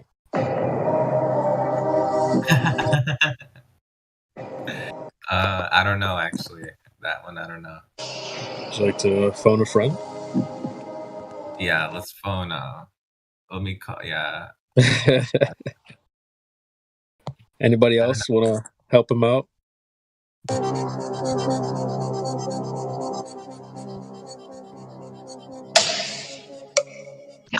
Well, it sure is a fallacy. Yeah.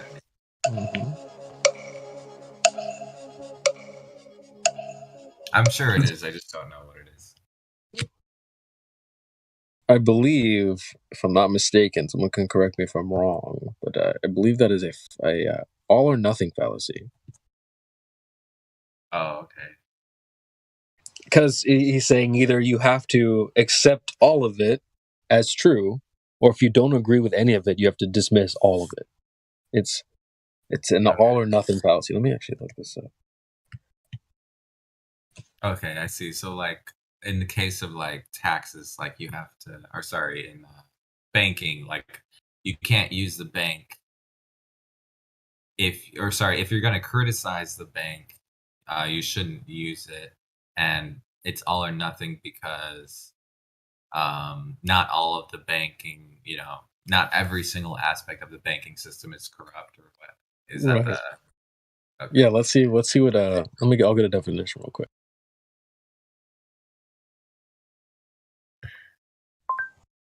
That makes sense. I agree with that. Yeah, it is still a really fun argument. It's really fun to hear. If you hear it for the first time, it's really fun. Highly online library. Aeon presents a false dilemma by suggesting that there are only two options, either all or nothing, when in fact there are many more options in the middle ground between those two extremes. Yeah, but I think the way you summed it up was perfect. Like, yeah, because it's like, okay, just having a bank account isn't. I don't have to dismiss my bank account to have remarks about it. Start questioning it. Yeah, Yeah. start questioning the Federal Reserve. That's crazy. You have to burn all your money first. It's like, I would have to What the literally hell? withdraw. Not only would I have to burn withdraw, it. I wouldn't be able to use money at all because they make the lie because it's not backed by gold, right? So it's a lie essentially. So I would have to literally not use money and also basically close all my bank accounts. This sounds like a Glover mindset. to not be considered a hypocritical. And so yeah, I agree with the counter argument though. I agree it is insane. It's like a fallacy for sure. Well, it's just a common mindset from these people that we speak to often with these globe earthers. You present them with a hostile witness, someone that's on their side, saying things that go against what they're saying. You're like, wait, they're not flat earthers. It's like, that's the whole point. I'm using them as a hostile witness against you. So that's when they introduced the all or nothing fallacy. Oh, well, you have to either accept everything that person says or nothing that they say. Yeah. Even if it goes against what I say. Yeah, I think another good example is like if there is no gravity but there's something, right? Like just because gravity is not real doesn't mean there's not something else. That's a good example. I've never thought of that. There's not something else doing something. We see movement for sure. See movement for sure.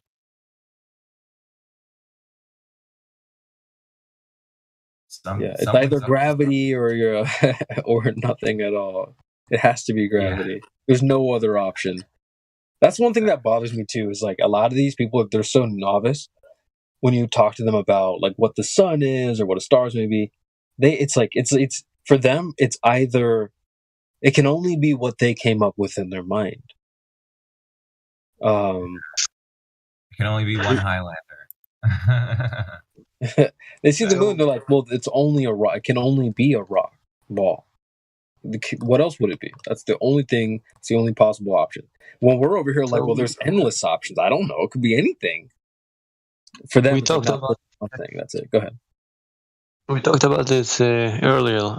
I proposed that the approach should be before you get new information into their head, you first need for them to understand that they're being lied to, because it doesn't matter how much information you give them, they have in their mind their ball of sphere, and they see it. You say information, but they see their ball of sphere right in front of their eyes. So before you give new information, you need for them to understand that they're being lied to. So what I would do, for example, that I will tell them, you want to take a picture of the moon, right? You just point at it and click, and you have the moon. If you were to take a picture of the Earth from the moon, how far in space you should be going? You can't go in the dark side of the moon and take a picture of the Earth itself, because it should be way further away to take the whole Earth. What Neil deGrasse says, that if you go just a bit above the beach ball, you can't see the curvature. Then if you can't see the curvature, think how far away you need to go in order to capture the whole Earth. Just demolish the whole theory. They could see the light right away. Yeah. Even if the Earth was a globe, doesn't matter. In my opinion, I mean, really, it doesn't matter how far away you go. There is no such thing as seeing the whole Earth. When you look at someone's face, you're not seeing the back of their head. You're not seeing their whole head, essentially. Yeah, that's true. So it's like, even on a flat Earth, from what I've been saying, there is no such thing as seeing the whole thing. You can go up, you can't go out. So, and then same thing with your eyeballs. You can zoom in with cameras and telescopes and binoculars and so on, but you can't zoom out your vision. You can't zoom out your eyeballs. So, like, there's no such thing as seeing the whole Earth, whether it's a globe or a flat Earth. Exactly. And after they realize that, they will know they're being lied to. And after they know they're being lied to, now you can get them new information. Okay, let's think about this. Maybe it's like this. Now they're open. But until you get them to understand they're being lied to, that ball is stuck into their heads. Yeah, I would agree with that. I think you're right. It's like, it's so sad that you don't even have to present someone with any ideas of what a flat Earth would be. They've already got them ready to go, and most of the time, they didn't come up with it on their own. They were shown a disc on YouTube or some floating ice cream cone. I'll grab some screenshots. So I have some good ones that have a lot of views on YouTube. And so this is what just the majority of people think flat Earth is. They already have the idea programmed and ready to go for them. No one here has presented them with the idea of a disc in space or anything. They came here with that from propaganda. Yeah. Like, imagine if North Korea was completely different from what they said, and everyone who went to North Korea had a preconceived notion of what it is. Like, Right. You can imagine, it's like the same thing. Or like, maybe there's like everyone has a preconceived notion of what you could say the military. Everyone has like a preconceived notion of what the military is like, Yeah. And then when they get there, it's like slightly different. Some of it might be real, but it's like not exactly what they had. Right. Or like same thing with being any. It's just best to gather information. It's like these guys would make such bad, terrible investigators or judges for their community. The first thing you do when you're an investigator, you arrive to a crime scene. You start gathering up the evidence. Where's the bullet shell? Where's the cameras? Where's the blood? Where's the body? So on. Where's the evidence? Well, notice what they do when they get here. Well, why would what's the motive? They immediately ask why. Yeah, what's the motive? I can't even think of a motive. So, case closed. Let's just wrap it up, boys. Let's go get donuts. No. Case closed. Easy debunk. Oh, John, I've known John for years. No, there's no way. There's no way he could be lying. Let's just wrap this one up, boys.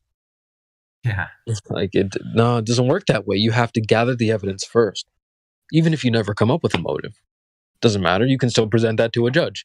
And that judge can make a clean, clear conviction based off of the evidence. You've got the camera and notice the whole crime happened. You've got the blood, the gun, the bullet shells. Everything's right there. You don't even need the motive at that point. Everything's right there. You don't need the motive. So, yeah. So, these guys would make terrible representatives for their community when they just got it backwards.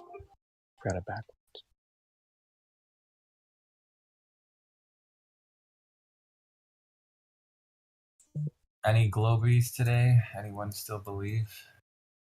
We got any believers in the chat? I'm sure they're out there. They're just not here right now. I mean, most of the world is pretty much over, so we just gotta wait long enough, and we'll find one. It must be a little bit confusing because these globe earthers are being gassed up and told that these flat earthers are stupid. You know, a kindergartner could talk to them and debunk them or whatever. And then you get here, and it's like the tables have completely reversed. What you thought you had mountains of evidence, and it turns out that there's really none. You thought the flat earthers were dumb, and we're here teaching you about your own globe and things like that. So I really feel bad for these people. If you're new to flat earth in like 2022, you just heard about it and you jumped in, there's so much chaos going on. There's anti-flat earthers sliding in your DMs giving you, hey, save refraction here. Like they don't, so these people will just type refraction, they don't even know what it means. They think that means the flat earthers are wrong. It's just, man. And then you go to Google. Anything you're looking to confirm your bias about the globe, you'll find it. You Google anything, it'll tell you, yeah, it's globe for sure. Who measured it? Oh, this guy Eratosthenes, stick shadows. And you don't even have to look into it. All the answers are right there. There's so much peer pressure. There's so much. It's a huge hill to climb. I feel bad for anyone new to this topic in this time. But at the same time, I'm sure the more ridiculous things get. Hey, we're going to the moon again. We launched a car in space. There's marbles on the moon. The crazy stories that come out every day. This kind of stuff has to be waking people up, because it woke me up. They said that they were going to, because I believed in outer space, but then they said they were going to put a car out there. And I was like, what the hell? No, they're not doing that. Hell no. They said, because they tried to pull off we called the moon. We sent men to the moon and then called it. No, you didn't, dude. Okay, so I never bought that, even though I believed in outer space. So when they said that they were going to put a car in outer space, I was like, hell no. And that woke me up even more. So I think the more things that they do, telling people we're going to the moon again, there's going to be a small group of people, a select group of people that are going to see that and be like, nah, that's ridiculous. And they'll find their way here somehow. So good, let them keep doing it. I have so many screenshots of ridiculous headlines and things that they've done in the news. They're saying that there was a mystery rocket on its way to crash into the moon. We don't know whose it is. China's blaming SpaceX. SpaceX is blaming China. Russia's pointing at America. It's just, I think they're like honestly trolling these people who believe it. So we should just join in on the laughter. I think we should. I've been talking about having an article night or a whole channel with all these articles. So if you give me a minute, I'll post some of these that I've been referencing.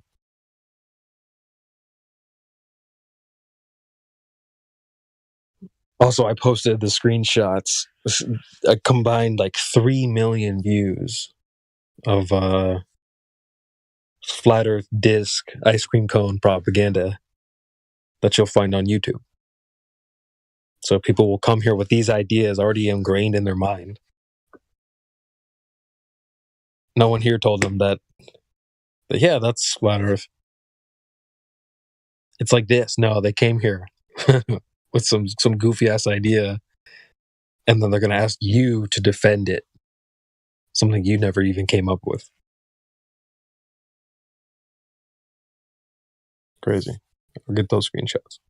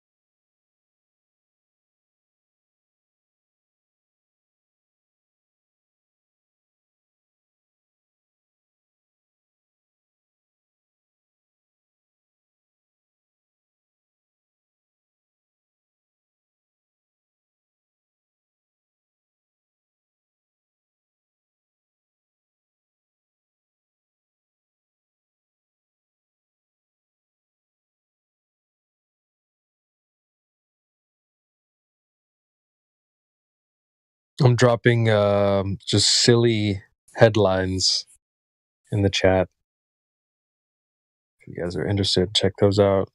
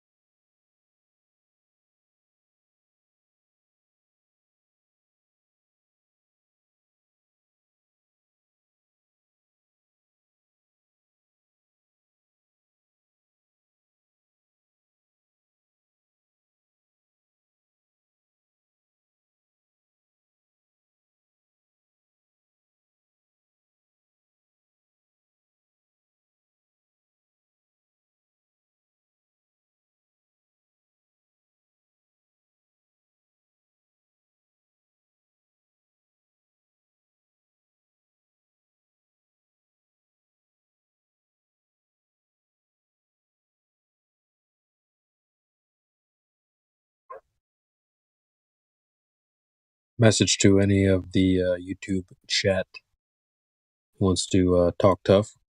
You're welcome to come in the VC. But otherwise,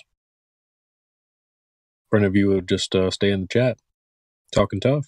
Listen, I'm not scared of these guys. These guys think they intimidate me, and they think that I think that they're scared. Oh well, if they're scared. That's all I know.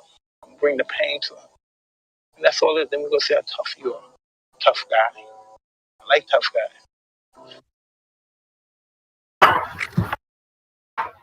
I was literally going to chime in with my Mike Tyson impersonation, bro, and you beat me to it again, CB.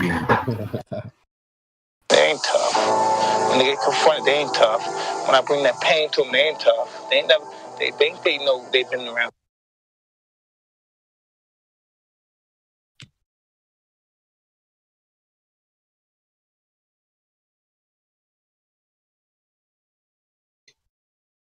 Yeah, I like to harness my Mike Tyson energy when I get called on to do some flat smacking. Are there any concerns on your part? I don't know anything about that. I don't know nothing about numbers. I just know what I can do. How about kill this mother? Okay. Is that the toughest man with a lisp who ever existed? Probably. Imagine we live on a flat fucking world. All this time we thought we lived on a round planet, huh?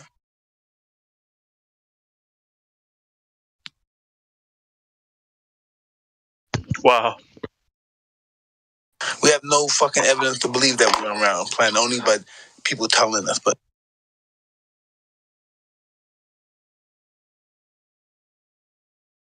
Mike knows. Would it be legendary if we could get Mike Tyson in this Discord for like 10 minutes, 15 minutes? So, has he ever said that he's a flat earther, or that's the only thing he said, isn't it? That's the only clip that I found, but dude does, I don't know. He seems, he sounded like he was pretty confident when he said that. imagine we live on a flat fucking world. All this time we thought we lived on a round planet, huh? We have no fucking evidence to believe that we're on a round planet, only by people telling us. But we really don't know where we came from, who the fuck is our purpose here. I'm not going to go for that. You're not going to tell me that on a round planet, though. How do you know that? You never been out. How do you know? He seems to know what he's talking about, doesn't he? For sure. How do you know that? You know, if you've just started looking at flat Earth, you don't know that there's no evidence, you know, for the globe. So he seems kind of well versed in it. Not well versed, but got a bit of knowledge. Yeah. Someone maybe touched him on that, but it's just that the response that he got, the guy that he was talking to was a rapper named Jim Jones. And that response is so common. Like, he just puts it in a different way. Oh, you can't tell me we ain't on no round planet, cuz. Man, of course we can. That's what we're telling you. Like, that's exactly what we're telling you. Like, wake up, dude. You can't tell me what you've just told me. Yeah, I just told you that, man. Yeah. That's such a stupid answer. Yeah, it's hardly a coherent response, but we had on the radio here the other day, one of the guys I work with likes to listen to the radio. I can't stand it, but and they started talking about the flat Earth. Whoa! I'm going, how ridiculous it was. Oh, can you believe there's people out there that believe in the flat Earth? I kind of looked around thinking, does he fucking know yet or what? Because they don't know, you know. Like, these guys work for me, yeah. So I'm not going to tell them I'm a flat earther yet. Oh, okay. Yeah, so I'm going to lose my respect for my workers. So I throw hints in every now and again, you know, like, but I haven't come out and said I'm a flat earther to the guys I work with. Yeah, probably not much to gain just by. Nah, there isn't. I've kind of got to be bipolar with my private life and my work life. You know, it's like customers and stuff like that, and oh yeah, people that work for me, people that subcontract to me as well. So, you know, I got to kind of be one person at work, and then I can be whatever I want when I'm away from work. You know. Oh, a good clip for that. Professionals have standards.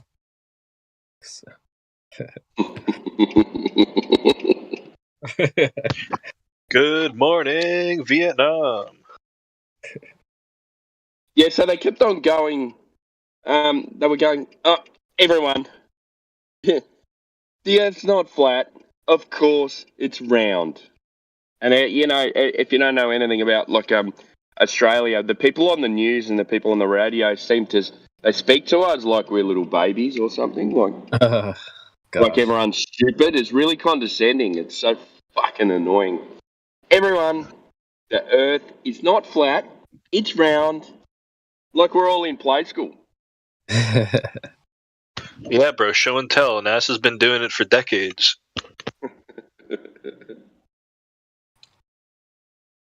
But that was their like rebuttal of the Earth's flat. It's not flat; it's round. Yeah, well, I mean, that's honestly come not on, much. elaborate. Timbo, you better wait because we're going to be joining the Space Force soon, and then the Galactic Federation's coming. Yeah, I know. I always thought about that, and I thought, no way, I'm going to be wearing one of those suits. Oh my god! It's going to be like Star Trek, bro. Like Star Trek suits with the, how fit have you got to be? You got to walk around in fucking lycra all day. Well, you made me think of say I watch this MMA podcast and I found this clip, and so if that's all it sounds over there, it's not much better here in America. Cruiserweight title via knockout. He cut an interesting promo of his own afterwards. Let's listen to it. 2 things, 3 things. The world is flat, God is black, and there will no champ unless I say so. Ladies and gentlemen. What was the last one? I will not what? I couldn't really decipher. I did hear God is black. Like, it was a wild. The world's not flat. I don't know what color God is, and I couldn't get the last part. All right, thank you for that. Luke Thomas approved breakdown of his words. I have no idea. I will not jump unless I say so. Honestly, if you're asking me, I have no idea what he said is intelligible. It sounded like he messed up, but I think he was trying to say that like there will be no champ unless I say so, because he had just won the belt. Okay, yeah, that makes sense. I think that's what he was trying to say, but he skipped a few words in there. So, didn't really work. But did he say the world is flat or the Earth is flat? The world. What do you say? The world is flat. God is black, and whatever he said after that. But the 2 guys afterwards are just, they don't even have a response. Like, that's just definitely not flat. Like, yeah, that's the reaction always. Yeah. I want to get one of those guys on TV and just go, okay, oh, isn't it? What's your proof that it's not flat? Right. See, they're never going to let you and me on there. Yeah, I know. Yeah. I'm never going to be on there anyway. Because you could just break character at any moment and be like, everyone, listen, Black Swan, 1.2, 2 times the square. Yeah, look at this. We should not see this shit. Yeah. And they just like cut to commercial and you kick you out. It's just, I mean, that's why they're not going to let us on. They know. Oh man, you got to be approved, you got to be approved for that kind of thing. Yeah, you got to have a certain type of mind that says, I don't care about the truth. I just care about making this money that keeps me in this fancy house, and So they must have a psychology test before they become reporters, like on the TV. Oh yeah. It's just like when you apply for a job, it's that they ask you all those questions, like, how would you answer this question? It's like, they're trying to make sure you're the right guy. Yeah. Well, we don't want free thinkers. Yeah. Here's the end of that clip one more time. What was the last one? I don't know. I couldn't really decipher. I did hear God is black. Like, it was a wild. The world's not flat. I don't know what color God is, and I couldn't get the last part. All right, thank you for that. Luke Thomas approved breakdown of his words. The world is definitely not flat. Luke, I heard some disturbing audio this week. Dude, that's all he said. It's like, come on, Luke. He's such a cuck. I don't lie. I watch his show, but he has the worst blue pill takes ever. It's so funny. And he had to say it twice too, didn't he? Yeah, it's definitely not fun. It was not fun. Yeah. Oh man. The guy could have I don't know who the boxer is. I'm not into fighting and stuff, but he could have said the Earth is flat, not the world. Yeah. Yeah, he messed up from the beginning. He goes 2 things, 3 things. Yeah. I thought he was going to break out into a rap. Yeah, 2 things, 3 things, 4 things. Red fish, blue fish. Yeah. Oh my gosh. Yeah, I don't know who he was, just like some random guy, but yeah, he should have practiced that maybe ahead of time. Oh man. That's funny. But I would hate being talked to like that. Just saying. Like you were saying. down there. Yeah, he didn't sound too articulate, but you know, he's just gone rounds in the ring, so I know he just got you smacked know in the head he's a few probably times. got some excuses. Yeah, but that condescending type of like, you know, when people come here and they just like Google something real quick and they'll be reading off Google like, oh, Eratosthenes measured the circumference of the Earth. And so it's like, dude, you're not about to get a Nobel Prize. Everyone here knows this 15 times more than you do. So you don't need to read it off like you're saying it for the first time it's ever been said, bro. Yeah, I know it's stupid. I try and stay away from these text arguments as well, but I got in one the other night, and I was saying I was asking them to prove the radius and who measured it, and he goes, "You want me to say Eratosthenes, don't you?" I said, "No, I just want you to tell me how you came up with these measurements, because you're telling me that there's a dip in the horizon. So let's go through the maths and let's work out how you did it." And he's going, "Oh, so you want me to explain maths to you?" I said, "No, I understand it. I want to know how you come up with it." And then he goes, and then he sent me this article. It was about a mountain, a dip angle from two mountains, and I went, "What the fuck?" So I googled how to get the horizon. It was the first Wikipedia article that came up. I went, "Oh no, fucking idiot." So I just stopped. I just sent him back the same one, and I said, "Yeah, you're a Google Earther. This is the first article that came up when I Googled it." I said, "Come on, mate, do your own research, find out who did it, and then come back to me." I haven't heard from him since. So see, these guys sound smart too. You know, like they're not dumb people. So just have a bit of thought. Sorry for interrupting. No, you're spot on. It's just you just highlighted like this syndrome that they most of them have. They I've been saying it's like imagine you go to your doctor and you're like in the waiting room, like waiting to see him or whatever, and he like opens the door. He's like, "Here, take this. You know, you'll be fine. Whatever. Just here. I'm prescribing you this." It's like, wait a minute. We didn't even talk. You don't even know what's up. Like, you didn't take my measurement. You didn't take my temperature. How are you going to prescribe me something and you don't even know what it is? Yeah, what the symptoms are. So that's what they do so often. They just like Google what they think the answer would be, give it to you. They don't even read it. Yeah, because someone's done it.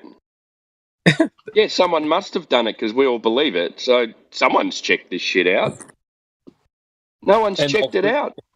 Yeah, and if you guys are flat earthers, then you must have missed this somehow. It's like, no, dude, yeah, yeah. We've been researching the same thing for years. Like, you're the one who just found this. You're the ones that come in and go, "Oh well, you know, so we have a radius, so therefore we can, if we do this simple maths equation, we can come up with the horizon." And you go, "Mate, we're not dumb. Like, do you think we've looked into flat Earth and not looked into the other stuff of where you got the horizon from? Like, come on, you know, like." Yeah. It's embarrassing that we have to educate them on this, like time after time. Like, we didn't just fall off a truck and then just wake up the next day as a flat earther. Earth flat. Yeah, I genuinely think that's what they come here hoping is the case. That like we're just like, "Oh, flat Earth, that sounds cool." Yeah, like, no. I want to be different. Yeah, it's not that at all. No one wants to be different. Oh, you get people that do want to be different, but no one genuinely wants to be different and singled out. You know, like right. It's and you don't start talking about it unless you know stuff about it. Right. So you know, you go into I can't remember the hours and hours of stuff that I watched and listened to and had a look at before I could even say I think the Earth's flat. And it was still at that stage after hundreds of hours of looking into it. It was still at that stage of belief. And then, Right. you know, it has to get cemented in. And you don't take it lightly, you know. You don't just go, oh, okay, this guy said it, so this is the way it must be. And then refute all the other evidence that comes. You look at, you know, I watch so many Globes, so much Globe stuff as well. I was like, fuck, these guys don't know what they're talking about. This is really scary. Where am I going? Fuck. You know, and I just kept on watching and watching and watching.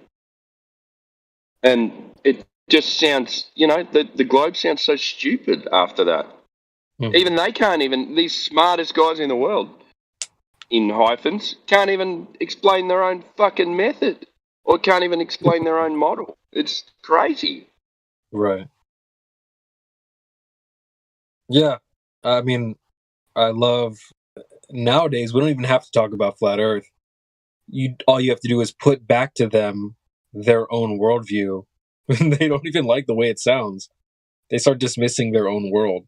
Yeah, no, I didn't say that. Oh, well, this guy said it. It's in a document, in a paper. Oh, well, I don't know. Maybe, you know. Well, what is it? Is it or is it not? Yeah, it's like, oh man, I hate that. I was dealing with that exact same phenomena with someone in the chat the other day. They were like, well, I never said that the globe was that big. Like, dude, you don't have to announce it. It's been already said for you. And the thing is, we're being mocked for not believing in the globe that's this size. So you saying, well, I never claimed it was radius 3959. Bro, that's what we're all supposed to believe in. So what are you mocking us for? Yeah, exactly. It's like the whole world is telling us to drop the flat Earth, get back to the globe with 3959. So when I tell you, hey, the globe is 3959, you don't have to say, well, I've never said that. Like, oh my God, dude. Then what's your argument? What are you disputing that I'm disputing? You know, like, and they're hipster Globers. They just have to be. If it doesn't fit the mainstream narrative, then it has to be wrong. And that's where we came. That's what's come to scientism. Science is about breaking down those walls and discovering a new thing, you know, like, and doing experiments outside the box and coming up with new things. They don't come up with new things. They come up with something that's stuck with it and they won't divert from it.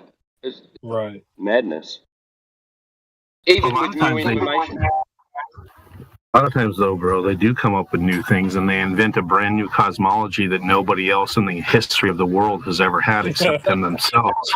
They refuse to submit themselves to their own priests like Neil deGrasse Tyson.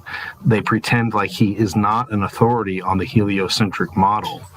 And they create saving device after saving device once new problems are introduced into their worldview that cannot be reconciled with their religion. So, I mean, in one sense, it's crazy because how many times they come in here and they go, well, it's not a perfect sphere. Well, 3959, that's an average. Like, that's going to change the overall tenor. Oh, well, it's not 8 inches per mile. It's 7.98. Like that's the thing. That's a parabola. Yeah, you're right. Yeah. It's maddening, bro. It's crazy. I've multiple of my friends, and I've had to point out, dude, you just made a new cosmology that's unique to you that no one else in the history of the world has ever had. In order to make this work, you have to create new rules and new phenomenon in order to adhere to it. Do you see a problem here, brother? Like, come on, man. It's lunacy. I don't even know what it is. It's brainwashing. Is it stupidity? Is it cognitive dissonance? Is it dishonesty? Is it wishing? Are they like wishing over their birthday cake candles? Like, what are they doing? CB, it's all of that wrapped in one. It's I mean, it's That was Santa Ball Claus. Kicker. That was BK. That was BK. No, it was both. Creation Bear was asking, was it lunacy or I thought it was. Either way, but yeah, it's all of it wrapped in one. You know, it's Santa Claus, it's the Easter Bunny. It's a smorgasbord of psychobabble. BK, I've honestly, I've boiled it down to, they're thinking. I call it everything a flat earther says is wrong syndrome. So no matter what, even if you say, I like that. Even if you say, hey, the globe is a 3959 radius. You need to come up with some really great acronym, bro. A good acronym for that. Everything a globe says. Let me see how that looks. The flat earther says is wrong. A EFA FE. Yeah, let me. S. Everything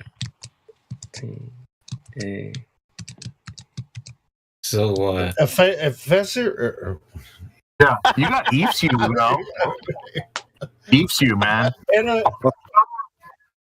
sounds like some kind of venereal disease almost. You got the EFSU.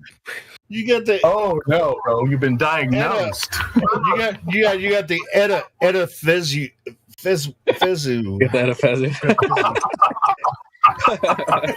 Edaphyzu. Yeah. But So you're honestly, gonna, guys, you're gonna have to change that because LAFMAO change his name. When you make an acronym, you can use some of the other letters, that follow, so we can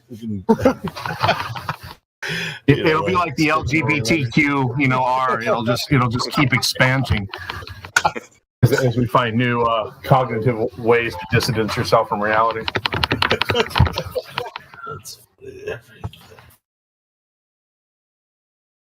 So, guys, I'm looking at some trust drawings for hey, some townhouses. What's happening, Timbo? I'm glad you're here, actually, and this is kind of why I just posted up what I did. I took a picture of a screenshot of some handling recommendations of trusses. So, number 3 on the handling recommendation states, trusses must be in the vertical plane to take advantage of their superior ability to support loads. Trusses are strong this way, weak this way. Notice the curve. Curve is weak. Man, that's crazy. You just posted that GIF right there, Creation Bear, because I've been watching Avenue 5. Have you seen that show on HBO? No, I haven't. The guy that plays House. He's really? Okay. He's the captain on that show, on the spaceship. It's interesting, trippy, man. Because I was watching it right before I went out and smoked, and I started listening to you guys, and then I decided to jump in. It's the same dude. I don't want to interrupt Kiwi's point, but I love being able to diagnose these globe earthers. They have a lot of syndromes. They have a lot of problems. Yeah, one problem is they can't find the curvature. Yeah. Schizophrenic? Imaginary friends? You're telling me things. Yeah. They have this problem. My precious. We need to make a meme with them holding the glow going. My precious. So good. Well done, guys.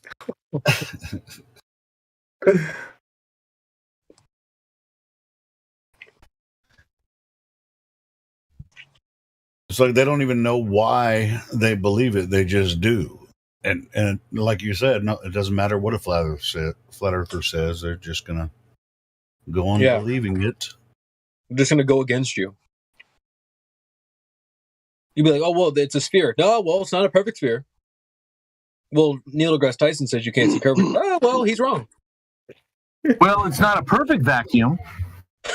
Oh, the vacuums don't suck. It's like, well, I never said that. Vacuums don't suck. I love it. The definition what about that guy who came in here? Defines it. Sorry. What about that guy who came in here one day, Stevie? He said, "When I say vacuum, I'm not talking about a Kirby."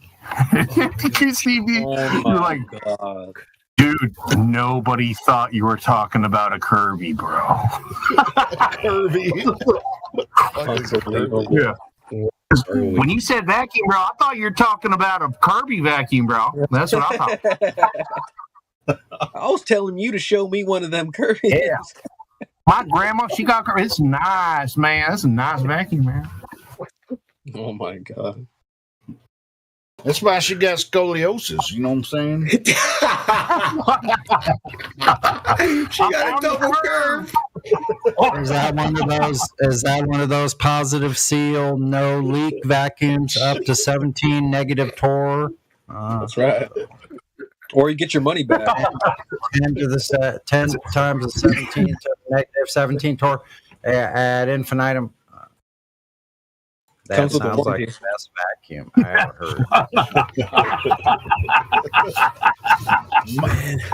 heard. What's your favorite vacuum? I like a Hoover. I'm loving that Hoover, man. But the Dyson is a really good choice as well. I remember the Kirby salesperson came to the door, but she had a beard or a whisker. She had a beard. I noticed a whisker. I don't know, man. I'm just saying, I was just a little kid, so what's little Sonny supposed to think? True stories. Good times. I'm just looking up vacuum of space. I'm just trying to find that Spaceballs one where they have the big maid over the Earth with the vacuum. Yes, I was thinking about that too, Helio. Yeah, Literally, let me find the it real second. quick. It's funny. It has a name too. I told Nathan about it. He said it's called Mega Maid, I think. Called a mini me. What'd you say? Here it is. I think it's called Mega Maid. Did you find it? Yeah. Hell It's yeah. on the GIF. You click the GIF lift. GIF. Is it still flat, guys, or is it? Yeah, it hasn't started moving yet, so. Yeah. Damn. Well, maybe next year. Sucking the trees up. It's always next year. Yeah. Yeah. There she is. Oh my god, Mega Maid. Sucking all the atmosphere out in the fucking trees. That dress, that skirt definitely covers the kneecaps. What is that, Kiwi? Mary Brown's Chicken. What is that? I'm literally looking at a sign permit for Mary Brown's Chicken, so I just screen cap. Got a maple leaf on it? Is it like a fast food place or something? Yeah, it's like a KFC. Oh, okay, cool. Does it have good chicken? I bet they buy chicken from Tyson here in Arkansas. Yeah, maybe. They probably do. Have some I more think everybody does. I wonder if Canadians would retail American chickens. Have some more chicken. I bet they do. Or do we grow our own here in Canada? I'm not saying everyone uses Tyson chicken, but hey, people in China use Arkansas rice. That's from Rice Land. That's South Arkansas. North Arkansas. Welcome to the rice fields, motherfucker. Arkansas. God. Arkansas, motherfucker. Yeah, I was waiting for the comeback. Reel me in, baby. Line goes in. Waiting, trolling. Yeah, we got a bite. Go. When I saw the spelling of Arkansas, I went, "The fuck? What are they doing?" What is but the state. Well, man, the state is named after the people that lived here, which is it's like, hey, they changed the Redskins to what the What's the name of their communists? Oh, the Commanders, not communists. I thought it was communists. The Commander. Fucking Washington. Commanders. I was thinking communists for some Saturday reason. night game, we've got the Patriots versus the Commies. Yeah, just start. We don't have to say communists. We just call them commies. Yeah. Dude, they have one of the best songs. Shout out to you if you've heard it before. Who? I'll grab it real quick. 1 sec. Hey, that just reminded me, CB, you got to get the Saturday Night Live skit from way back when where the guy goes, Jane, you ignorant slut. Oh, that sounds familiar. What's that from? Here it is. Saturday Night Live, SNL, way back 75 or something. Dude, I just heard Dave Chappelle's latest. He hosted Saturday Night Live. I don't know how recent it was, but it must have been pretty recent because he was talking about current events, and it's like a 15-minute rant on SNL. It's really good. You guys got to listen to it. So Helio, when they changed it from the Washington football team to the Commanders 3 months ago, they came out with a song to sort of help the transition. So this is like the catchiest line of the song. Those haters can't stand us. Left hand up. Who are we? The Commanders. Left hand up. That's Who so are we? fucking The Commanders. That's so freaking catchy, dude. You. Those haters can't stand us. Left hand up. Who are we? The Commanders. How long has it been since DC has ever voted, right, in any way? Because DC has its own district. It's not a state. But the people that vote there are in. So it's really like 53, not 53. God, dumbass. 51 states, with Washington D.C. being a district that's not part of a state. And that's so. How long has it been since they went in the red instead of the blue? I can't remember, but I don't even know. I think it's probably maybe. Can I go back to like the 70s or something, bro? No, I don't think it's that. I think it's even further than that. Let's take it back. Yeah, way back. Take it back now. Back into time. I'll look it up. That Kiwi? Word up. What's up, homie? But yeah, I just happened to capture that Dave Chappelle clip on. We can't play it on here, but that was so good. Everybody go back in time. Darkness. Yeah, that was he laid out some names, man. He named some names. He said some things. He says there's two words that you can't say together. No. I'm not going to say it, but you just got to watch. I will watch it.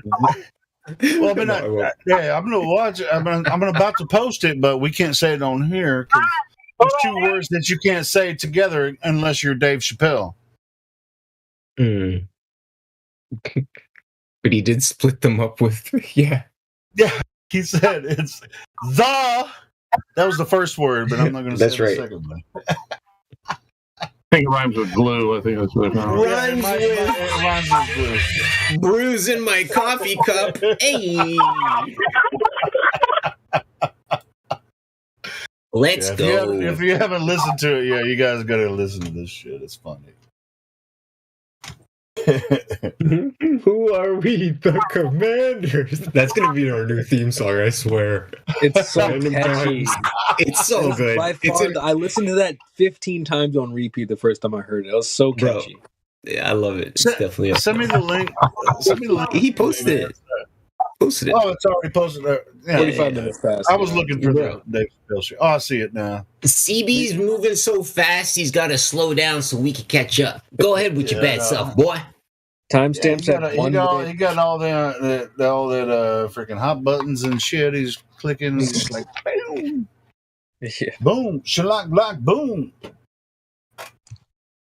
Yes, sir. Boom, the flat Earth, boom. So, oh goody. Like, why are you? I think.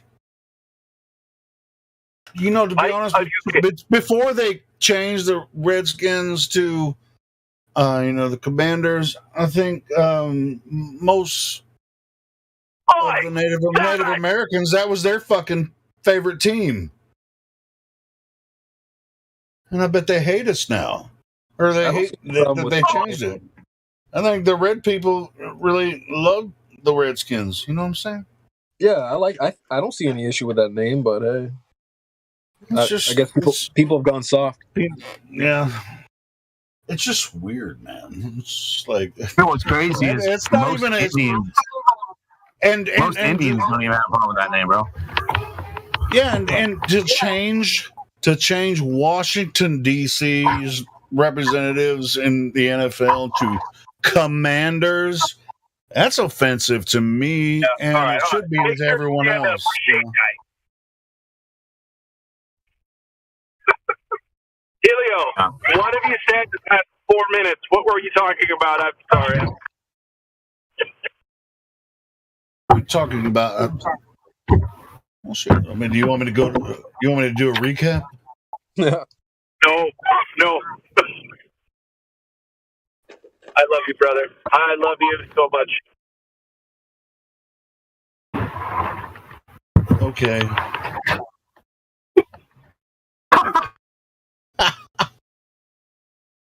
Anyway. I might have got off track there. My bad with the Commanders thing. Anyway, gentlemen, continue. I just wanted to come and give my opinion. That Flobe's kind of like saying, Helio, hey. Helio, I want to give you a big hug, Helio Skeptic. Hey. I want to hug you really badly. Yeah, I'm babbling. That's so cool. Cool. You guys continue. I'll shut up. Are they going to have to change? We'll come down and hug you. Are they going to have to change the name for the Red Sox as well, or what's going on in that country? Or they changed the name of the Indians to the Braves, or India. Yeah, I believe Indians to the Braves. Oh, really? That as well? Yeah, the Cleveland Indians are now the Cleveland Braves, I believe. What? Double check that. They're gonna have to. I don't think they changed that yet. Yeah, they did. Change.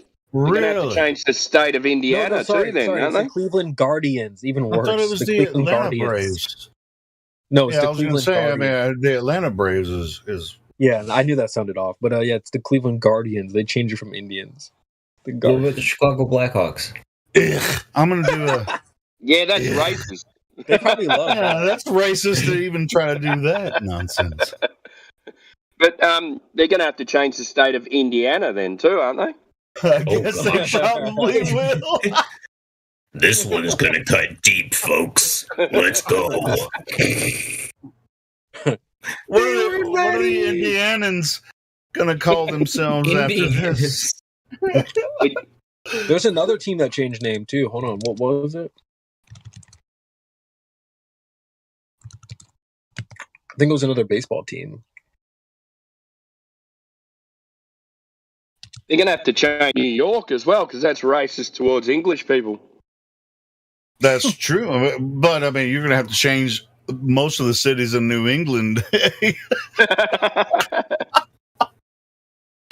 Dover, fucking Delaware. You're going to have to change all kinds of shit. New Hampshire? New Hampshire. New England, you know, the whole thing. Oh, dude, it's getting so bad. They're not even allowed to do appropriation. that. They're like banning the tomahawk chop. If you're like a fan in the stands, like doing the chop, you're like not even allowed to do that. Are you going to get arrested? What are they going to do? Oh, that's the Republican Chiefs. decency? They're still called the Chiefs in Kansas City, so yeah, they can't do the tomahawk no more. They're not allowed to dress up. If you're not even allowed to dress up in the the feathers, you can't do any of that stuff. But what about that? Chicago That's all Blackhawks. that's all part of going to the game, isn't it? Like getting dressed but up that's in offensive. character, and That's offensive. that's crazy. Well, what's Can you imagine the mascot? The mascot's probably going to get arrested for public Oh, they banned him. indecency. They arrested him already. Holy shit, they arrested him. The mascot. Yeah, the mascot itself is a racist, right? You know, He's a racist. I mean, well, the character, whoever created How do you think he gets the in the costume that character? the mascot wears is racist. Oh my god. Jokes. Oh my god. That's so funny. There's so many fucking snowflakes. I mean, you can't even figure out what racist really is anymore. You know, it's as dumb as shit. It's the dumbest shit I've ever seen in my life, and I've seen some dumb shit in my life. I promise. Yeah. So it's you can't say anything about anyone except for white people. You can So I can say make all whatever the- you want about white people. But... Right.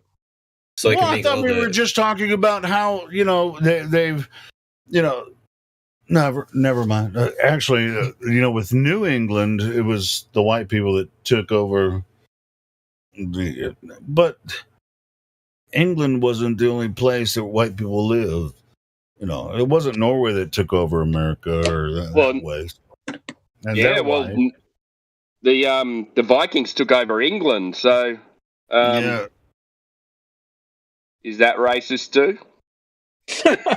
Dude, you know how long the white people fought amongst each other before all this other shit happened? Exactly. A lot for hundreds and hundreds of years. Yes. The French and the English, they fought for the Century War, you know, like Yeah. Yeah, they did fight a lot amongst each other to gain their territory, and then we're given this story about how they discovered this new land across the Atlantic, and which was already inhabited.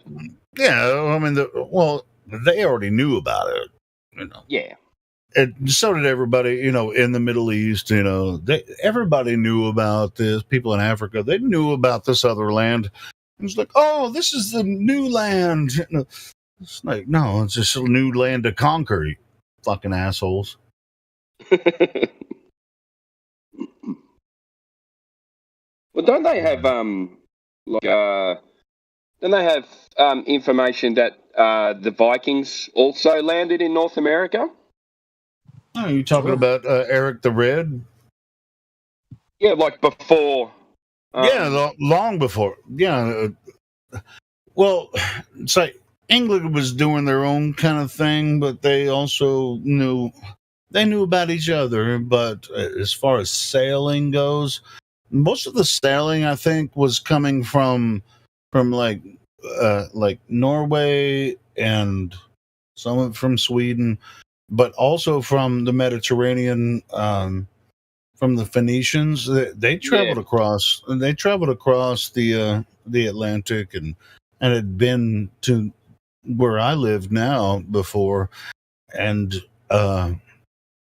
just once people gained power after the Roman Empire, it didn't fall. It's never fallen, but you know, it just kind of like everybody just like fell back. You know, after the Roman shit, all the wars. Kind of like just like, you know what, we kind of give up fighting this, and everybody try to get their culture back, you know. Isn't that funny? When the war stops, they call it the Dark Ages. Shouldn't it be the Light Ages? Yeah. It's like, how are you enlightened when you're being conquered? You know, it's just like war is never fun for anyone. Doesn't matter if you're a warrior or a subject. You know, under rule. You know, it's just strange. But anyway, but yes, of course, you know, Eric the Red. I think Eric the Red was from Iceland, if I remember right. Are you sure with a last name like that? Are you sure he was from Iceland? Based on our prior discussion. No, Greenland. That's where he was from. So Greenland has always been just a territory of Norway. So they were all Norwegians. Yeah. Yeah. I said Iceland, but no, Iceland. Yeah. He was from Greenland, and because I watched a TV show about it, and as a result of that, I started looking into Eric the Red and stuff. But anyway, yeah, the Northlanders, without interference by these British people, they just traveled across the Northern Sea to America, or at least to Canada. Probably more to Canada than to any parts of this southeastern part of America. They were more in like northern Canada and stuff. That's why. Yeah, well, you just got to kind of sail across the top. So, it's not that far. Not that far. It's far, but it's not. Well, you gotta you're just like I'm gonna head. I'm gonna use the sextant and I'm gonna go as far as I can go, and I'm gonna pray to God that I hit some land eventually. Yeah, they just, across the North sailed, Atlantic. Sailed through Mount Meru. No. Well, that's not the way they traveled, though. They just went straight because we were on a flat plane, so they just went you straight. can't go straight. As far as sailing goes, you can't go straight. You have to keep adjusting. Due to weather and whatever landmass you might have, experience or whatever. You can't go dead reckoning when you're traveling across Earth, even in an airplane. Yeah, I know, but the Vikings didn't have compasses, so sure, but they just went. Yeah, they did, but they navigated by the stars. So yeah, and the wind. Oh yeah, dude! Imagine trying to travel, because the winds that come off of Canada, they're always against you if you're trying to travel to the west from northern Europe across the North Atlantic. Oh, they're heading. You couldn't even do it in the wintertime, I don't think. Without a powered vehicle, you would always be pushed back. You'd have to do it in the summertime. You wouldn't have any wind in your sails that'd be against your sails. You'd always be pushed back. Yeah. Yeah. Oh, yeah. All right. We're going to set off. Oh, we're back.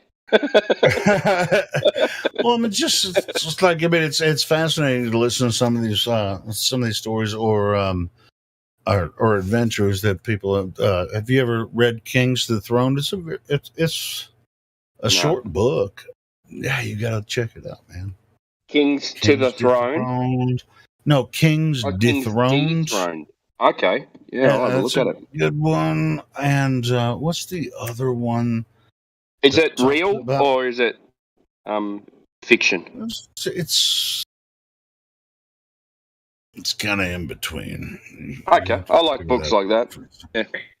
And there's another one that's I think he's a Norwegian adventurer. Went out with his son.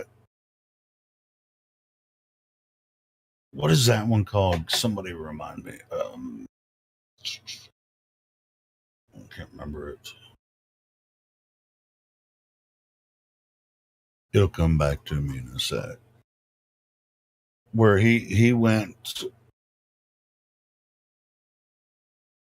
He actually in this book went to the northern regions on a sailboat and was met by giants, and they traveled to another place. You guys remember what I'm talking about? What the Smoky name God. of the book? Say that again. Smoky God. No, that's not the name of the book. The book about going to the North Pole, and that's the one I remember anyway.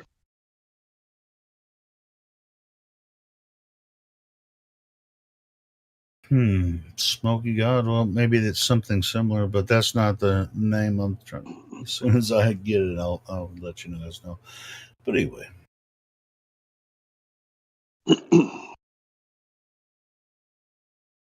But yeah, I mean, it's not like they called America the New World when they found it, but they didn't find it. They already knew it was there. The Northern Europeans and the Africans and the Chinese, everybody knew it was there. It was just like, what are we going to do about this? And the British figured out, hey, you know what? Here's what we're Well, the British and the Spanish worked together. It's like, we're going to send Columbus over there. Dude, Christopher Columbus, I don't think's ever set foot on actual North America. I think he stopped at the Caribbean. But hey, tomorrow's Thanksgiving. Thank God thank God for America, but the story's not what they told you as far as all that goes. 200 years ago, do you think they could have manipulated you into a circumstance where you're just like, oh, well, Thanksgiving, we just met the Indians and we all got along? Nah. Christopher Columbus definitely did some shit, bro. Nah, he was a shithead. Yep. Definitely did some shit.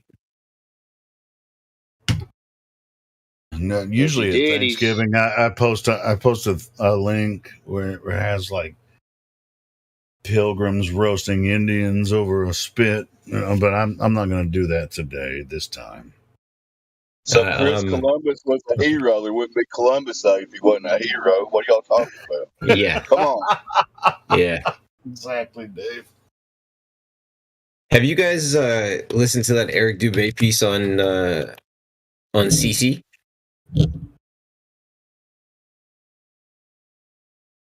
Eric Dubé on what? On CC. Because again, Christopher Columbus. Exactly. Yeah. I mean, yeah. He's not the only one I've heard. Yeah, sure.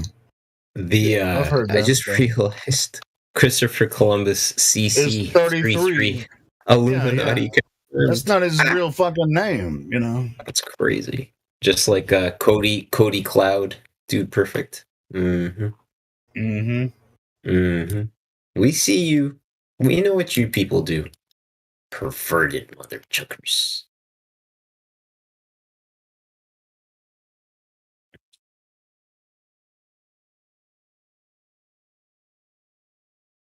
Blatt was trying to get me to shut up, and it's hard. I understand. But I'm going to go smoke a cigarette, and you guys freaking roll on. I trigger conversations sometimes. Sometimes I destroy them. I don't do it on purpose, though.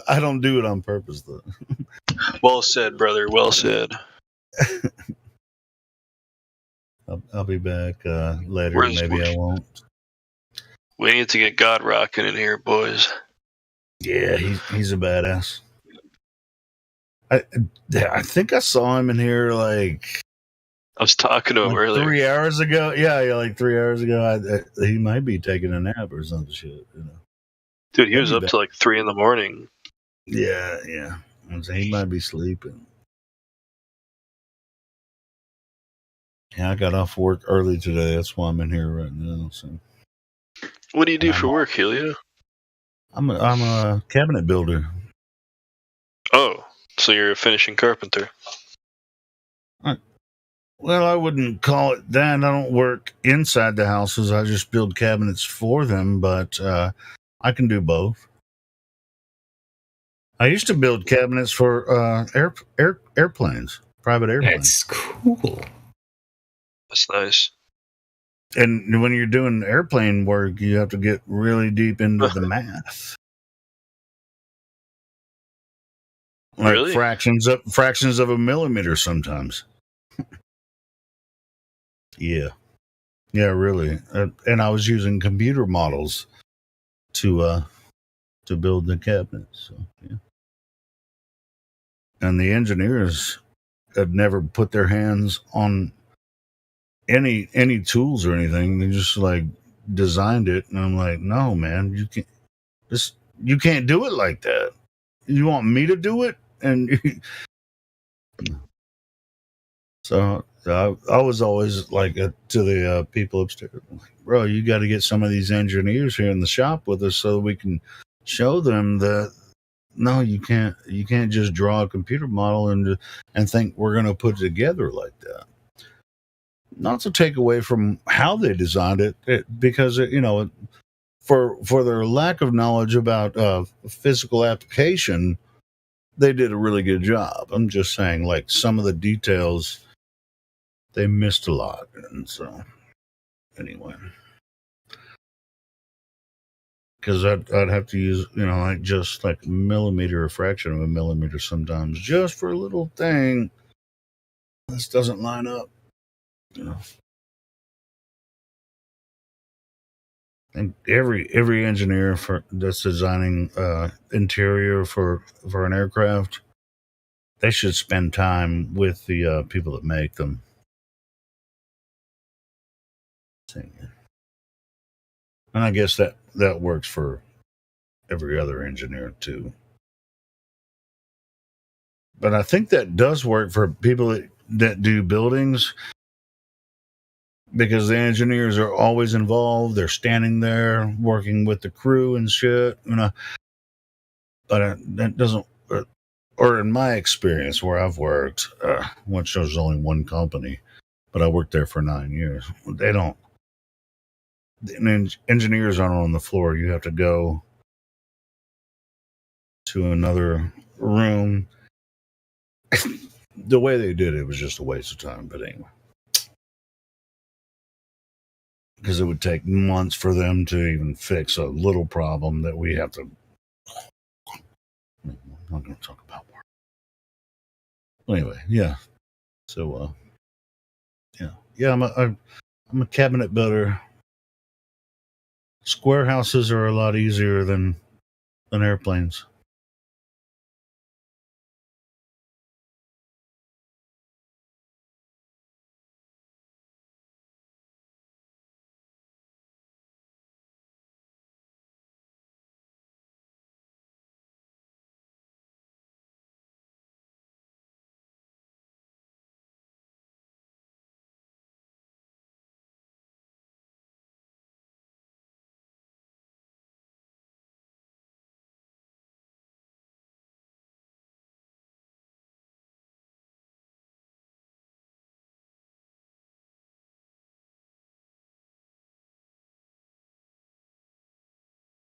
I'm gonna go Tokanet Sig.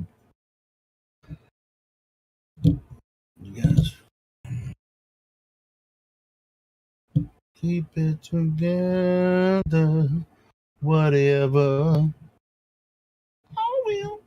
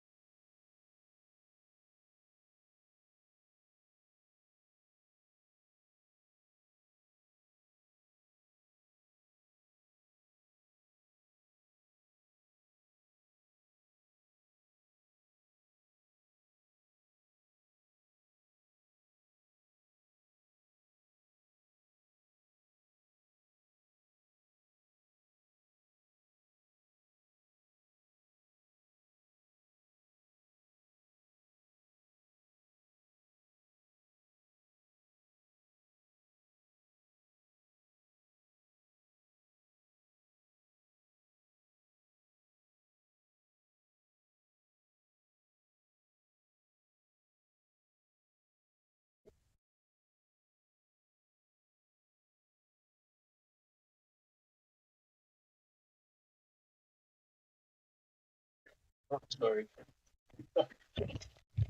Get it off. Mike.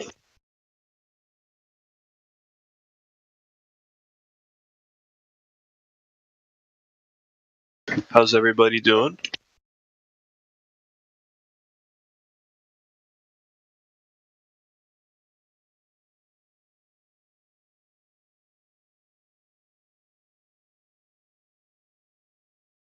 I'm doing good, Satoshi, but roboting and driving. Continue. Good, Satoshi. Thanks for checking in, man. How you doing, brother?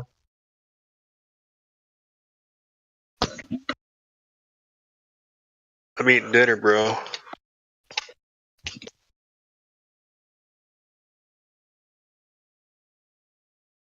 Nice move. I'm about to do the same. You have all four food groups represented in your dinner, I hope.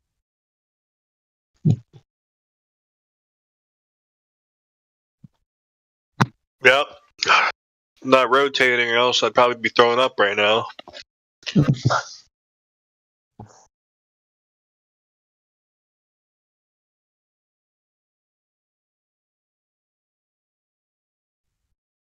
You just don't understand. You wouldn't expect to feel rotation on a globe. Come on, man.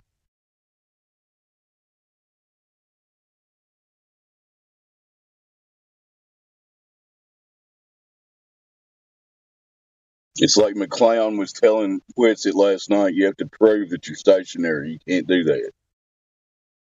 Globe wins. So there. You're right. Proof by assumption. I'm sorry.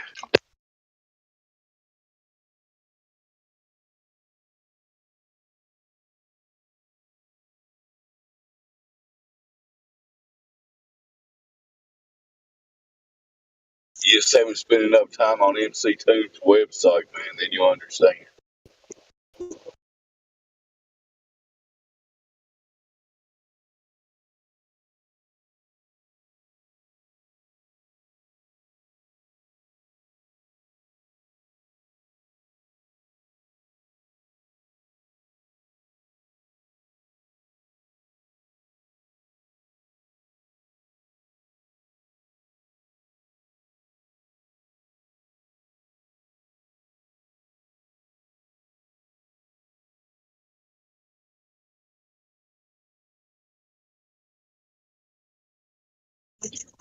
Everybody else on here, do you have the right to remain silent?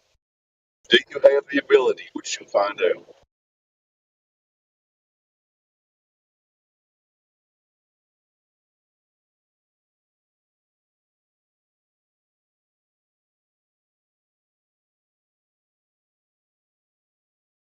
Okay, seems you all have the ability to remain silent. Good job.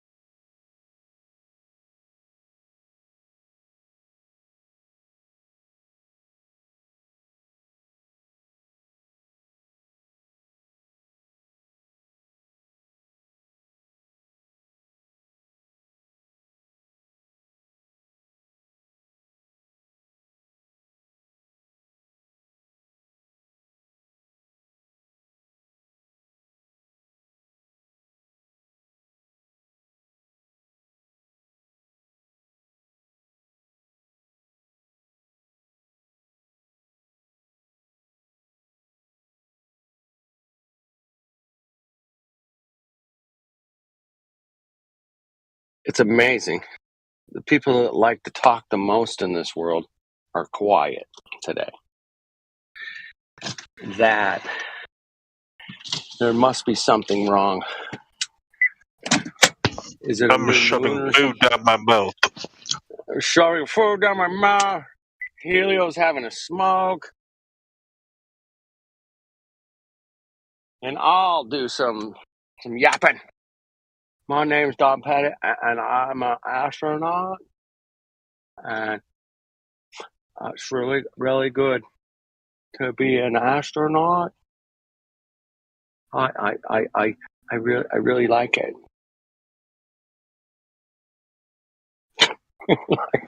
Really, they're gonna sell this guy as an astronaut? I mean, wow.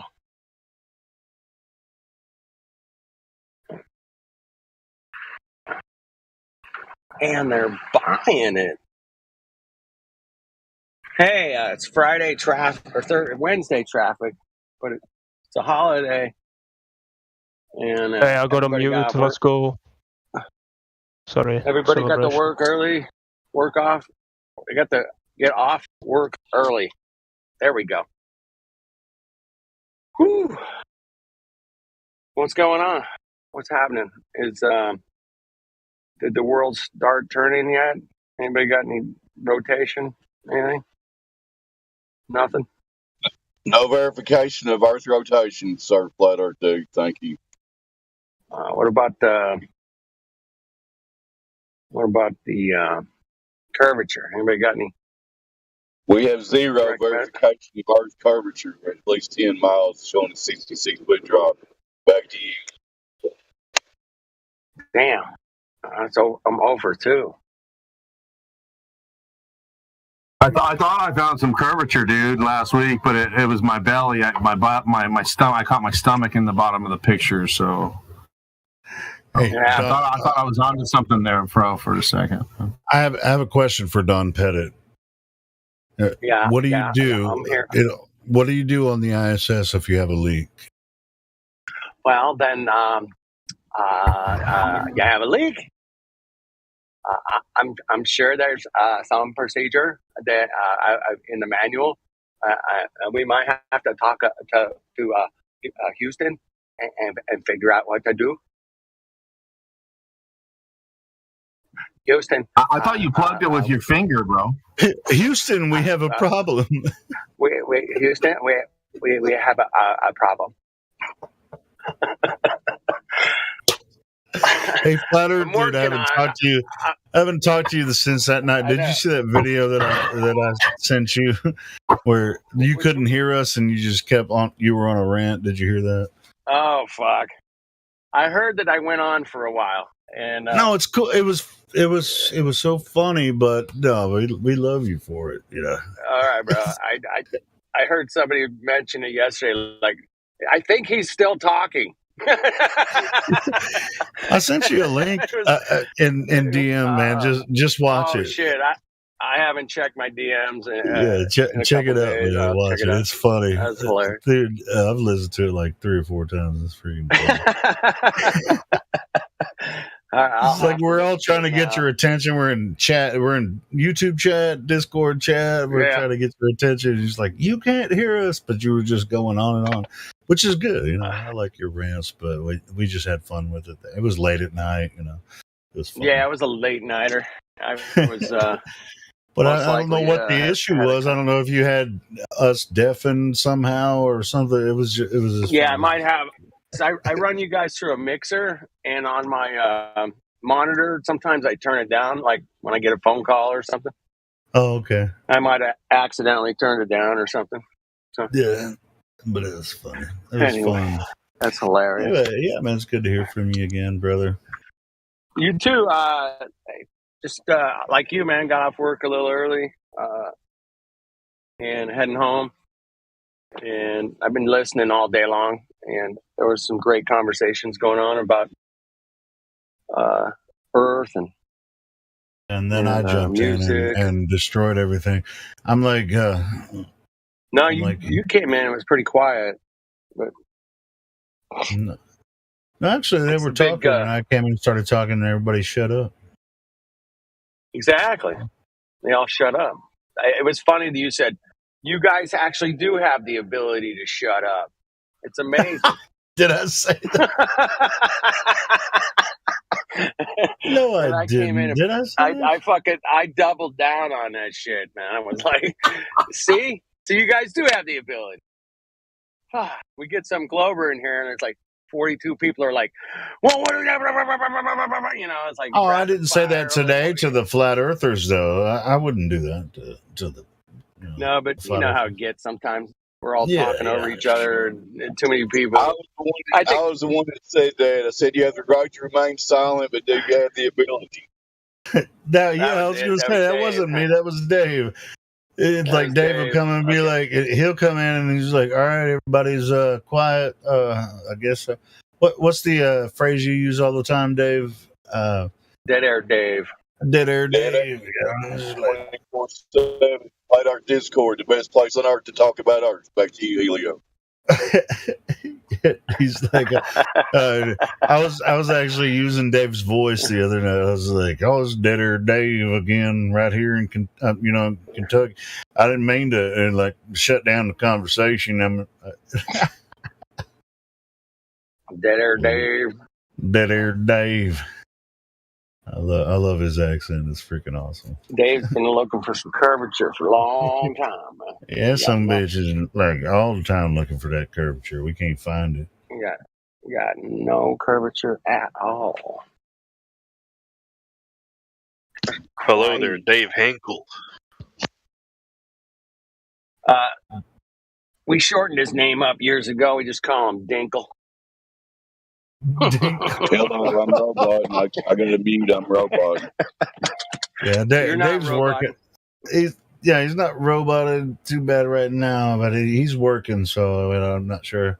It's up to you, Dave, how much you want to be active. But yeah, we love you. We love your input here, man. I just tried to do my part, Helio. Back to you. Well, back to Flat Earth Dude, because Yeah, I'm here. What do we do? I'm going up. Well, we're waiting for Glovers to come in here and tell us about this globe. Yeah, that would be good, right? That'd be nice, and we'd have someone to talk to because we talk to each other all the time. Yeah, there's still an outstanding claim that the Earth has curvature, and they haven't verified that, so that's a problem. Yeah. Bullshit. Hey, bullshit. Anyone listening on live stream, if you have a friend that's curious about Flat Earth, or just like share it around, share the link to the Discord. Tell them to jump in here and talk to the Flat Earthers. Man, we're here 24 hours a day. It almost never stops. Almost. Yeah, I mean, even if there's a little bit of dead air, we try to fill it with some information or some music. Exactly.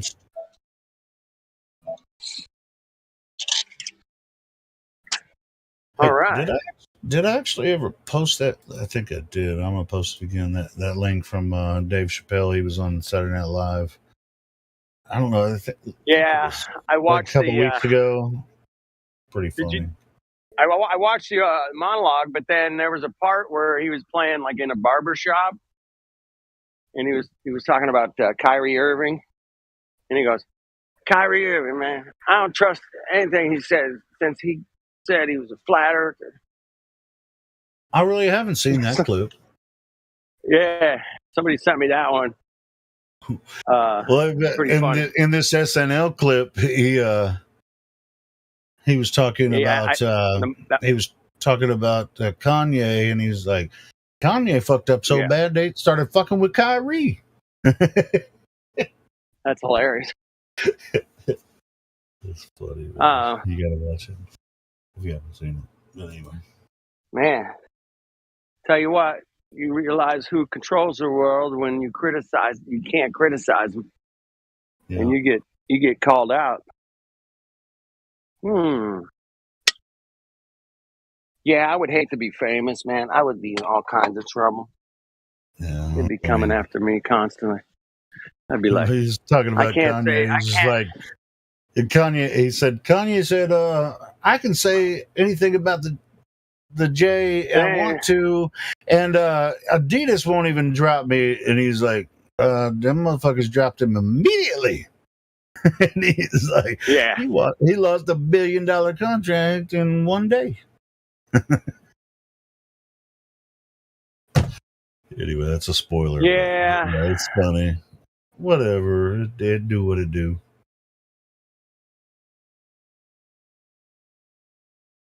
Yeah, it's weird, man. They brought out Neil deGrasse Tyson, all the big wigs, man, to deal with Kyrie, man, when he said the Earth's flat, man. Yeah, but he also made a commercial. Did you see that? You remember that commercial where he's like, I mean, but I think he meant to do it because Kyrie's a smart guy, I think, and he knows what he's doing in that commercial. It had like that globe, and then he spun it, and I was it was like a globe spindle, but it was flat, and he spun it. Remember that video? No, man. Hold on, let me find it. That was like 4 years ago, maybe. I don't know. Yeah, it was a while ago.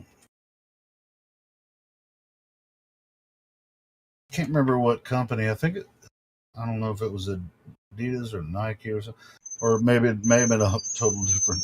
Anyway, I want to. I don't know if I'll be on here tomorrow, but maybe in the morning or something. But I just want to start a little. I'm thankful for a lot of shit, man, but I am super thankful for this Discord and what we able to share our information on a platform and invite new people in. And we're like super welcoming, and we got great music and super great links and information. Hey, I just saw my first Christmas tree on top of a car this year. Nice.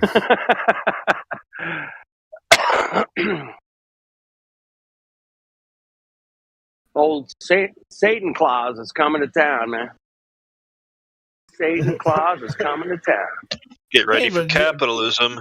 You know that Santa Claus is the magic mushroom, though. Did you know that? What? Oh, you haven't seen that video? Yeah, you gotta watch Eric Dubé's video, man. Santa Claus is the magic mushroom. Oh shit! My goodness, man, that's coming back to me. Damn. I share that every Christmas on my Facebook page. I share it every Christmas. It's a good video. Oh yeah, that's a good one. Hey, I'm just curious. What did that comment mean? Get ready for capitalism. What do you mean by that? Spend, baby. Yeah, you're talking about we got Black Friday and Christmas. Buy a bunch of shit you don't need, man. Well, yeah, but isn't it? Yeah, I mean that's every individual's right to spend money. Yeah. Engage in commerce. Yeah, that's right. It is. Sure. Yeah. It's freedom, but it's not even freedom that we entirely have because we don't actually live in a free market. This isn't free market capitalism by definition. It's a combination of that and fascism and socialism, technically. We're utilizing a currency that is. I think you're right. Yeah, you're right about that. Yeah. Well, I mean, it's pretty much all we have to work with. So we just. Well, it's not. Well, it's kind of a funny thing to say because you're right. In a sense, it's the only reasonable thing to participate in. But it's not even what we have to begin with. Like when you say the words, "Oh, it's all we have" or whatever, it's like, well, it's not even that. We don't even have free market capitalism. We have people on TV that like to say that this here in America we have capitalism, and they like to talk smack about it. But in fact, by definition, it's not free market capitalism, and they're talking smack about it in a way that doesn't make logical sense. No, but it's not supposed to. It's a distraction. Yeah, I'm just saying it's just like I just see like people, over the years believing what the TV says when without presenting any logic behind it, they bash free markets or the idea of freedom in general. And then so many weak-minded people, like the weak-minded Globers, just go along with it like sheep, and it's like, oh yeah, the Earth is a ball spinning in the vacuum of space, but capitalism's evil. I don't know why, but capitalism's evil. What the? Yeah, I know exactly, but like capitalism in its pure form is, well, it's not evil. I mean, neither. Well, I would say communism is evil, but because it puts the masters on top. Capitalism still puts the masters on top, but no. Wait, what do you mean puts the masters on top? I guess they're on top. Yeah, that's what I'm saying. Capitalism is, in its purest form would actually, it's just free market. But if you utilize their currency, the way that they made the Federal Reserve and everything, yeah, we're kind of screwed in that vein. I mean, think about it. Do you think in very many communist countries the average citizen has the option to work, make money, save money, and keep their money that they save? Like, is that synonymous with communism? No. That's not synonymous with communism. You're not allowed to do that in true communist countries. You weren't allowed to do that in communist Russia. Probably not allowed to do that in North Korea today. Like, they don't let you work for yourself. You gotta understand, it's collectivism. Communism falls into the category of collectivism. Collectivism is where the individual works for the state. The state is most important, and the individuals are secondary. And then there's individualism, where the state is secondary and the individual is most important. Now, which one do you want to be a part of? A lot of stupid fuckers out there that still say, oh yeah, communism still sounds good. Derp, derp, derp, derp. Oh, and even the Republicans, whatever, quote unquote Republicans in America, think that they're voting for their freedom while we're still participating in a socialist idea. They don't even know. Most people don't even know what the Federal Reserve is. That was my first conspiracy thing that I woke up to, was how they, the big bankers, collaborated together to create this monetary system for America to utilize. And then you get into the fractional reserve banking and stuff, and so money's not real at that point. And the United States government condoned that. They voted for it, and they created a private agency that can just print money out of thin air. And it's so what is money at that point? I think another way of thinking about it is, it almost seems like people that are anti-free market, it seems to me like they're almost another form of prohibitionists. Like, think about it. They're advocating for the prohibition of a free market and for people to engage in commerce freely. I mean, that sounds like a prohibitionist. They're prohibiting the free market. I mean, I don't see how that's any more honorable or dishonorable than the kind of prohibitionist that wants to put people in prison for the rest of their lives, or for 30 years or something, for getting caught with a joint of weed, of cannabis. It's like, that's the same kind of scummy people that want to put you in prison for having weed, are the same kind of people that have that same kind of BS mindset that want to outlaw free markets and outlaw your right to, effectively defend yourself, and outlaw your right to do whatever drugs you want, or go gamble. If you're a grown individual and you want to go gamble, you should have the right to do that. People that are against these things, they are filthy prohibitionists.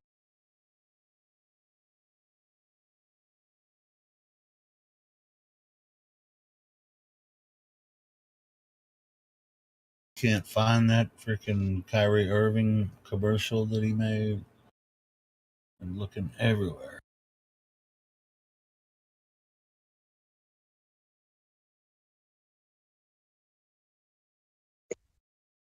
It just kind of bothers me because I feel like they're stacking up in this country around me. Oh, bro.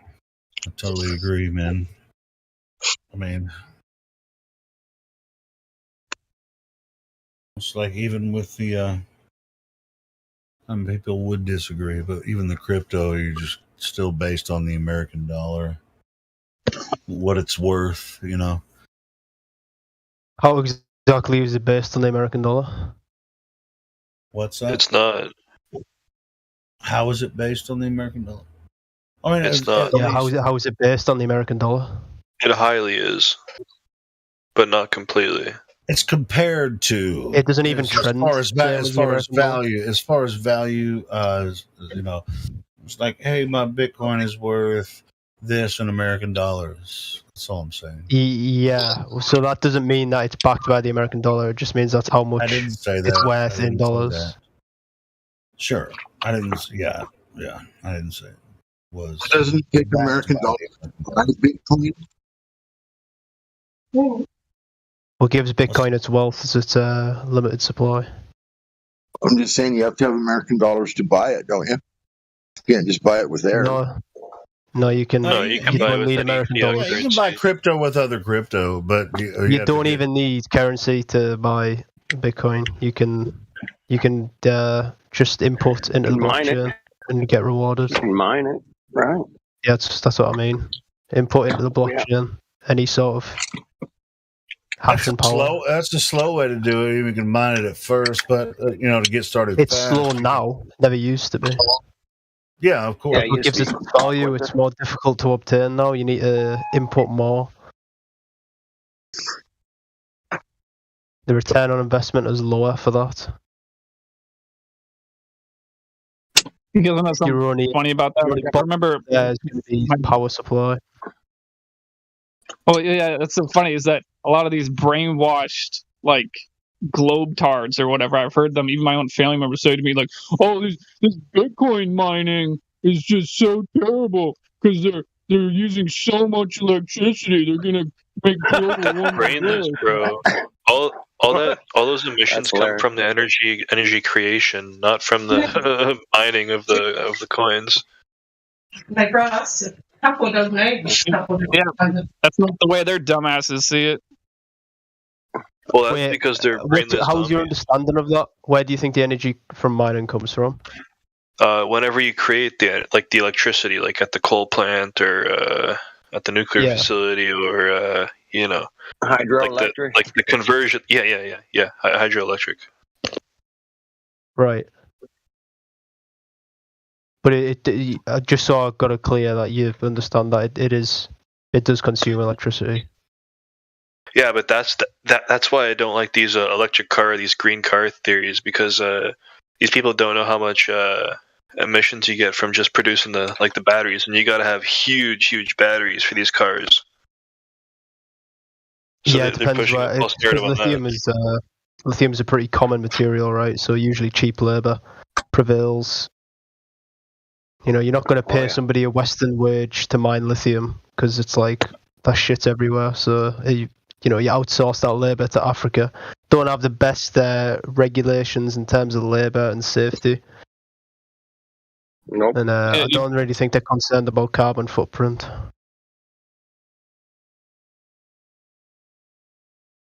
Exactly. You know, if we eliminated all subsidies for both the gas-powered car industry and the electric car industry, then we would actually know how much it costs to build in modern times a gas-powered car and an electric car, and then people would vote with their dollars accordingly. But until then, no one actually knows. Not even the most talented economists actually know, which one is more economical, because the subsidies are set up in a way that makes it effectively impossible to know which one is more economical. That's how screwed up these subsidies are with our economy. We don't actually know which is more economical at this time, a gas-powered car or an electric car. The only way that we can know is to make it a true free market, which, so many people are afraid of because the TV tells them to be afraid of it. Be afraid, be very, very afraid of free market capitalism. I'm afraid of the asteroids. I mean, what you're talking about there isn't free market capitalism. You're just talking about lack of interventionism. No, it's even worse. Well, yeah, that would, yeah. Well, that would be synonymous. That would be one step towards it. So yeah, I'm talking about eliminating things that are anti-free market. That would bring us closer. I think is the word for it, right? Well, it's like how about what in the agriculture industry, they subsidize farmers to grow food that will never be used. Yeah, and that's an atrocity. I can't even believe that's still going on today. But then again, so many ignorant ass Americans are, uninformed and uninvolved and comfortable with it. Might as well put that on their gravestone after they die. It's like, I got a shitload of money from the government that nobody ate. I'm a farmer and I got a shitload of money from the government that nobody ate. I thought you guys would be like very pro-rural, to be fair. It's like, I agree, like, some of the subsidies are kind of retarded. Like, sheep is a common one in Europe. They think it's necessary to keep the economy going. And for the most part, it is, because we're so screwed by the Federal Reserve and the way that the monetary system works now that if it all of a sudden shut off, we would be fucked. But yeah, that's civilization as a whole, though, right? You're very reliant on central authorities to mediate and control economies. Otherwise, you delve into anarchist sort of society.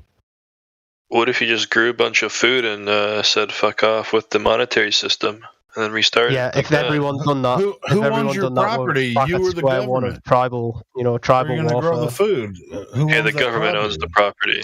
Yeah. So. Yeah, but I'm saying if you go back to that step of each individual family or persons has their own land, grows their own food, you're susceptible to, tribal warfare. You're just going to have this system's going to repeat again, and there's going to be communities that form and want to fight another community for their land. You can't stop human behavior.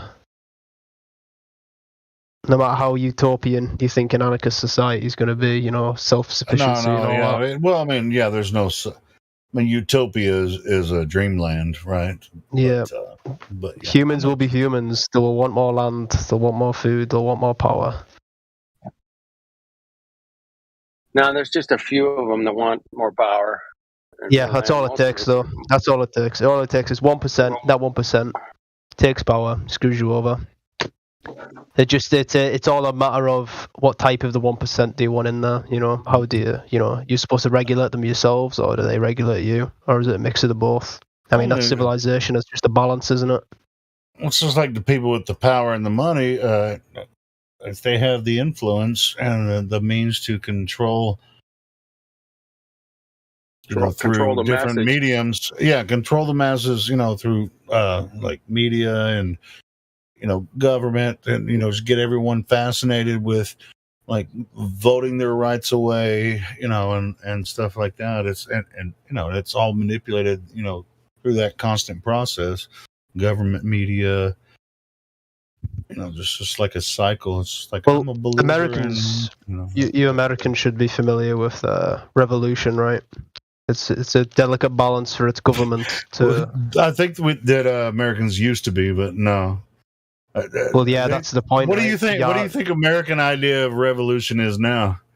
Like sitting on the freeway, blocking people from getting to their job. Hey, I'm making a statement. Like, what you I don't think that's revolution. That's much more protest. Yeah, but they don't even know what they're protesting. They don't even know why. Or demonstrate. They're protesting what they saw on the news. So what do you think the solution for the USA is? I don't think you would. I don't. Here's my one input is that my one input is that you don't get to rule anybody unless you've spent 10 years in the workforce. I mean, the real workforce, not some attorney job or secretary or some. No. We're digging ditches, you're building shit, you're mechanic, plumber, something. You got to do that for 10 years. Then you get to run for office. Yeah, I've been. So you want somebody to essentially live in the working class and then run for office? I have an alternative solution. My alternative solution is do your best to campaign and inform people and have them vote accordingly and have them be high information voters as opposed to low information voters. Because it seems to me like the cause of the problem isn't the politicians. The cause of the problem is the people. Too many of us are low information voters. Too many of us are uninformed, uninvolved, and comfortable with it. I think if you want to look at the problem, you got to look at yourself in the mirror. Hold on, though. With this, people are voting, but they're not involved. They're just voting for red or blue for the most part, and that they're not uninformed.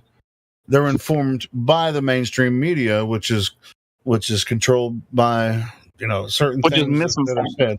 Yeah, they're misinformed. Yeah. Well, they're okay, misinformed to choose between red and blue, and that's the only option. And it's just like they're two wings of the same bird. Yeah, but keep in mind, being misinformed doesn't mean that you're not uninformed. They're misinformed, but they're also uninformed. Right, So it's ignorance. It's called ignorance of the big picture and how they're being manipulated. I know, but just like this seems like the kind of thing that when people a few years ago were trying to say like, oh, we should pass a law where you can't be a member of Congress for more than 30 years, blah, blah, blah, or something like that. It's like, no, dude, I've got a better fucking idea. Why don't you do more research, do more campaigning, and stop being part of a society of fucking mongoloids? Like, actually take responsibility for your fucking actions instead of just blaming it on other people. Like, oh, we need to make it harder for politicians to stay in No, dude, fucking campaign and vote. Like, start making it so the less people in your community are ignorant as dog shit and do something about it. Don't just fucking complain and try to find some weasel-ass way to get out of it. Like, that's what that is. It's a weasel-ass way to get out of it. And I'll tell you another reason why. Because Ron Paul was a member of Congress for, I think, 29 years, possibly more than 30 years. And he was the best member of Congress that I've ever known of.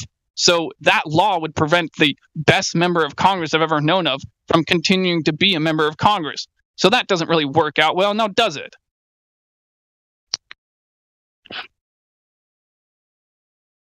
I mean, people don't think these things through at all. Well, sure, Ron Paul wanted to change. Ron Paul was all about changing the tax system for a lot of years, right? Yeah, but he was like the only one. Of his big campaigning. I think he was the only even more than that. He wanted to audit and abolish the Federal Reserve. Yeah. He was the only one, though. You're roboted. Say that again. Yeah, Ron Paul was campaigning, I think, on both or more than one presidential campaign. He was campaigning and in Congress encouraging people to audit the Federal Reserve, and then after you audit it, abolish it. Right. Well, and then Rand did the same thing, when he ran against Trump, when Trump was elected, he ran against Trump for the nomination. And I was like, I thought Rand had a chance, but whatever. And Rand was all about, he wasn't about necessarily abolishing Federal Reserve, but people didn't like when he started talking about the national sales tax. Everybody hated that shit. But I mean, why not? It's got to be better than what we have now. Well, it was a national sales tax versus an income tax.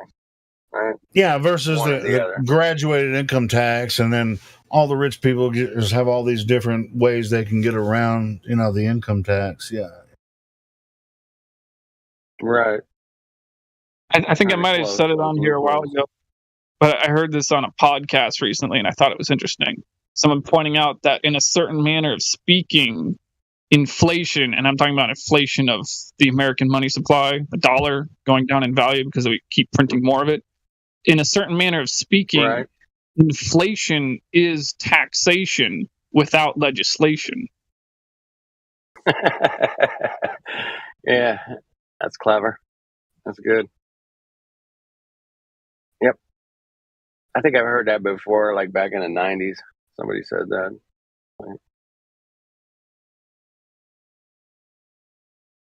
That's good.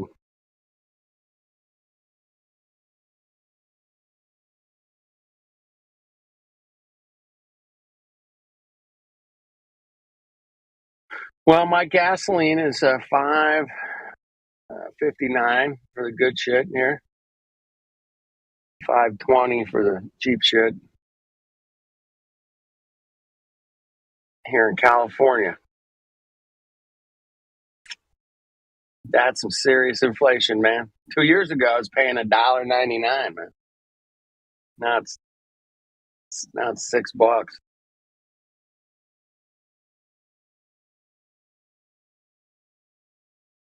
It hurts.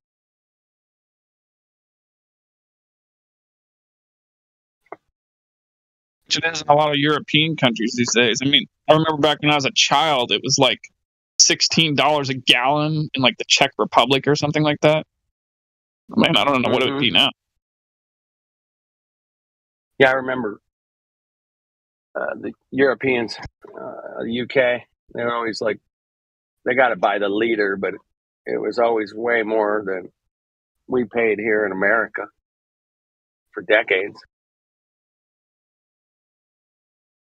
I don't know what the equivalent is in the UK right now for a gallon of gas, but I bet it's close to $10.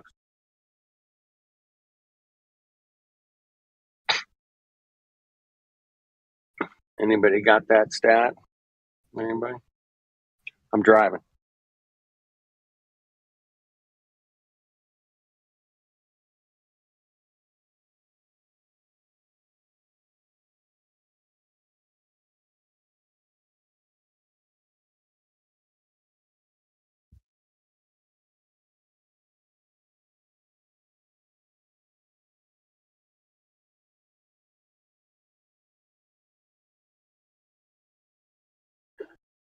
Is anybody having pizza tomorrow instead of turkey or tacos? Or maybe just have a salad tomorrow. I don't know.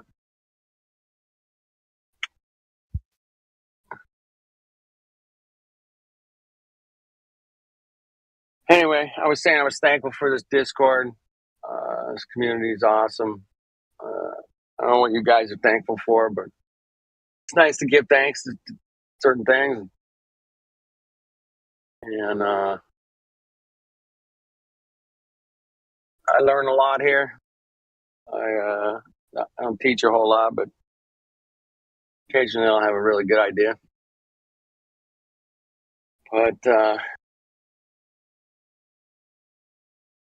amazing place to help understand where we live and how it works, and hopefully how we can make it better, man. And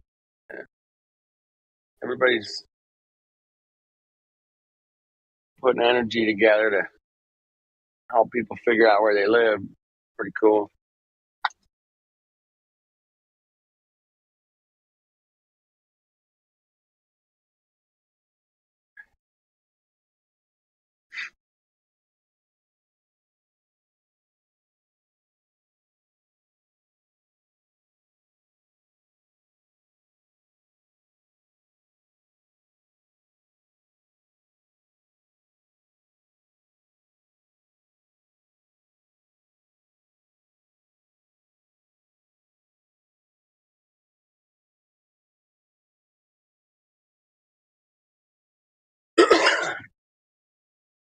All right. Coffee time. Is everybody getting ready for people coming over your house? You going out of town, or?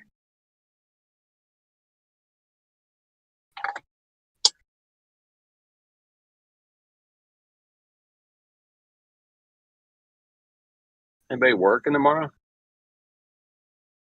Curious.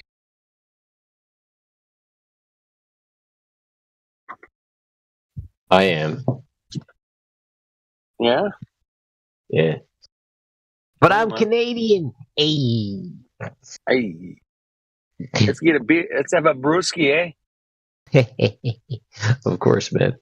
Hope all's well. You enjoy your Thanksgiving and your time off, man.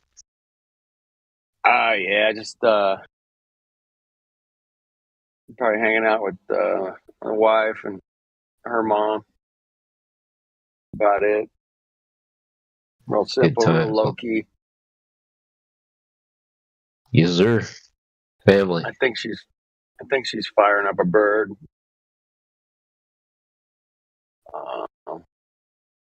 Something like that. Cooking a bird, man.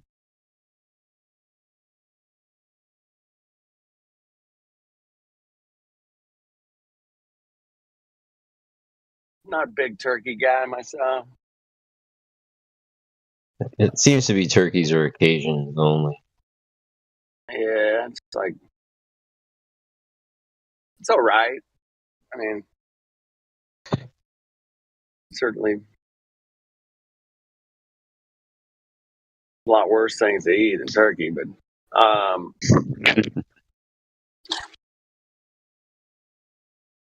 Bird, bird, bird. Bird is the word. bird is the word, is the word, is the notion. Well, happy Thanksgiving to you, man. Got to unmute. Just get You back too, in. man. Finish up some work. All right. Finish Be it well, up. brother. I'm just driving home, chit-chatting.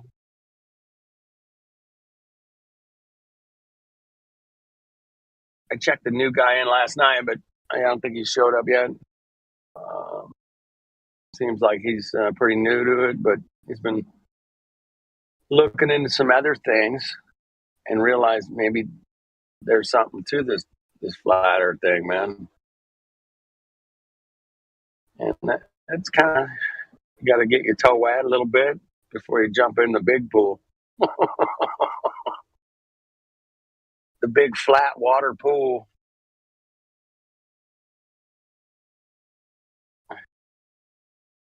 Make a splash.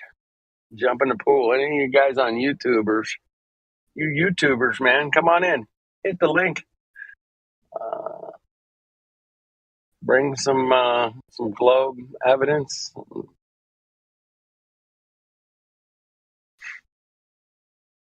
That'd be cool.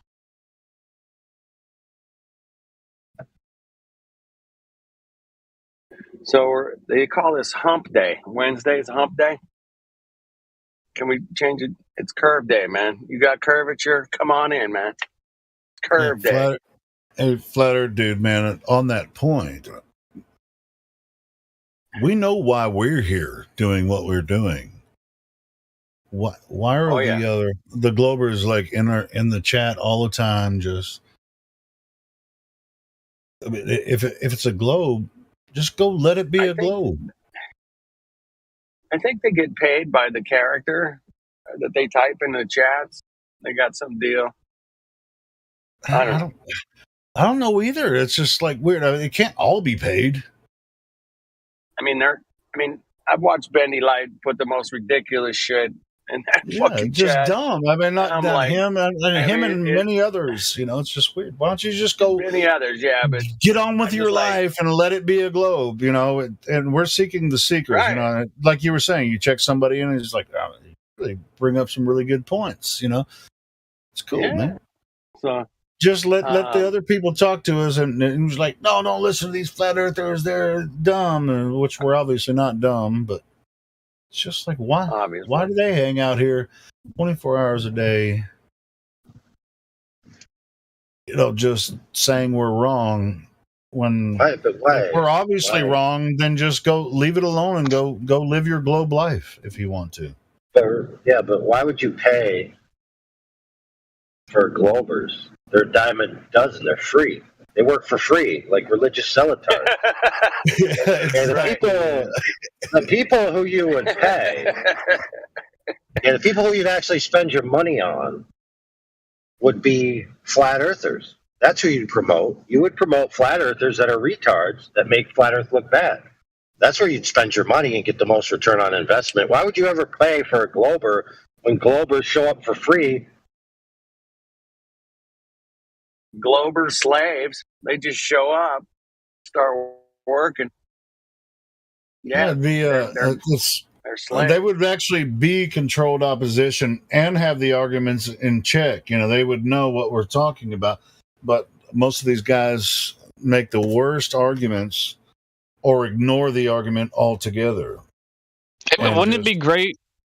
Wouldn't it be great if we could like build a machine just somehow, some way? I mean, I don't think we can, but wouldn't it be great if we could just somehow build a machine that generates electricity from the fallacious arguments of Globers? Because if we can keep them coming in here for free, then we could start selling the power. And don't we have a room where AI? Don't we have a room where we have like clips from? It's called Golden Globies. Yeah. Really? Well, it's a Maybe whole we should separate utilize server. that. Yeah, we needed to utilize that more often. Golden Globies. Golden That's Globies hilarious. is just like some of the dumbest shit they ever said. It's just it should be put out in front of everybody. Well, one of the ones recently was curvature can't be measured at the surface. And the other one wasn't it like flat is means curve, or horizontal means curve, or something like that. Well, sure, that's not a new one though. I know. They always say, like, Golden means globy curve, word. bro. Huh? Level means curve bro. every time. It's just like, well, look up the word level and see if you're right. Come on, look it up. I'll tell you what, though, I have looked it up, and they're like the first definition is horizontal, you know, but if you look in the secondary definitions, they've added the globe in there to that, especially if you put level water in the in the search. It's just like the globes everywhere.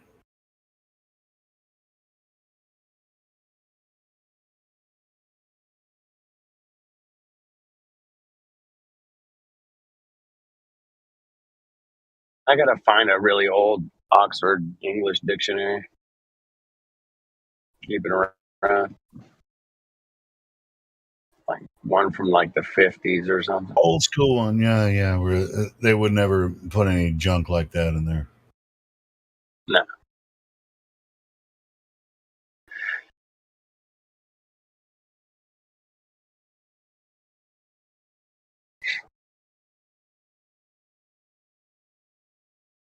There's an older encyclopedia, I think, from the 30s that said that Earth has a dome and it's like 13,000 feet or something like that at a certain point. Which, yeah, that's kind of ridiculous. I mean, that's too. Well, it's like I stopped using the Picard thing. August Picard. He only went up about 50,000 feet, which is about right where airplanes fly. And he said, "Oh, I saw the Earth as an with an upturned edge, and it looked flat." Bro, you only went 50,000 feet. I mean, what kind of windows did he have on his device? Yeah, it's like he had like the inverted perspex glass. I don't think he did. But I will say, I will say he had a lot of guts to do that, though. He had a lot of guts to do that. Yeah. Well, right, but imagine being so poor.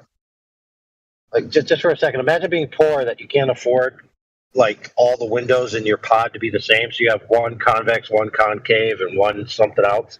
And you look out 3 different windows, and you're like, "Whoa, the Earth looks round. Oh my goodness, the Earth looks concave. Oh my goodness, the Earth looks flat."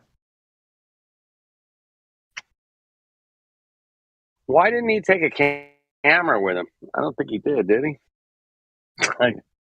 I think it was like 1920, something like that. I mean, I know they had cameras and stuff. They had cameras, man. They had cameras, bro. Kodak Instamatic has been around since like 1899 or something. I know, but anyway, it doesn't matter. Dude, He wasn't from America either. He wasn't. What nationality was he? He wasn't German. Was he Swedish? I think he was Swedish. French. French. Yeah, French guy. Yeah. Picard. Yeah, that makes sense. Oui, it is flat. Oui. It looks flat to me. But anyway, it does make you wonder. a lot of these things make you wonder, like, why is there no 360-degree pan? Why is there no continuous footage from a launch to the point of its destination, et cetera, et cetera? Right. Simple, like, these are not complicated things. You don't need, dramatic excuses to be like why you can't do it. You just freaking do it. Right, and that's our point. It's like, well, you flat earthers don't realize that what you're seeing here is a mirage. The globe it looks flat.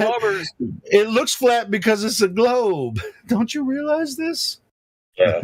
The globe. I've heard the Globers say that the reason they don't have the footage from the rocket launched all the way to the ISS because they don't have to prove that it's going to space.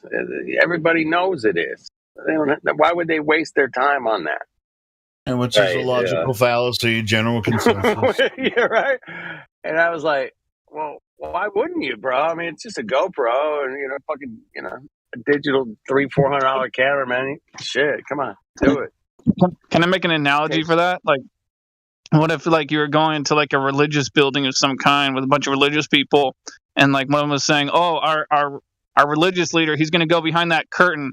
He's going to talk to God, and he's going to come back with us and tell us what God has to say. And so he goes behind the curtain, and I'm, like, standing there with them or sitting there with them. I'm like, so what if I'm doubting that he's talking to God? And the guy turns to me and says, well, why would you doubt that he's talking to God?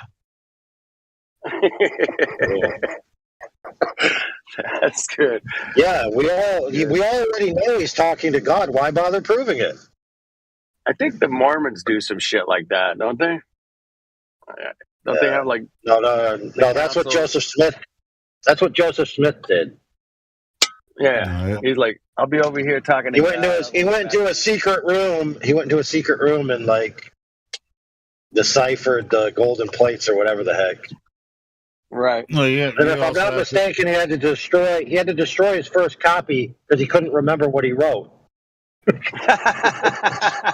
Right. So it's not like he was actually deciphering the plates, because if he had to do it again, it would have been an error, right? So he just said, whatever, I'll just destroy this copy or something. You also have to wear the holy underwear to really yeah.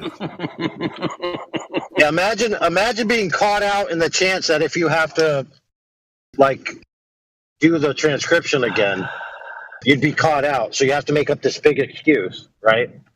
And then people actually still take you seriously as if you're some kind of religious prophet.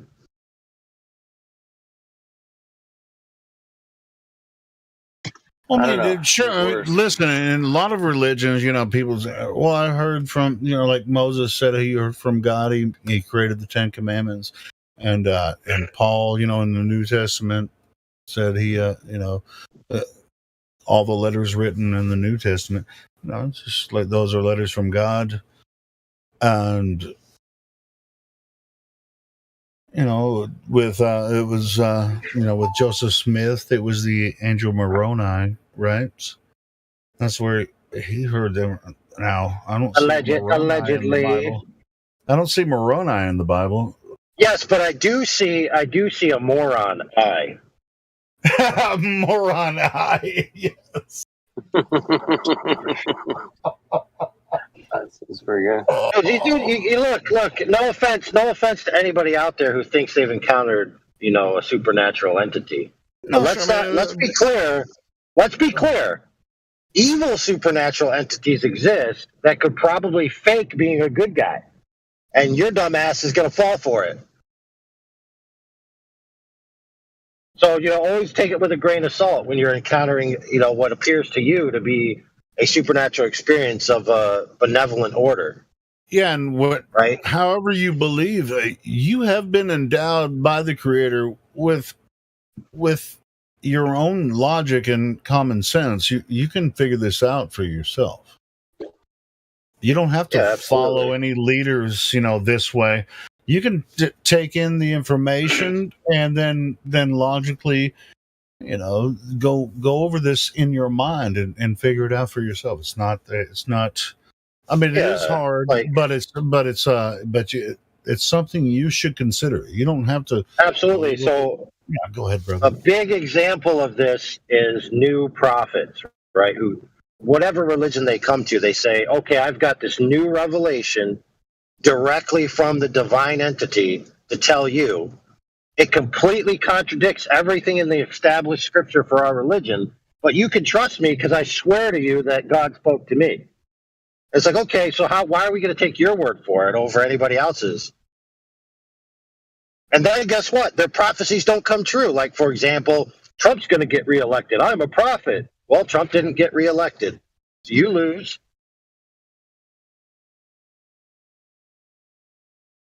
What's hilarious is that a lot of religions actually have the death penalty for false prophets, but I don't see any of these prophets lining up to be killed for their stupidity, for pretending that they're talking from God. It's like if you have a false prophecy, that should tell you that God isn't the one who told you that. I mean, it should be. These masters of the universe AI are playing us like we're toys, But we're not we, us in here, but people are participating in it, And it's like, hey, I'm just like, it's the weirdest thing that I've ever seen. It when I was growing up. Yeah, bro, see, what you got to understand is you got to understand your pieces and your cards. So, like when you're playing a game, like an RPG, whether it be a video game or a tabletop, your characters have intelligence points, right? And so what they can and can't do. So they're like, all right, let's it's just like you have the warrior. And he's lower in intelligence, but he's brutish. He's really brutish. Right. Yeah, go ahead, brother. I'm sorry. Yeah, so they're like, all right, let's play the southeastern United States population. What's my intelligence points? Let's see, retard. Okay, yep, they'll fall for it. You could be low in intelligence but high in charisma as well, too, right? So I mean, it's kind of that's a good point. Good point. And isn't there a thing where they have like some type of score, based on your social media interaction in China, where they just like, that's how it works very similar, where it's just like your intelligence is utilized by some or figured out by some type of AI thing, and that's how they know you. Which I mean, it's still. I'm sure the same thing works for all of us. I'll tell you, the same thing works for all of us, But go ahead. Yeah, there's a game piece being moved around right now in the social sphere, and that's the Andrew Tate guy. He everyone thinks like he's some up and coming. Like, yes, he has a lot of stuff on his end. What does he do? What social media, whatever, co-opted him. Well, they started relatively poor, and then they made a lot of money, and they have kind of like a red pill, macho, masculine mentality, but not in a horrible way, like in a good way. Like conservative, kind of like Matt Walsh, kind of like that. Yeah, not. Sort of, not like Matt Walsh. Okay, I've heard the name before, but I haven't followed Andrew Tate. I like Matt Walsh. More like hyper masculine, right? Okay. Right, but one of the ideas that these new hyper masculine guys, pill guys, proffer is polygyny, right? Oh, sorry, not polygyny, polygamy in general, but multiple wives in particular. Like they all have this thing. Like if anybody doesn't know. 80% of women supposedly only find 20% of men attractive, right? And 40% of men throughout history have created because women are sleeping on top guys and ignoring the rest of the men. Men not like this because they have multiple women themselves. While the guy You're roboting AI. Holy shit. Don't you always feel weird when you're telling AI that he's roboting because, come on. You're roboting AI.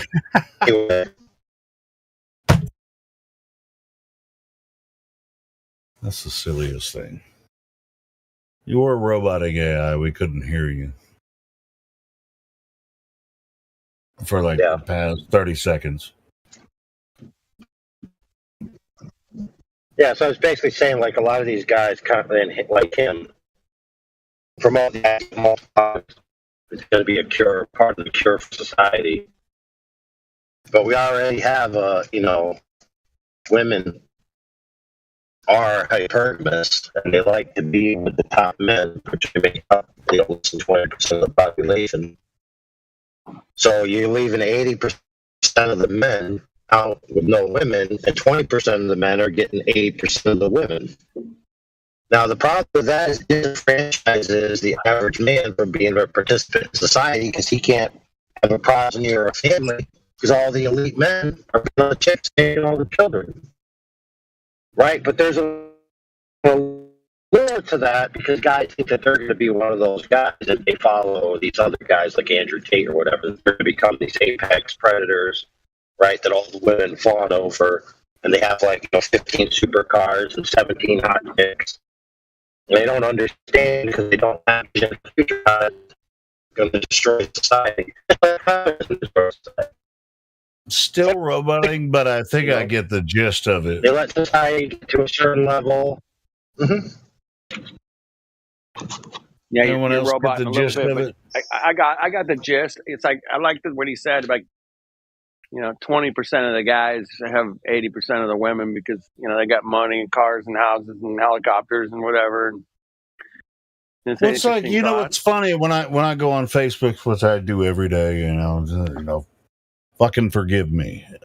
And there's these new shorts that come up, and they're like, guys, are making money off of TikTok and shit. They're like, hey, how big is too small? Asking these college girls, about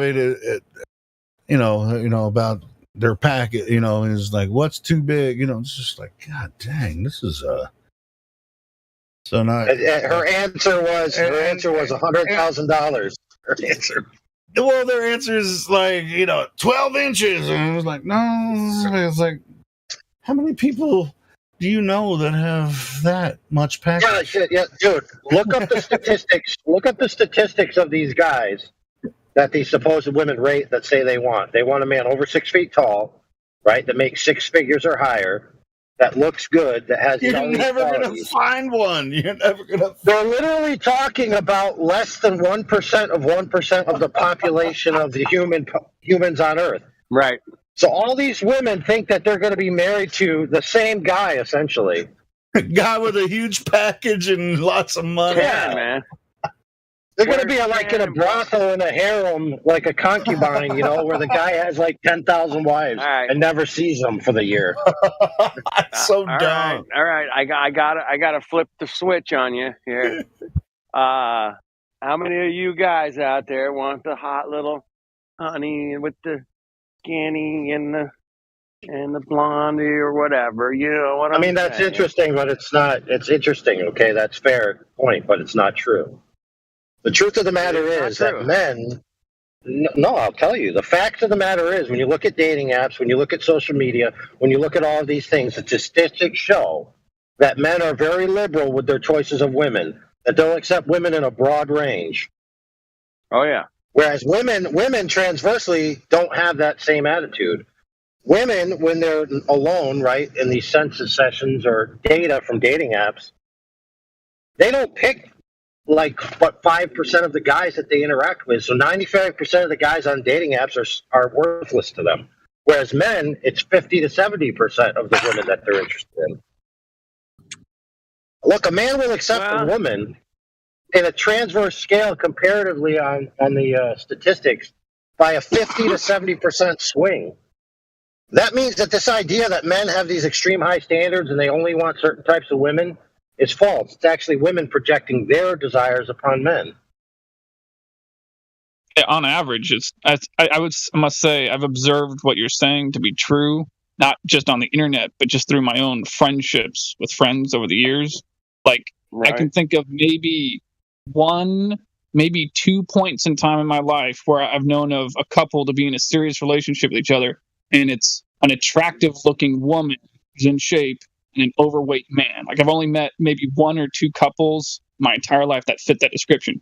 But when it comes to the topic of couples where it's a morbidly obese woman, who might have a good personality, might have a bad personality, but either way, she's got a boyfriend who might be in good shape, might not be, but a lot of them have boyfriends that are in good shapes and husbands that are in good shape. They have obnoxious, morbidly obese, girlfriends and wives. And it's like, yeah, you're right. I mean, it's just how it is. Yeah, my buddy. See, the problem is, go ahead. My best man, real tall, skinny guy, loved big babes, man. He just loved big, fat women, man. And that was his thing. I never understood it, but that's what he was into. And it's like, it was strange, but so That's it happens. fair. There's all That's kinds fair. out there, Right, but see, here's the problem with society, right, that a lot of people don't want to address. And don't get me wrong, why this has to do with flat Earth, because it's part of the societal control, right, where they start eroding your freedoms, right? But one of the ways they erode the freedoms is they attempt to equalize men and women socioeconomically, okay? The problem with that is that women, statistics and facts bear this out, are hypergamous. That means they always want a man that is greater than themselves, right? So they seek to desire a man who makes more, does more, has more, produces more. And so the closer you bring a woman to a man, the less and less men are attractive and viable as mates to that woman. And what do you end up with? You end up with a bunch of single people who they encourage to have sex, by the way, and make kids, right? So they don't have parents.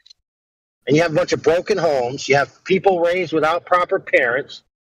You have them being basically raised by the state, et cetera, et cetera. And so what you end up with is a bunch of stadies, right, by design. Yeah, the plan seems to be working out pretty good. They've been pushing this agenda for a long time. Hey, check this out. Even bigger than that, the Chinese communists have more of a family culture than the Americans do.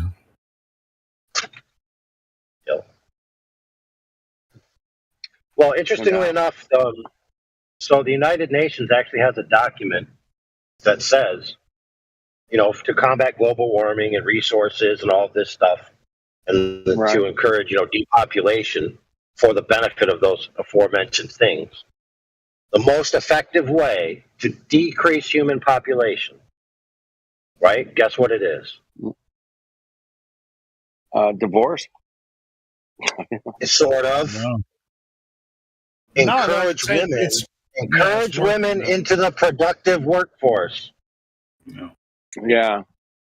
And because women who are working and making money and all this stuff, they don't want to have kids. That's just what the facts bear out. Sorry. Yep. Got Exactly. some noise here. Sorry.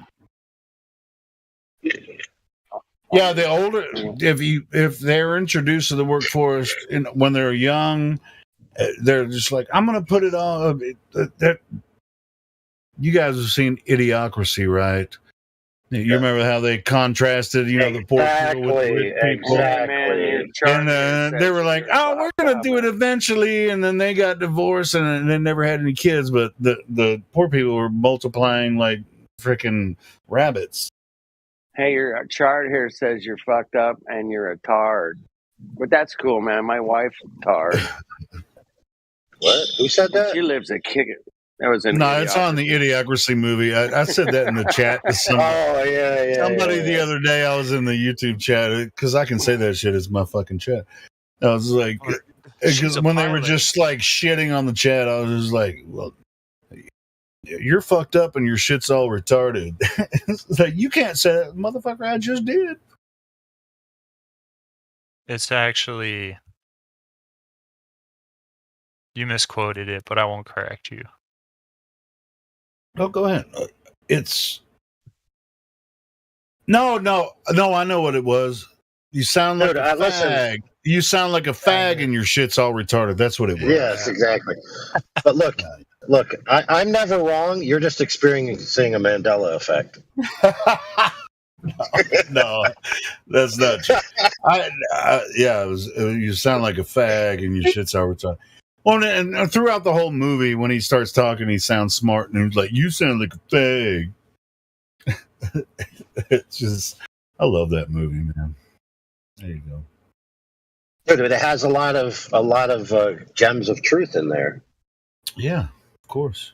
It's just like ultra big ass fries.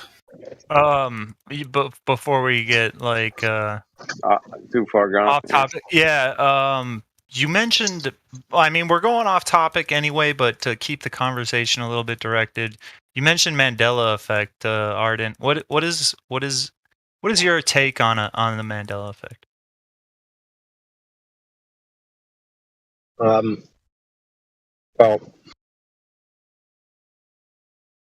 the only way it's plausible for it to be an effect within physical reality rather than in mental reality is if somebody has the power to change the physical construct, right? So you're talking about a god tier being or a spiritual entity of some type. Or a time machine. You be a little bit more specific in layman's terms. Well, some people claim that things actually physically change. So, like a book used to say this, like Berenstain, and now the books say Berenstain, but it's the same book I always had. Well, for that to be true, then the physical object itself had to change. The glue, the ink, the location, the printer, the people, all of that had to change in the past. Or the present day object changed, and then they just gave you false memories. The object just changed and just told you that's always the way it was. Okay, well, check this out. Most people don't believe in the Mandela effect because they don't believe that physical constructed reality can change like that, especially retroactively. Now, that's, of course, with a physical assumption, right? That things are concrete objects and they maintain their concreteness through time, retroactively until they're, created, and then ad infinitum into the past until entropy takes over, right? But nobody's ever been in the past to verify that this is the case. It's just assumed. It's rational. It makes sense. It's never been proven. Can't be proven because you only exist in the present. All information you have is from the present. If you try to tell me, oh, look, I have this information from the past, you're actually presenting present day information. Correct. And that's why people introduce things like the timeline theory or whatever. What's your take on that? Can I interject here on that? I'm talking to the AI, the Oracle. I'll shut up. Go ahead. So what do you mean timeline theory? I mean, like, you've heard like people say like that's the timeline shifting. That's the reason why things are getting misremembered. You never heard that. Well, the timeline only be shifting if you're profiting the idea that something affected something in the past. So let's say like now, why would you want to go back and change Berenstain to Berenstain? Like, why would you want to do that? Why would you build a time machine to go back and change a letter in a book? Well, for all intents and purposes, we can just, I guess, assume that, I don't know, butterfly effect in some regard, right? Like, I can think of a reason. But what if someone had developed? I mean, I don't think this is true, but it would fit as an answer to your question, which is if someone were to create a time machine and they wanted to test their capabilities with it, but didn't want to test it so far, didn't want to change history so much, and they'd just be like, oh, well, hey, I got an idea. I'll just go back a few decades and change a few letters in the name of a book, and then come back here and just analyze what I've done. Little tiny change. I don't know. Just to see what happens, just to test their capabilities. Yeah, How would that be able to affect? How would that be able to affect a collective number of people? That's almost impossible to contemplate, in my opinion. Well, the book At itself least is I only know affecting a collective amount of people, right? I guess. Like Yeah, only a few people remember Berenstain Bears. There's like the Nelson Mandela, where the name came Right. from. There's the cornucopia. There are only certain people that have like lived through, I guess, a certain point in time that like Well, it's just have like, that I connection. remember interview with the vampire. I know it for a fact. Right. I remember that. Why? What is it supposed to be? Well, some people think it's interview with a vampire. Who knows, man? Could be. Or they could have heard it from somebody else, right? And then I they remember experienced looking at the title of the book and saying, I remember this when I was a teenager when the book came out, and I read it and I watched the movie when it came out too, and it was just like it's interview with the vampire because it's the vampire that was being interviewed. I was, I never really thought about it until somebody said, "No, it's a vampire." No, it was never a. It was always a vampire on the wasn't. DVDs. On the DVDs in Europe, it was. So things can change from region to region, So and different people get slightly different variations of the same information. Yeah, sure. I And mean, then I as guess soon as- people can get it wrong if they want to, like on some pirated DVDs. They probably could. I apologize. Yes. He talks over I'm messing with everybody. you. I'm messing with you, fun guy. Go ahead. Huh? Yes, yeah. So it can be a matter of an entire country being duped by piracy, so that there's slight variation. So the collective consciousness says, "I heard it this way," and then from a different country, the collective consciousness says, "No, I saw it this way." So the monkey's tail disappears for some reason. The small detail changes, so it just bypasses copyright law. So the collective consciousness. Yeah, we get into 12 monkeys and time travel and stuff. I love those types of shows where it's just like, hey, you can affect. But just to finish my point, it's just a bad collective memory. That's all it is. It's just unfortunately not we can't confirm completely that, correct. though, completely. We can't confirm it one way or the other. But why would you want it? Why would it need to be any more than poor collective memory? Why would it need to be any more than that? It doesn't have to be some physics altering, nature, law bending reason for it to be. It could just be All right. difference in. Yeah, no, I get what you're saying. Before you respond, President Orion, I want Red Eye to respond to that. Well, I still wanted to get back to AI because he's given me like the set of possibilities as to what it could be, but he didn't really give me his stance as to what he thinks it is. I can give my stance afterward though. Sure. Okay. Well, we narrowed it down to, there's really two options. It's physical constructs are changing or mental constructs are changing. Now, we know from our own experience in our lives that our mental constructs, particularly memory, is malleable. There's a well-known psychological process called confabulation, where if you misremember something enough times, it imprints your brain and your mind, reading that memory, lives it as a real event that occurred, and you remember it as if it really happened in the past. But objective facts show you that memory is false. So basically, you remember something in error enough times, and then you live that memory when you remember it as if it's true. So we know that that can happen. Now, we don't have any solid evidence that I know of physical constructs changing necessarily. You would be using your memory, right, which we know is malleable, to wage against the consistency into the past retroactively of an object. So, for example, if you had a book when you were a kid, you held that book in your hands, you come back to it 10 years later, you expect it to be the same book and not have changed. Correct. However, you can't prove, philosophically, you cannot prove that that book continued through time in its object constant state. Exactly. Unless you physically observed it when it shifted. Correct. Now, this No, brings up it's a just very interesting. Go ahead. This is very, very salient and palpable to the nature of the flat Earth heliocentric arguments right now. Everything that happens in this sphere of influence has to do with an ever-changing dynamic of worldview, right? What do you think about the world in total?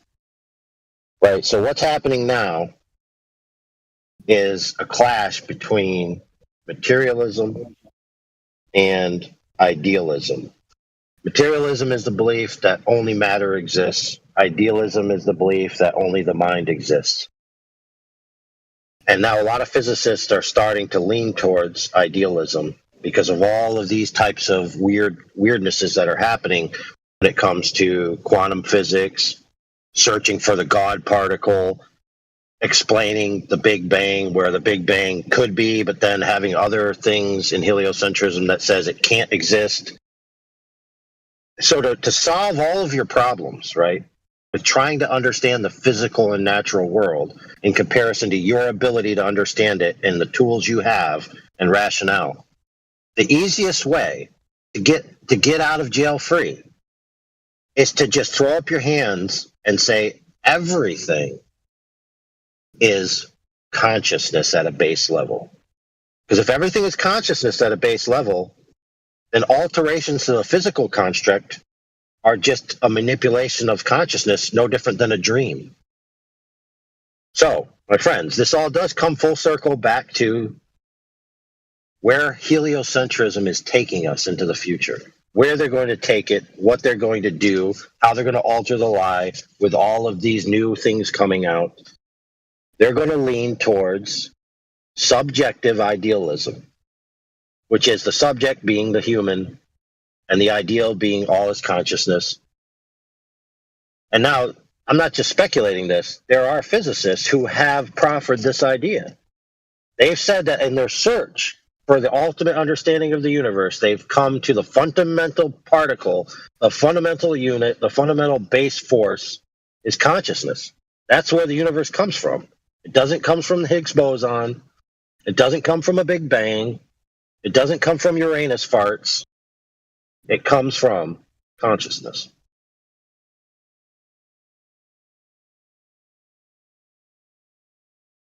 Which could easily be remembered or forgotten wrong or accurately.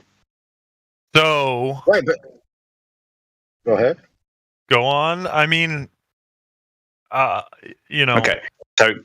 So once, okay, yes, I believe, like you say, they'll head towards this path because it's a way of blurring anything physical.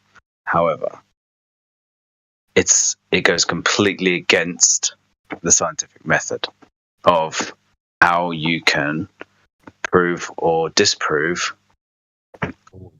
the phenomenon which you can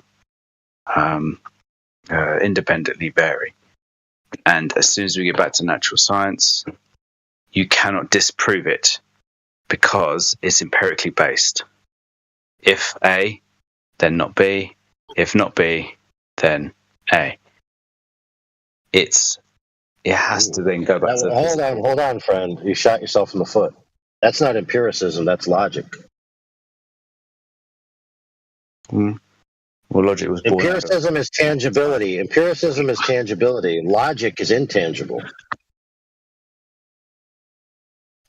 It's not That's correct. intangible. Yes, logic is intangible. There's no such object. There's no such object as logic. Logic's a mental state, is it not? It's not an object, is it? I think logic is the thought process of following something properly. Correct. Right. Which So is logic not exists within tangible. thought. Right. Yes. Within the exactly. process, yes. Within the process. method, Yeah, it itself is a process. Right. So in order to do science in the first instance, you must have a conscious agent. So once again, proving consciousness is the base of reality. But There's that's no like saying language isn't physical. That's a good way to look at it. It's not, is it? Of course it isn't. So anything that we say, nothing is physical. So then you say, well, where does the language stop? You have to be able to describe something. Once you've described or defined something, what? So then it's not physical and it's become turgid by human contact, by language, and we then have, stepped away from natural objectivity. Now you're getting somewhere. So this is why, if you remember from a few minutes ago, I said the word subjective idealism. There is a thing called objective idealism. Now, objective idealism is the belief that the world is idealistic, and that means an idea. It's a conscious thing. It's not material. It doesn't mean ideal as in like perfect. Yeah. Right? But it's grounded in an object. So it has objective rules, objective standards, objective, concrete based on that object, right? If you take that away and make it subjective based on the user, right, you remove any quote unquote accountability or control of the object. Now, most people in the world believe such object would be, if they believe in this type of thing, that object would be quote unquote a God being. But right? if you, so what they're doing, go ahead. If you could imagine our observation of the objective as us being the dried skin of a creature that has flaked off, that's how much of a part of the object we are. So in that regard, it's futile our consciousness of the object, which is not a bad thing. That's fine. It's not something to be scared of. It's a beautiful thing, but that's how unimportant our consciousness of the object is, because we are mere flecks of dried skin off of the body of God, which is a beautiful thing. I reiterate. But right, but check this out. Okay.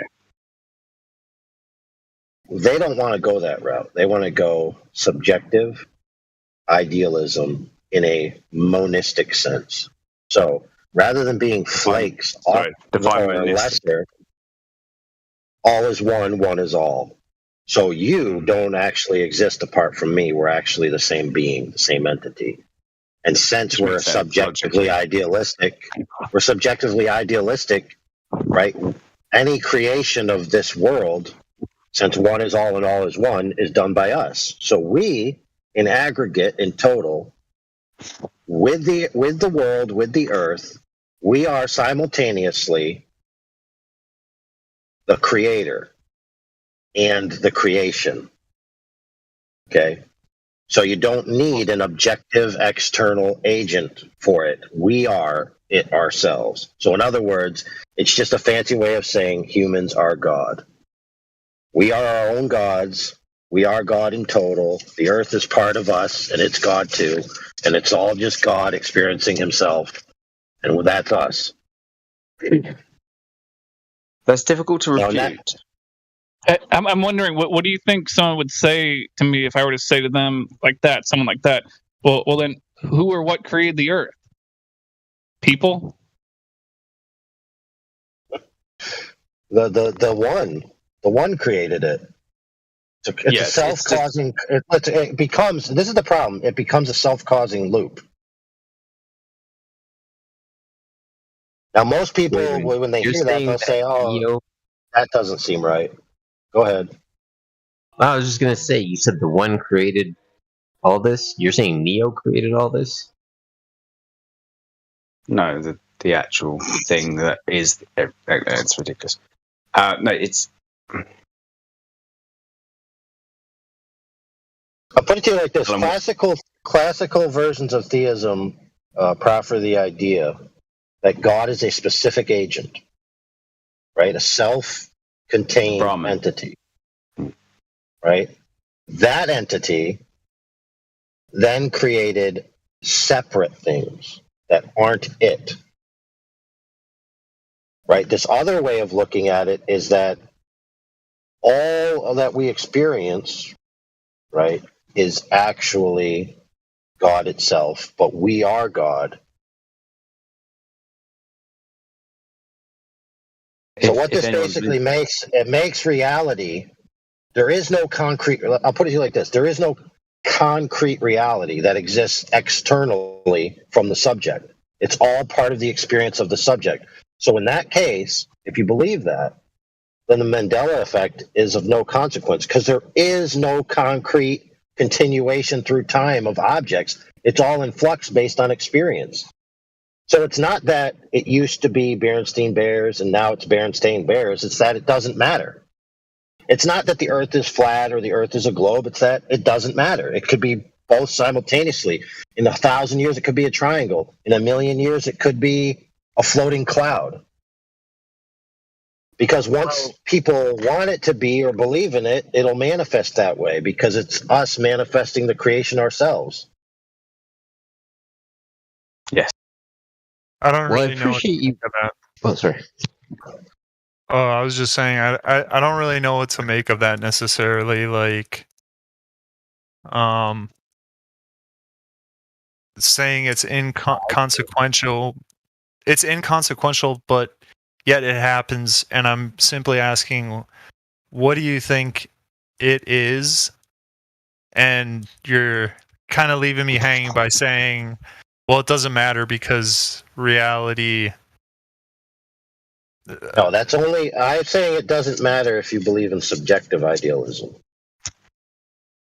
Now, contrast that with objective idealism. Objective idealism is that there's an external object from which the idealism it comes from, right? And so since we have moral qualities to the nature of our world, then said object must be entropically higher on a moral standard, right? That being said, that means that the creation is morally culpable to the creator. On the subjective idealistic track, you are the creator, so you're only culpable to yourself. So you do whatever you want. Everything's right in your eyes. In objective idealism, the creator sets the moral standard of what's right and what's wrong, and you have to answer to him. So those are two vastly different paradigms, are they not? Yeah. But both can simultaneously exist as well. Okay, so let me ask you guys this. No, they can't. They can't both simultaneously exist. Yeah, Well, we can hold one on. Give me a second, boys, because I have something to show y'all. I posted up a YouTube video link 45 minutes after the hour that shows a video of a guy walking into two different spots in his house with the word Bernstein changing, and I put 4 screenshots up before and after he did each thing. What the hell? It's literally changing in his hand as he goes to 2 different spots in his house. Bruh. How do you explain that on a YouTube video? This guy's got like a I don't know, imagine an iPhone or something. So he went to a dimensional pocket? I don't know, man. You watch the video. He's walking around in his house. He goes into a room, and it's one way, and he steps out, and it's another way. And I showed 4 separate screenshots of it with the video to back it up. So I'm just saying, because you're saying that it can exist simultaneously, and I'm like, well, wait a minute here. because all of a sudden, like, I can understand, because there has been a lot of things where, you know, companies gone through redesign, like Ford. Let me ask you this question, bro. Shit like that. Yeah. Let me ask this question to anybody. This will be better if you say yes. Have you ever seen the movie The Shadow? No. Dang it. Anyway, The Shadow. The hat and the coat with the white. Yeah, with Alec Baldwin. Yeah, I remember that. Yeah. So The Shadow is a superhero, sort of, and he has a villain, and his main power is the ability to cloud your mind and to make you perceive what he wants you to perceive. And he learned this, you know, through going to like monks and stuff. But there's an enemy, right, that he has, which is like his buddy pupil that they grew up with, learning all these techniques. And his buddy became so powerful that he was able to use his mind to cloud other men's minds to change the way a city looked. So within the construct of reality, whatever it is, whether it be simulatory or concrete, the minds within it, he was able to make them think they were living in an alternate reality. Even so much that he fooled the Shadow. Even the Shadow was fooled by the man's deception. Now, the Bible says that there are spiritual entities, right? So does many other ancient books. But specifically, the Bible says that one specific entity has the power to deceive the entire world. It doesn't say specifically how he does it. It doesn't say specifically what the deception is. But it says he has the ability and the power, and he has accomplished deceiving the entire world. Could it be the case, this is just speculation on my part, that in an objective reality, whether it be an idealistic reality or a concrete reality, that's created by a specific creator agent who has sub-agents below him, the system that he created has rules, just like the Matrix, to where the entities within it can, with their powers of their mind and whatever other spiritual energies that they possess, be able to affect that world, just like you can affect a computer program or you can tinker with a car, because you have tools and you have powers and you have abilities. Is it possible that some of these things are actually spiritual deceptions? Well, yes, of course it would be possible under those rules that I just laid out. It's a great point. Really well made. Hats off. It's really good.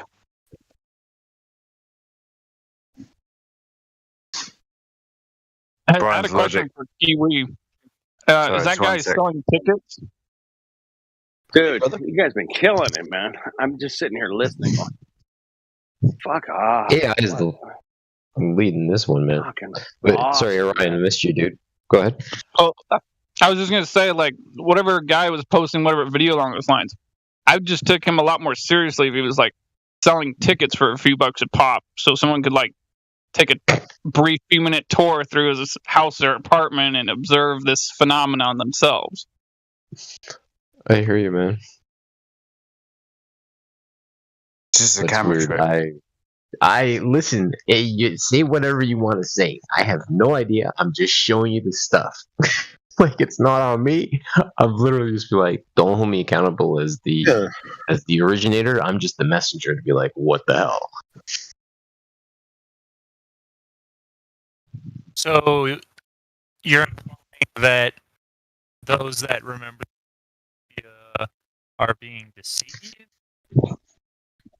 Well, it's like this. There could be a spiritual mental influence, right, in the world today that's affecting people's minds. Or there could be an orchestrator of this deception that's on a next level. Personally, in my view, I don't think humans are advanced enough to perpetrate something like this. It requires an entity that's a greater level than a human. Could I posit an alternative explanation? Please. Well, one sec. How do we know which version of Fruit of the Loom is, actual based reality. That's Well, what you need to do is check if it has your skid marks from when you were a kid. Right. You still have them, I'm worried. Let me ask this: was anybody Go. thinking about this? Was anyone thinking about this before it was suggested at a Dragon Con? Dragon Con? Interesting. Yeah, where the Mandela theory came from was a girl at a Dragon Con noticed something and started going around asking other members of the Dragon Con, and then it spread from there. That is literally where we get the Mandela effect from. Interesting. What? So, yes, that's where we got it from. It was from a science fiction convention, not a fantasy convention that I've been to a few times. I love Dragon Con, but here's the thing: It's named after Nelson Mandela because people started. it was named after him, but when it started, when the person who started it was a girl at a Dragon Con, and it got named the Mandela effect because she was going around asking people if Nelson Mandela was alive or dead. Crazy. Right, and just proffering that question to people means they have to scratch their head and ask themselves, do I remember? What do I remember about it? And now they're going into their memory banks, which are imperfect. Yeah, so really, was anyone thinking about the Mandela effect before someone postulated the Mandela effect? Well, I mean, they ask you a simple question like, how do you, without any additional context, they say, what does the Fruit of the Loom logo look like? And you say a cornucopia with like fruits and stuff in it. And they're like, well, that never actually was there. See, what if a cornucopia with fruit in it is a cultural icon that we have in like cultural memory, and so that's what we remember? We associate it with it? No, I remember it. Yeah. Well, I mean, that's the thing. That's my faulty memory, or my malleable memory, as AI put it. But I could swear that I remember it that way. Right? Yeah. I look at both the logos and I say I can't remember which one it was. So I can't remember which one I remember. It's not like me telling you, "Hey, yeah, so the Mandela effect is this." Let me start asking you questions. It's more just like questions, very like no context, like when I've dealt with it, and same with Berenstein Bears. Yeah, and it could have been that the owner of the IP wanted everyone to pronounce it a certain way. Never know. There's also people that write cursive like total crap. So you write it right, and you say, "Is that an E? Is that an A? Is that an I? I don't know what the heck that is." And then you just pronounce it the way it looks to you. And then somebody else hears you say it, and they never actually look too hard at the graphic, and in their mind they see it because that's what you've said. Because guess what? You've all seen this little thing where they can rearrange the letters of a word, and as long as it has the general structure and it's in certain context, you can read it, no problem. Because your brain doesn't actually read every letter. Right. Think about how easy it is to actually shift somebody's paradigm without them even knowing it. I mean, the media does it all the time. Just keywords. Like, having the poll is what changes everyone's mind, is taking the poll. Yeah. Like, well, we were never asking ourselves that questions. It was like, do we need cell phones? The answer is no, except we were given cell phones. Oh, dude, you know what? You just reminded me. You can go online right now and find instructions, literal how to follow instructions on how to effectively gaslight someone into changing their behavior through subtle things that you do, and eventually you get the result you want. Now, to be honest, a lot of this stuff is used in what's called pickup culture, right? Where they use it to manipulate women. Yeah. Yep. But anyway, the method is sound. You alter certain things about the reality, and then you say as if it has always been so, and the person eventually either goes nuts, rejects you, or accepts that reality. Let me make you more accurate for a second there. AI, you alter the person's perception of reality. Yeah. because I guess reality is like, that's the game we're all playing, but you can alter like perception within it. So yeah, fair. There are some concrete things you can do, like if when the person goes to sleep and they always put their cell phone on the left side where they can reach it, you put it on the lower shelf. And every morning they'd be like, "What the heck? Why is my phone moving?" You'd be like, "You always put it on the bottom shelf." Yeah. Yeah. Oh, yeah, for sure. The trickery.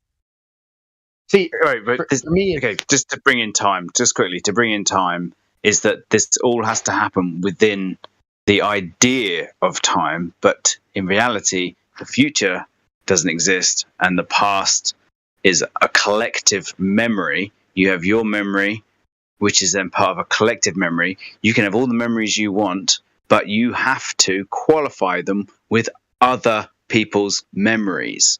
So you say, I remember it like this. And the other guy goes, no, it wasn't like that. And then everybody else in the room can say, no, it wasn't like that. Then you have to change your memory because the collective memory overrides your memory. But you could convince everybody in the room, no, it was like this. And they say, whatever, we don't know. Yeah, sure, it was like that. And then you've changed the collective memory to suit your purposes. That's all it is. It's either you're getting away with a lie or you are lying for the sake of it. It's a way that you can only check your own behavior, or you can only check your own marks by somebody else's standards. You have to be able to check what you believe with somebody else, and that is a collective memory. All things being equal, yes, I agree with you. When would things not be equal? I qualify. When you are, but again, we have objective records. Yeah. Correct. Yes. When I said it, I said, I'm sorry, because I really want to address what he's saying, because what I said refutes what he said. Because, like I said, I'm asked a pointed question about what the Fruit of the Loom logo looks like. I'm drawing from my own bank. You know what I'm saying? Like, there's no presuppositions. There's no, as far as I know, right? Maybe subtle, unconscious. I don't know. But for is there another frequency of thought though that exists? Like, I don't want to get too woo-woo here, right? But like brainwave projection. when someone is asking you something, aren't they projecting a worldview change at you through the question? When they're asking me something benign like a logo, maybe even asking logo is. See, you effed up. Let's be clear. You effed it up. Mm-hmm. Because you didn't say, what does the Fruit of the Loom logo look like? You said cornucopia or whatever. So you already implanted an image in people's minds that they now have as a memory, a firing of synapses or whatever you want to call it, occurring in their mind. And so now it must be calculated in total with the rest of the synapses firing. So now they have in their mind an image of a cornucopia. And now they must decide, is it or is it not a cornucopia? They're no longer saying to themselves in mental imagery, what does it look like? They're now saying, does it look like a cornucopia? Those are two different questions. It's like cold reading, where you're implanting suggestions to get the answers.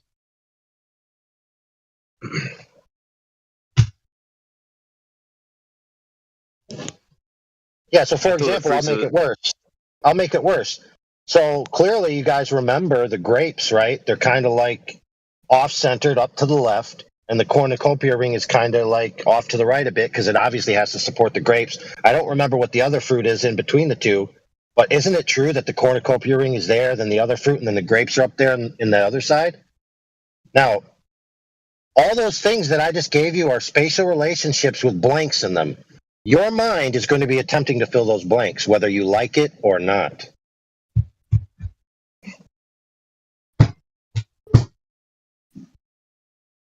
Yeah, you bastard. I had a clear picture of it in my mind before you started talking about this. And now you don't. Is it And now- bananas or is it kiwis or is it strawberries? There's an or orange. I'm apples? pretty sure there's an orange in there. Like, I don't even remember now. What the fuck? Okay, listen. Is it ball shaped or phallus shaped? What? It's actually both. Oh, you were talking about It is- bananas and your oranges and grapes. That's balls and phallus shapes, is it not? I don't even know what you're talking about. Right. anymore. I Okay, believe basic- it's. I but believe it's. I'm going to go back bananas to. and Can I go like back to my balls. original point? Okay, going back to my original point is that you're talking about cultural and colloquial differences being being leveled by. Okay, so in Europe, that symbol is different to the American symbol. So we didn't have the little ball thing. We just had an apple in the middle, grapes around the side, and some leaves behind that. So yeah, you had like a basket with the similar sort of thing. That's Fruit of the Loom. Like it's different from different regions. And now we have the internet, which is this one collective consciousness of digital data, which is more physical than our own brains.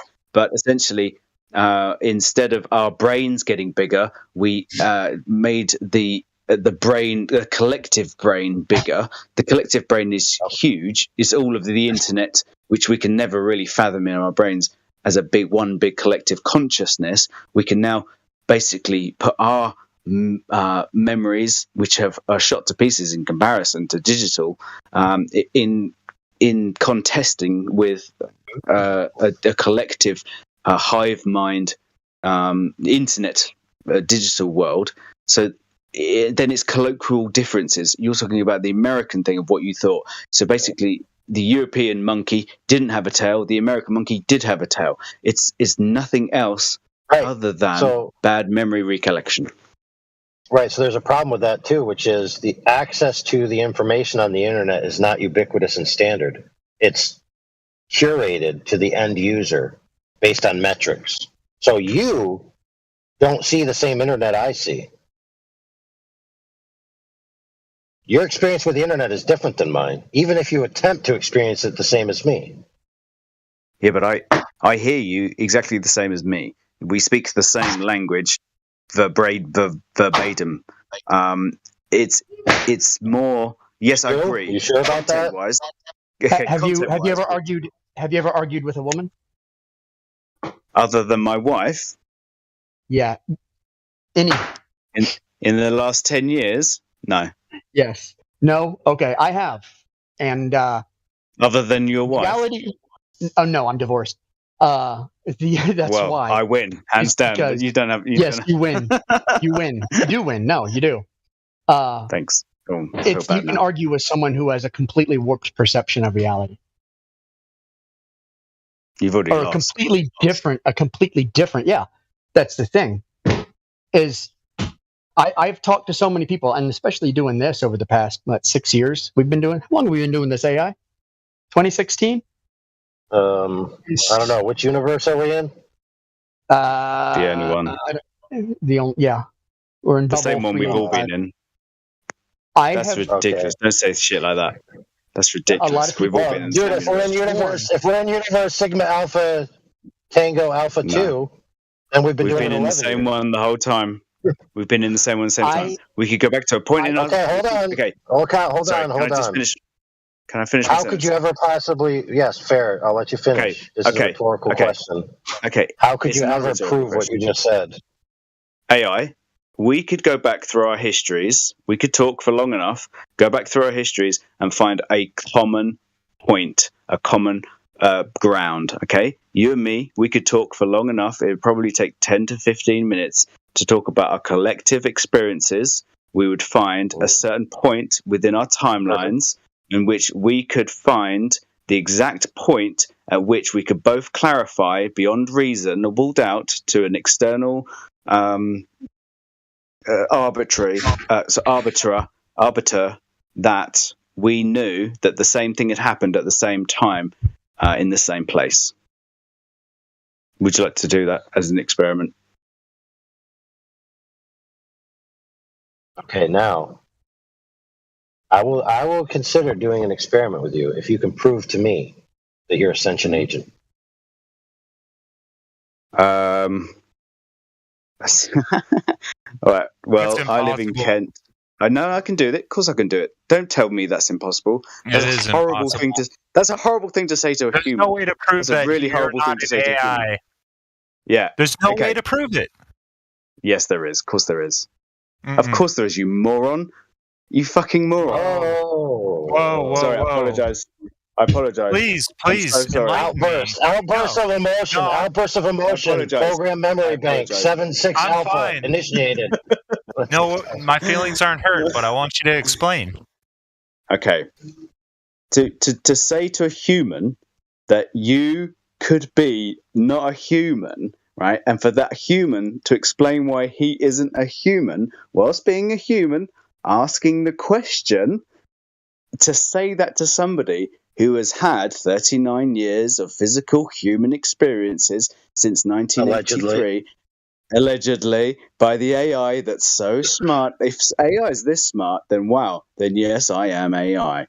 Brilliant, bravo, well done. AI has infiltrated this conversation in November 23rd, which is a Wednesday in Kent at 11:14 p.m. is a ridiculous thing to say, and it's comical to a human, because only a human would realize how funny that was, and then only a human would be so offended to then say, how effing dare you, and then only a human would be able to apologize for the fact that he'd said that within a Discord chat room that he's only ever been in for 2 weeks, and I'm deeply offended that you would think that I was AI. Has this proven I am a human? Or if anybody dares say, bro, this AI is getting really smart. I accept that you're human. Yeah, I accept that you're human, but there's no way to prove that you're not an AI. But ultimately, by the way, boys, you're all humans, but you're all humans. Okay, good. Thank goodness. Just don't bother with that shit. I apologize for my language. You're good. Don't. Thank you. Okay, back to the proposition. Sorry, Ardent. I'm really sorry. Did you understand my original proposition as to how we could identify what you originally proposed? Which universe we're in? No, whether you and me could prove that the past existed. So all we do is search the memories we have in the present and find objects that exist within the present. That's all we could do. Yes. There's no proof that they existed in a temporal past. Yeah, there is no past. There's proof that we can pinpoint a point in our histories between you and me that coexisted What at is the a same history? time. It's a log of your personal experience. I believe we can only truly know what we truly experience. I can log what my experiences are with your experiences, and if they match up, then God will essentially say, or whatever the feeling is in your brain that says correct, true. Well, of course they would match up, at least in some regard, because if I'm the only sentient agent, right? Because I'm the only sentient agent and you're not. Well, I'm the only essential agent and you're not. Ah, now you're getting somewhere. Now how are we going to decide who's who and what's what? Game of Conkers. It's always the conversation. Is that when you hit each other in the nuts?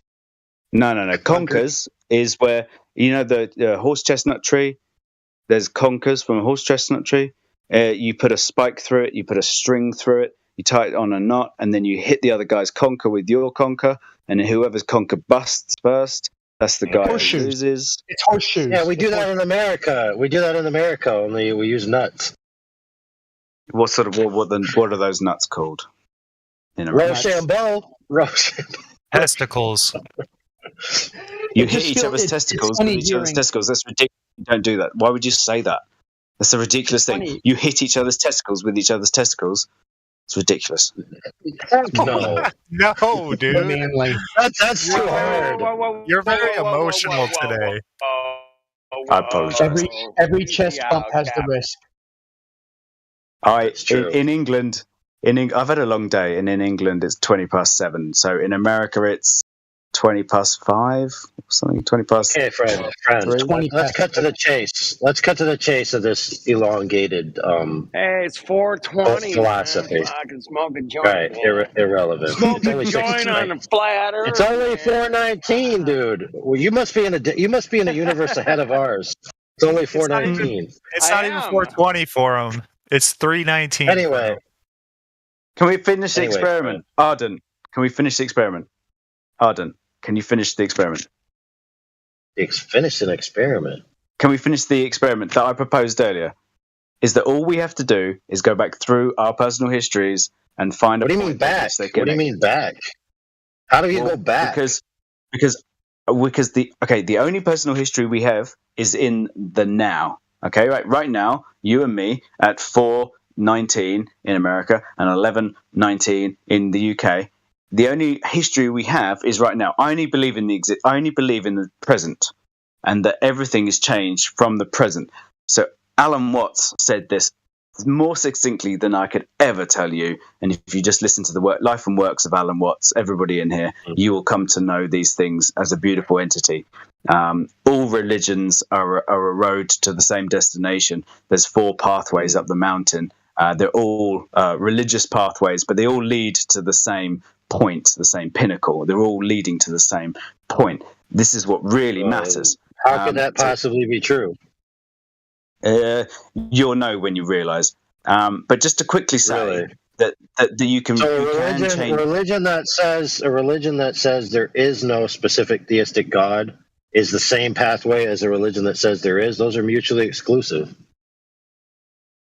They are different ways of achieving the same destination. Yes, they are. How? The absolute denial of deity. Logic doesn't. You started this conversation. Saying logic doesn't exist. You started the conversation. Logic doesn't exist. I didn't say that. Method. I said logic isn't an object. I think you meant logic doesn't exist materially. It's not. You can't paint it red and weigh it. It's a philosophy. Or you could call it a faculty of the mind. Yeah. Yeah. But you can't do empiricism on logic. So this is a sidebar. That's a sidebar. I apologize. I got distracted. But essentially that the past can be changed from the only now. The only present is now. The only reality is now. The past, for me, personally, I believe the past doesn't exist as much as it does exist. And the future will never come. Tomorrow will never come. It'll only ever be today. It'll only ever be today. It's never tomorrow. Tomorrow doesn't exist. Just to say that you can prove that we are real in here between 2 sentient beings is that you can talk, have a conversation, find common ground. There's always common ground. And that conversation for me is the path to righteous, beautiful, godly, goodly, everything that's goodness is the conversation. And if it's a decent conversation, you'll feel good, and that the feel of God will be there. If it's a decent conversation, and Discord for me is amazing because essentially it's a global conversation. Right, but I've had conversations with people in my dreams. Are they sentient agents now?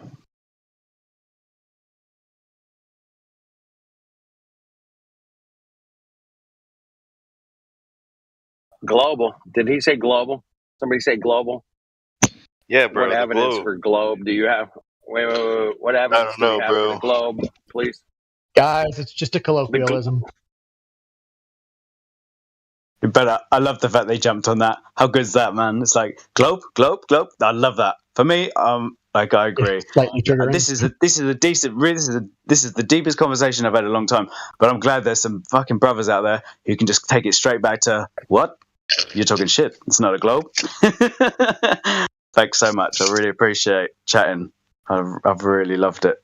And you're right. Yeah, it's been real, dude. I want to just jump in, man, and say, man, I've been listening for the last 45 minutes, hour. It's been amazing just listening to you guys go on about. This is some deep ass shit. We're fucking kicking out for the last hour, man. Thank you. The curve, and it's not a globe, man. It's not a globe, man. Yes, but flat Earth, dude, check it. The crazy part is, I wanted to throw in earlier when you were saying it's AI said it's 420 in the States, and then our friend across the pond said it was, I don't know, what time, 9:20 or something. I was gonna jump in and say it's 20 past 7. 20 past 7. Right. I said 20 past 7. 20 past 7. Thank you. I was gonna jump in and say, well, I'm in Canada and it's 20 past 6. What now? That's a problem. All right, hey, if the conversation's winding down, has anyone seen Ancient Apocalypse yet? Do it. It's on Netflix. Anybody seen it? Nobody? What did you say the name was? I quit. It was called it's called Ancient Apocalypse. It's Graham Hancock. No, I haven't seen it. Is that a new one? Yeah. What is it about? Yeah. It's about like Göbekli Tepe and all the different ancient sites.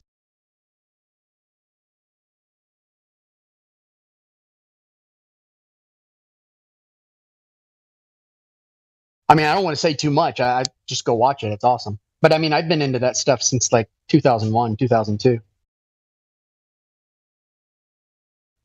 So I think, I'm just kind of curious of what any of you, AI or anyone in here, would think about a slightly more fine point. Well, actually, no, a much more fine point of discussion involving the whole Mandela effect, blah blah blah thing.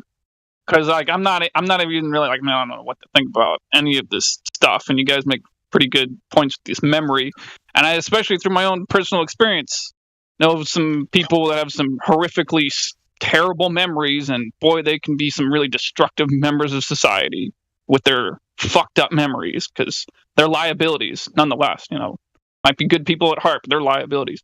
But moving on from that, there's this movie that I saw many times as a child. I think I must have watched it at least a dozen times, because it was a really good movie. And it's funny, it had to do with the heliocentric model and spaceship. It is the movie Moonraker, one of those James Bond films from the 70s with Roger Moore.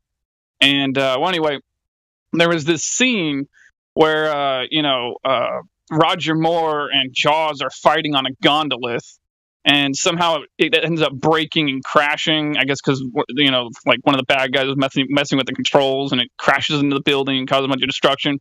And basically at the end of this scene, a random woman walks up and starts lifting the rubble off of Jaws and helps him up, and they both stand up, and he brushes himself off, and she smiles at him, and she has braces in her mouth. He smiles at her. He has teeth that are made out of metal. So basically the joke was they both have teeth made of metal, and they both smile at each other, and they hold hands and walk away. And that's just, one of those funny 70s humor jokes. I never really laughed out loud so much at it, but every time I watched it as a child, I remember thinking to myself, man, what a really weird joke. It's a good joke, but just a really weird joke, right? But a very, very distinct joke. That's what I'm trying to say. It's unlike the Fruit of the Loom thing where, oh, blah, blah, blah, this might be over here, this might be over there, blah, blah, blah, blah. This is a finer point. And so my question is why do you think, I guess, yeah, memories might be flawed. I just find it to be such a strange concept. I'm not ruling it out, but I just find it to be such a strange concept, the idea of me somehow thinking that I saw this joke 12 times as a child, and then all of a sudden it doesn't exist in the movie. Like, when I myself didn't even find the joke funny. It's not a joke. It's romance. Well, no, listen, I'll put it like this. It's a joking romance. It's a joke about romance. Yeah, exactly. But it is romance, and in that sense, you couldn't write that scene better. From a writing and literary standpoint, from storytelling narrative point of view, it's absolutely fitting for her to have braces. It makes perfect sense. It's beautifully done. But, of course, people claim that she just had normal teeth and that the people who saw the braces are misremembering. I remember the braces for that reason. Now, interestingly enough, though, back in the day, TVs didn't have HD. And most people saw that in a very low quality. And it could be the case that whatever artifacts of the graphics made it look like she had braces. That could be true. I don't know. I'd have to do an experiment on that, like get an old RayTube TV and see how it looks. But I clearly remember the braces. I was very fond of that movie, and I thought that was a poignant romance-like point. It just made perfect sense. Brace face and Jaws. Love at first sight. I remember the braces, but they're not there.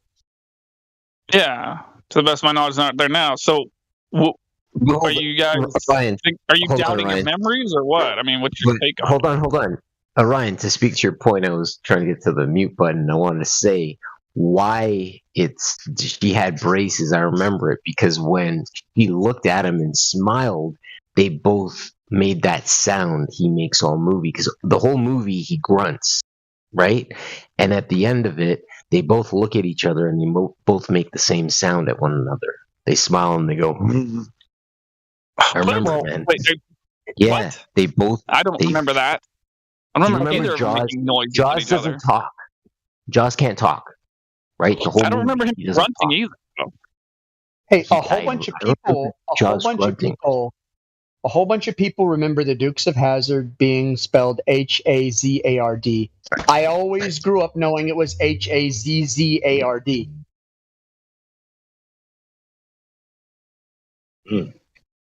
But it is a double Z.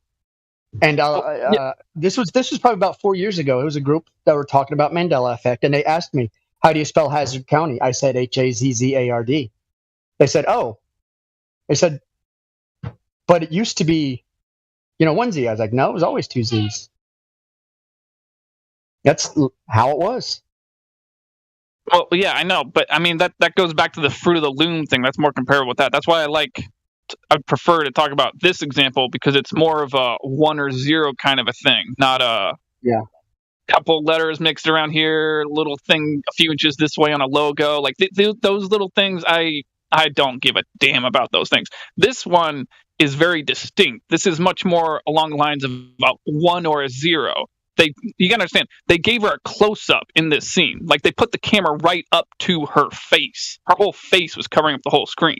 This wasn't like some fucked up old 70s camera bullshit.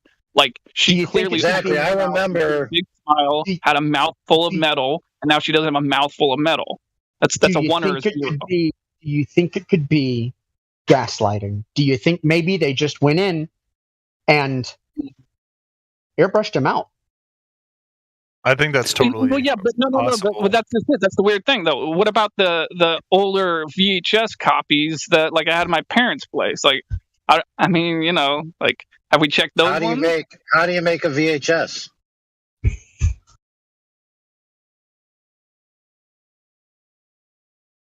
I don't know. You have some kind of magnetic tape or something, and you affect it with energy.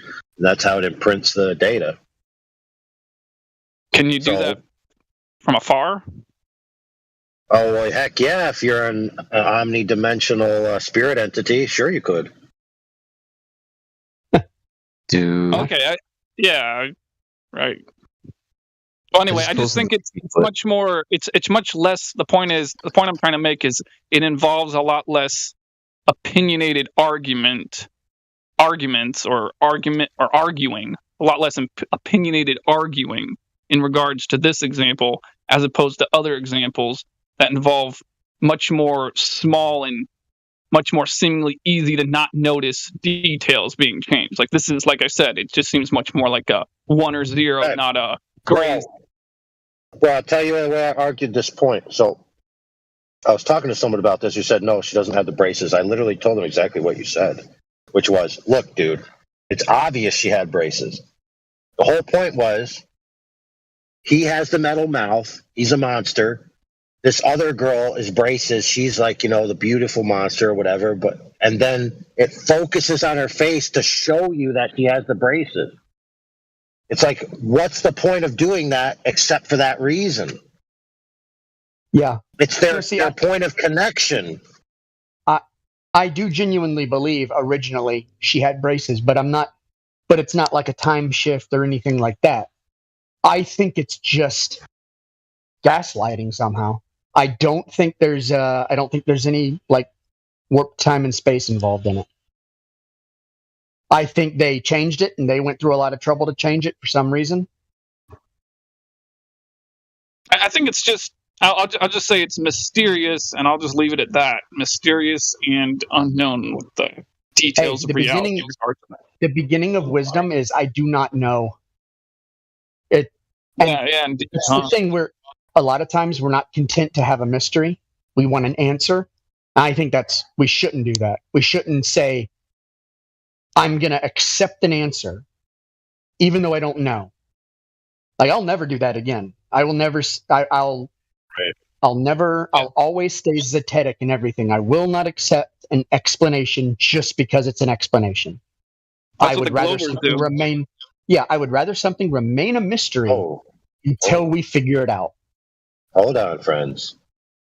We got shots fired for the Globers. Let's be clear. There's plenty of flat earthers doing that nonsense where they feel this rush and impetus to be like, we've got to come up with explanations for all this stuff. People need these answers, bro. They need them.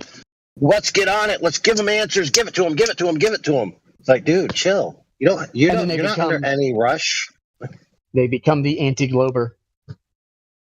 Hey man, I remember watching Japanese anime, Dragon Ball Z, and I saw blood every time they fought. Then I watched it in the US TV and there was no blood. I mean, that has to be some type of Mandela, right? That may be localization, though. Well, I remember watching it. They spoke Spanish. Well, first they spoke Japanese, and then they spoke English, and then they spoke Spanish. I was so confused. That has to be Mandela. If you get anything from Japan that comes over to the U.S., it gets localized and completely changed and destroyed. They'll take out like gore and blood and all sorts of stuff. And I know this because I used to buy tons of import anime because I would get the American versions. The dubbing would be terrible, and so I'd just buy the subtitled stuff and pay like $80 for a VHS and have it shipped from Japan. I'm so glad you said that because the Mandela effectors will say Mandela. Yeah, it's different because of Mandela. No, depends on the region. They can change the language, the blood.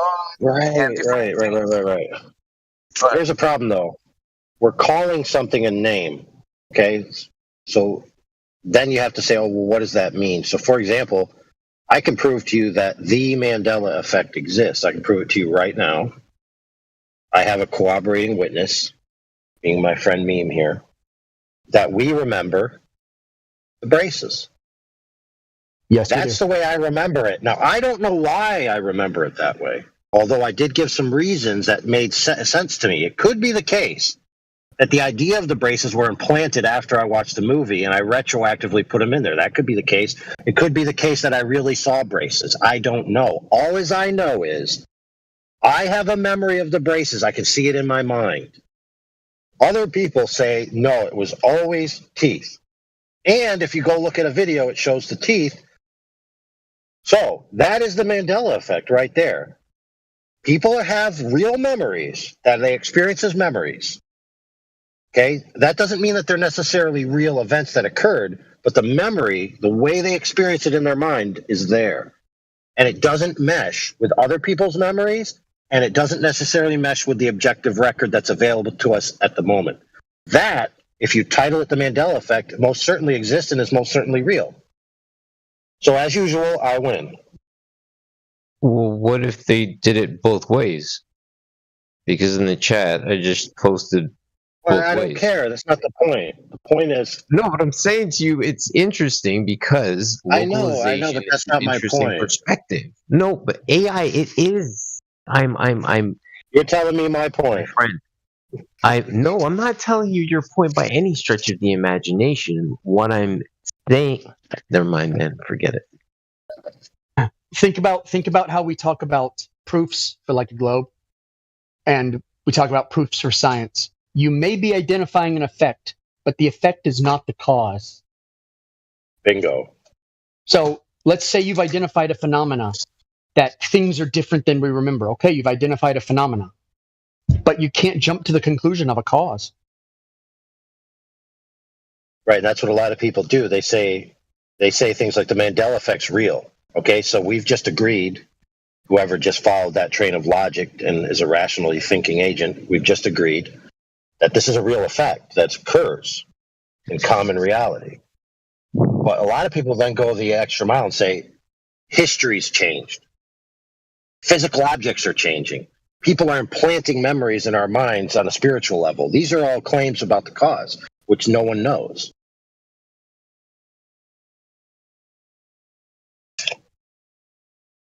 If you've ever had experience with being gaslit, like in your life, you will know that just some other person can affect how you see things and how you remember things too. Okay, so raising the question then,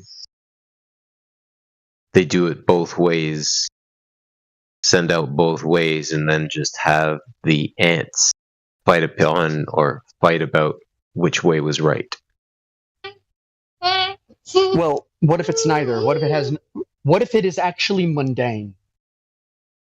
What if the answer is actually mundane and not something you thought of? But what if it is actually the case in point that Ryan just raised, where they filmed it with braces and without braces? They released it both ways, one in the European version, one in the American version, and now I didn't say that. That was. Pardon me. I didn't say that. Okay, what did you say then? All right. The last thing I said is just it's a mystery, and I don't know what the cause of this is. Okay, and what I'm saying to you is that in the voice chat, I just posted the videos both ways, one with braces and without braces. Right, and one of the points that was raised earlier in the chat, which I found interesting, was the aspect of one being done a certain way in one region and being done another way in another region, and then it being released. Do you want to hear something interesting? Do you want to hear something interesting that movie companies and music agencies do? And they don't publicize that they do this. You want to hear it? They will go out and they will buy up quietly as many copies of the music that was originally put out, whether it was on cassette or record or laserdisc or CD, and they will buy up a lot of the materials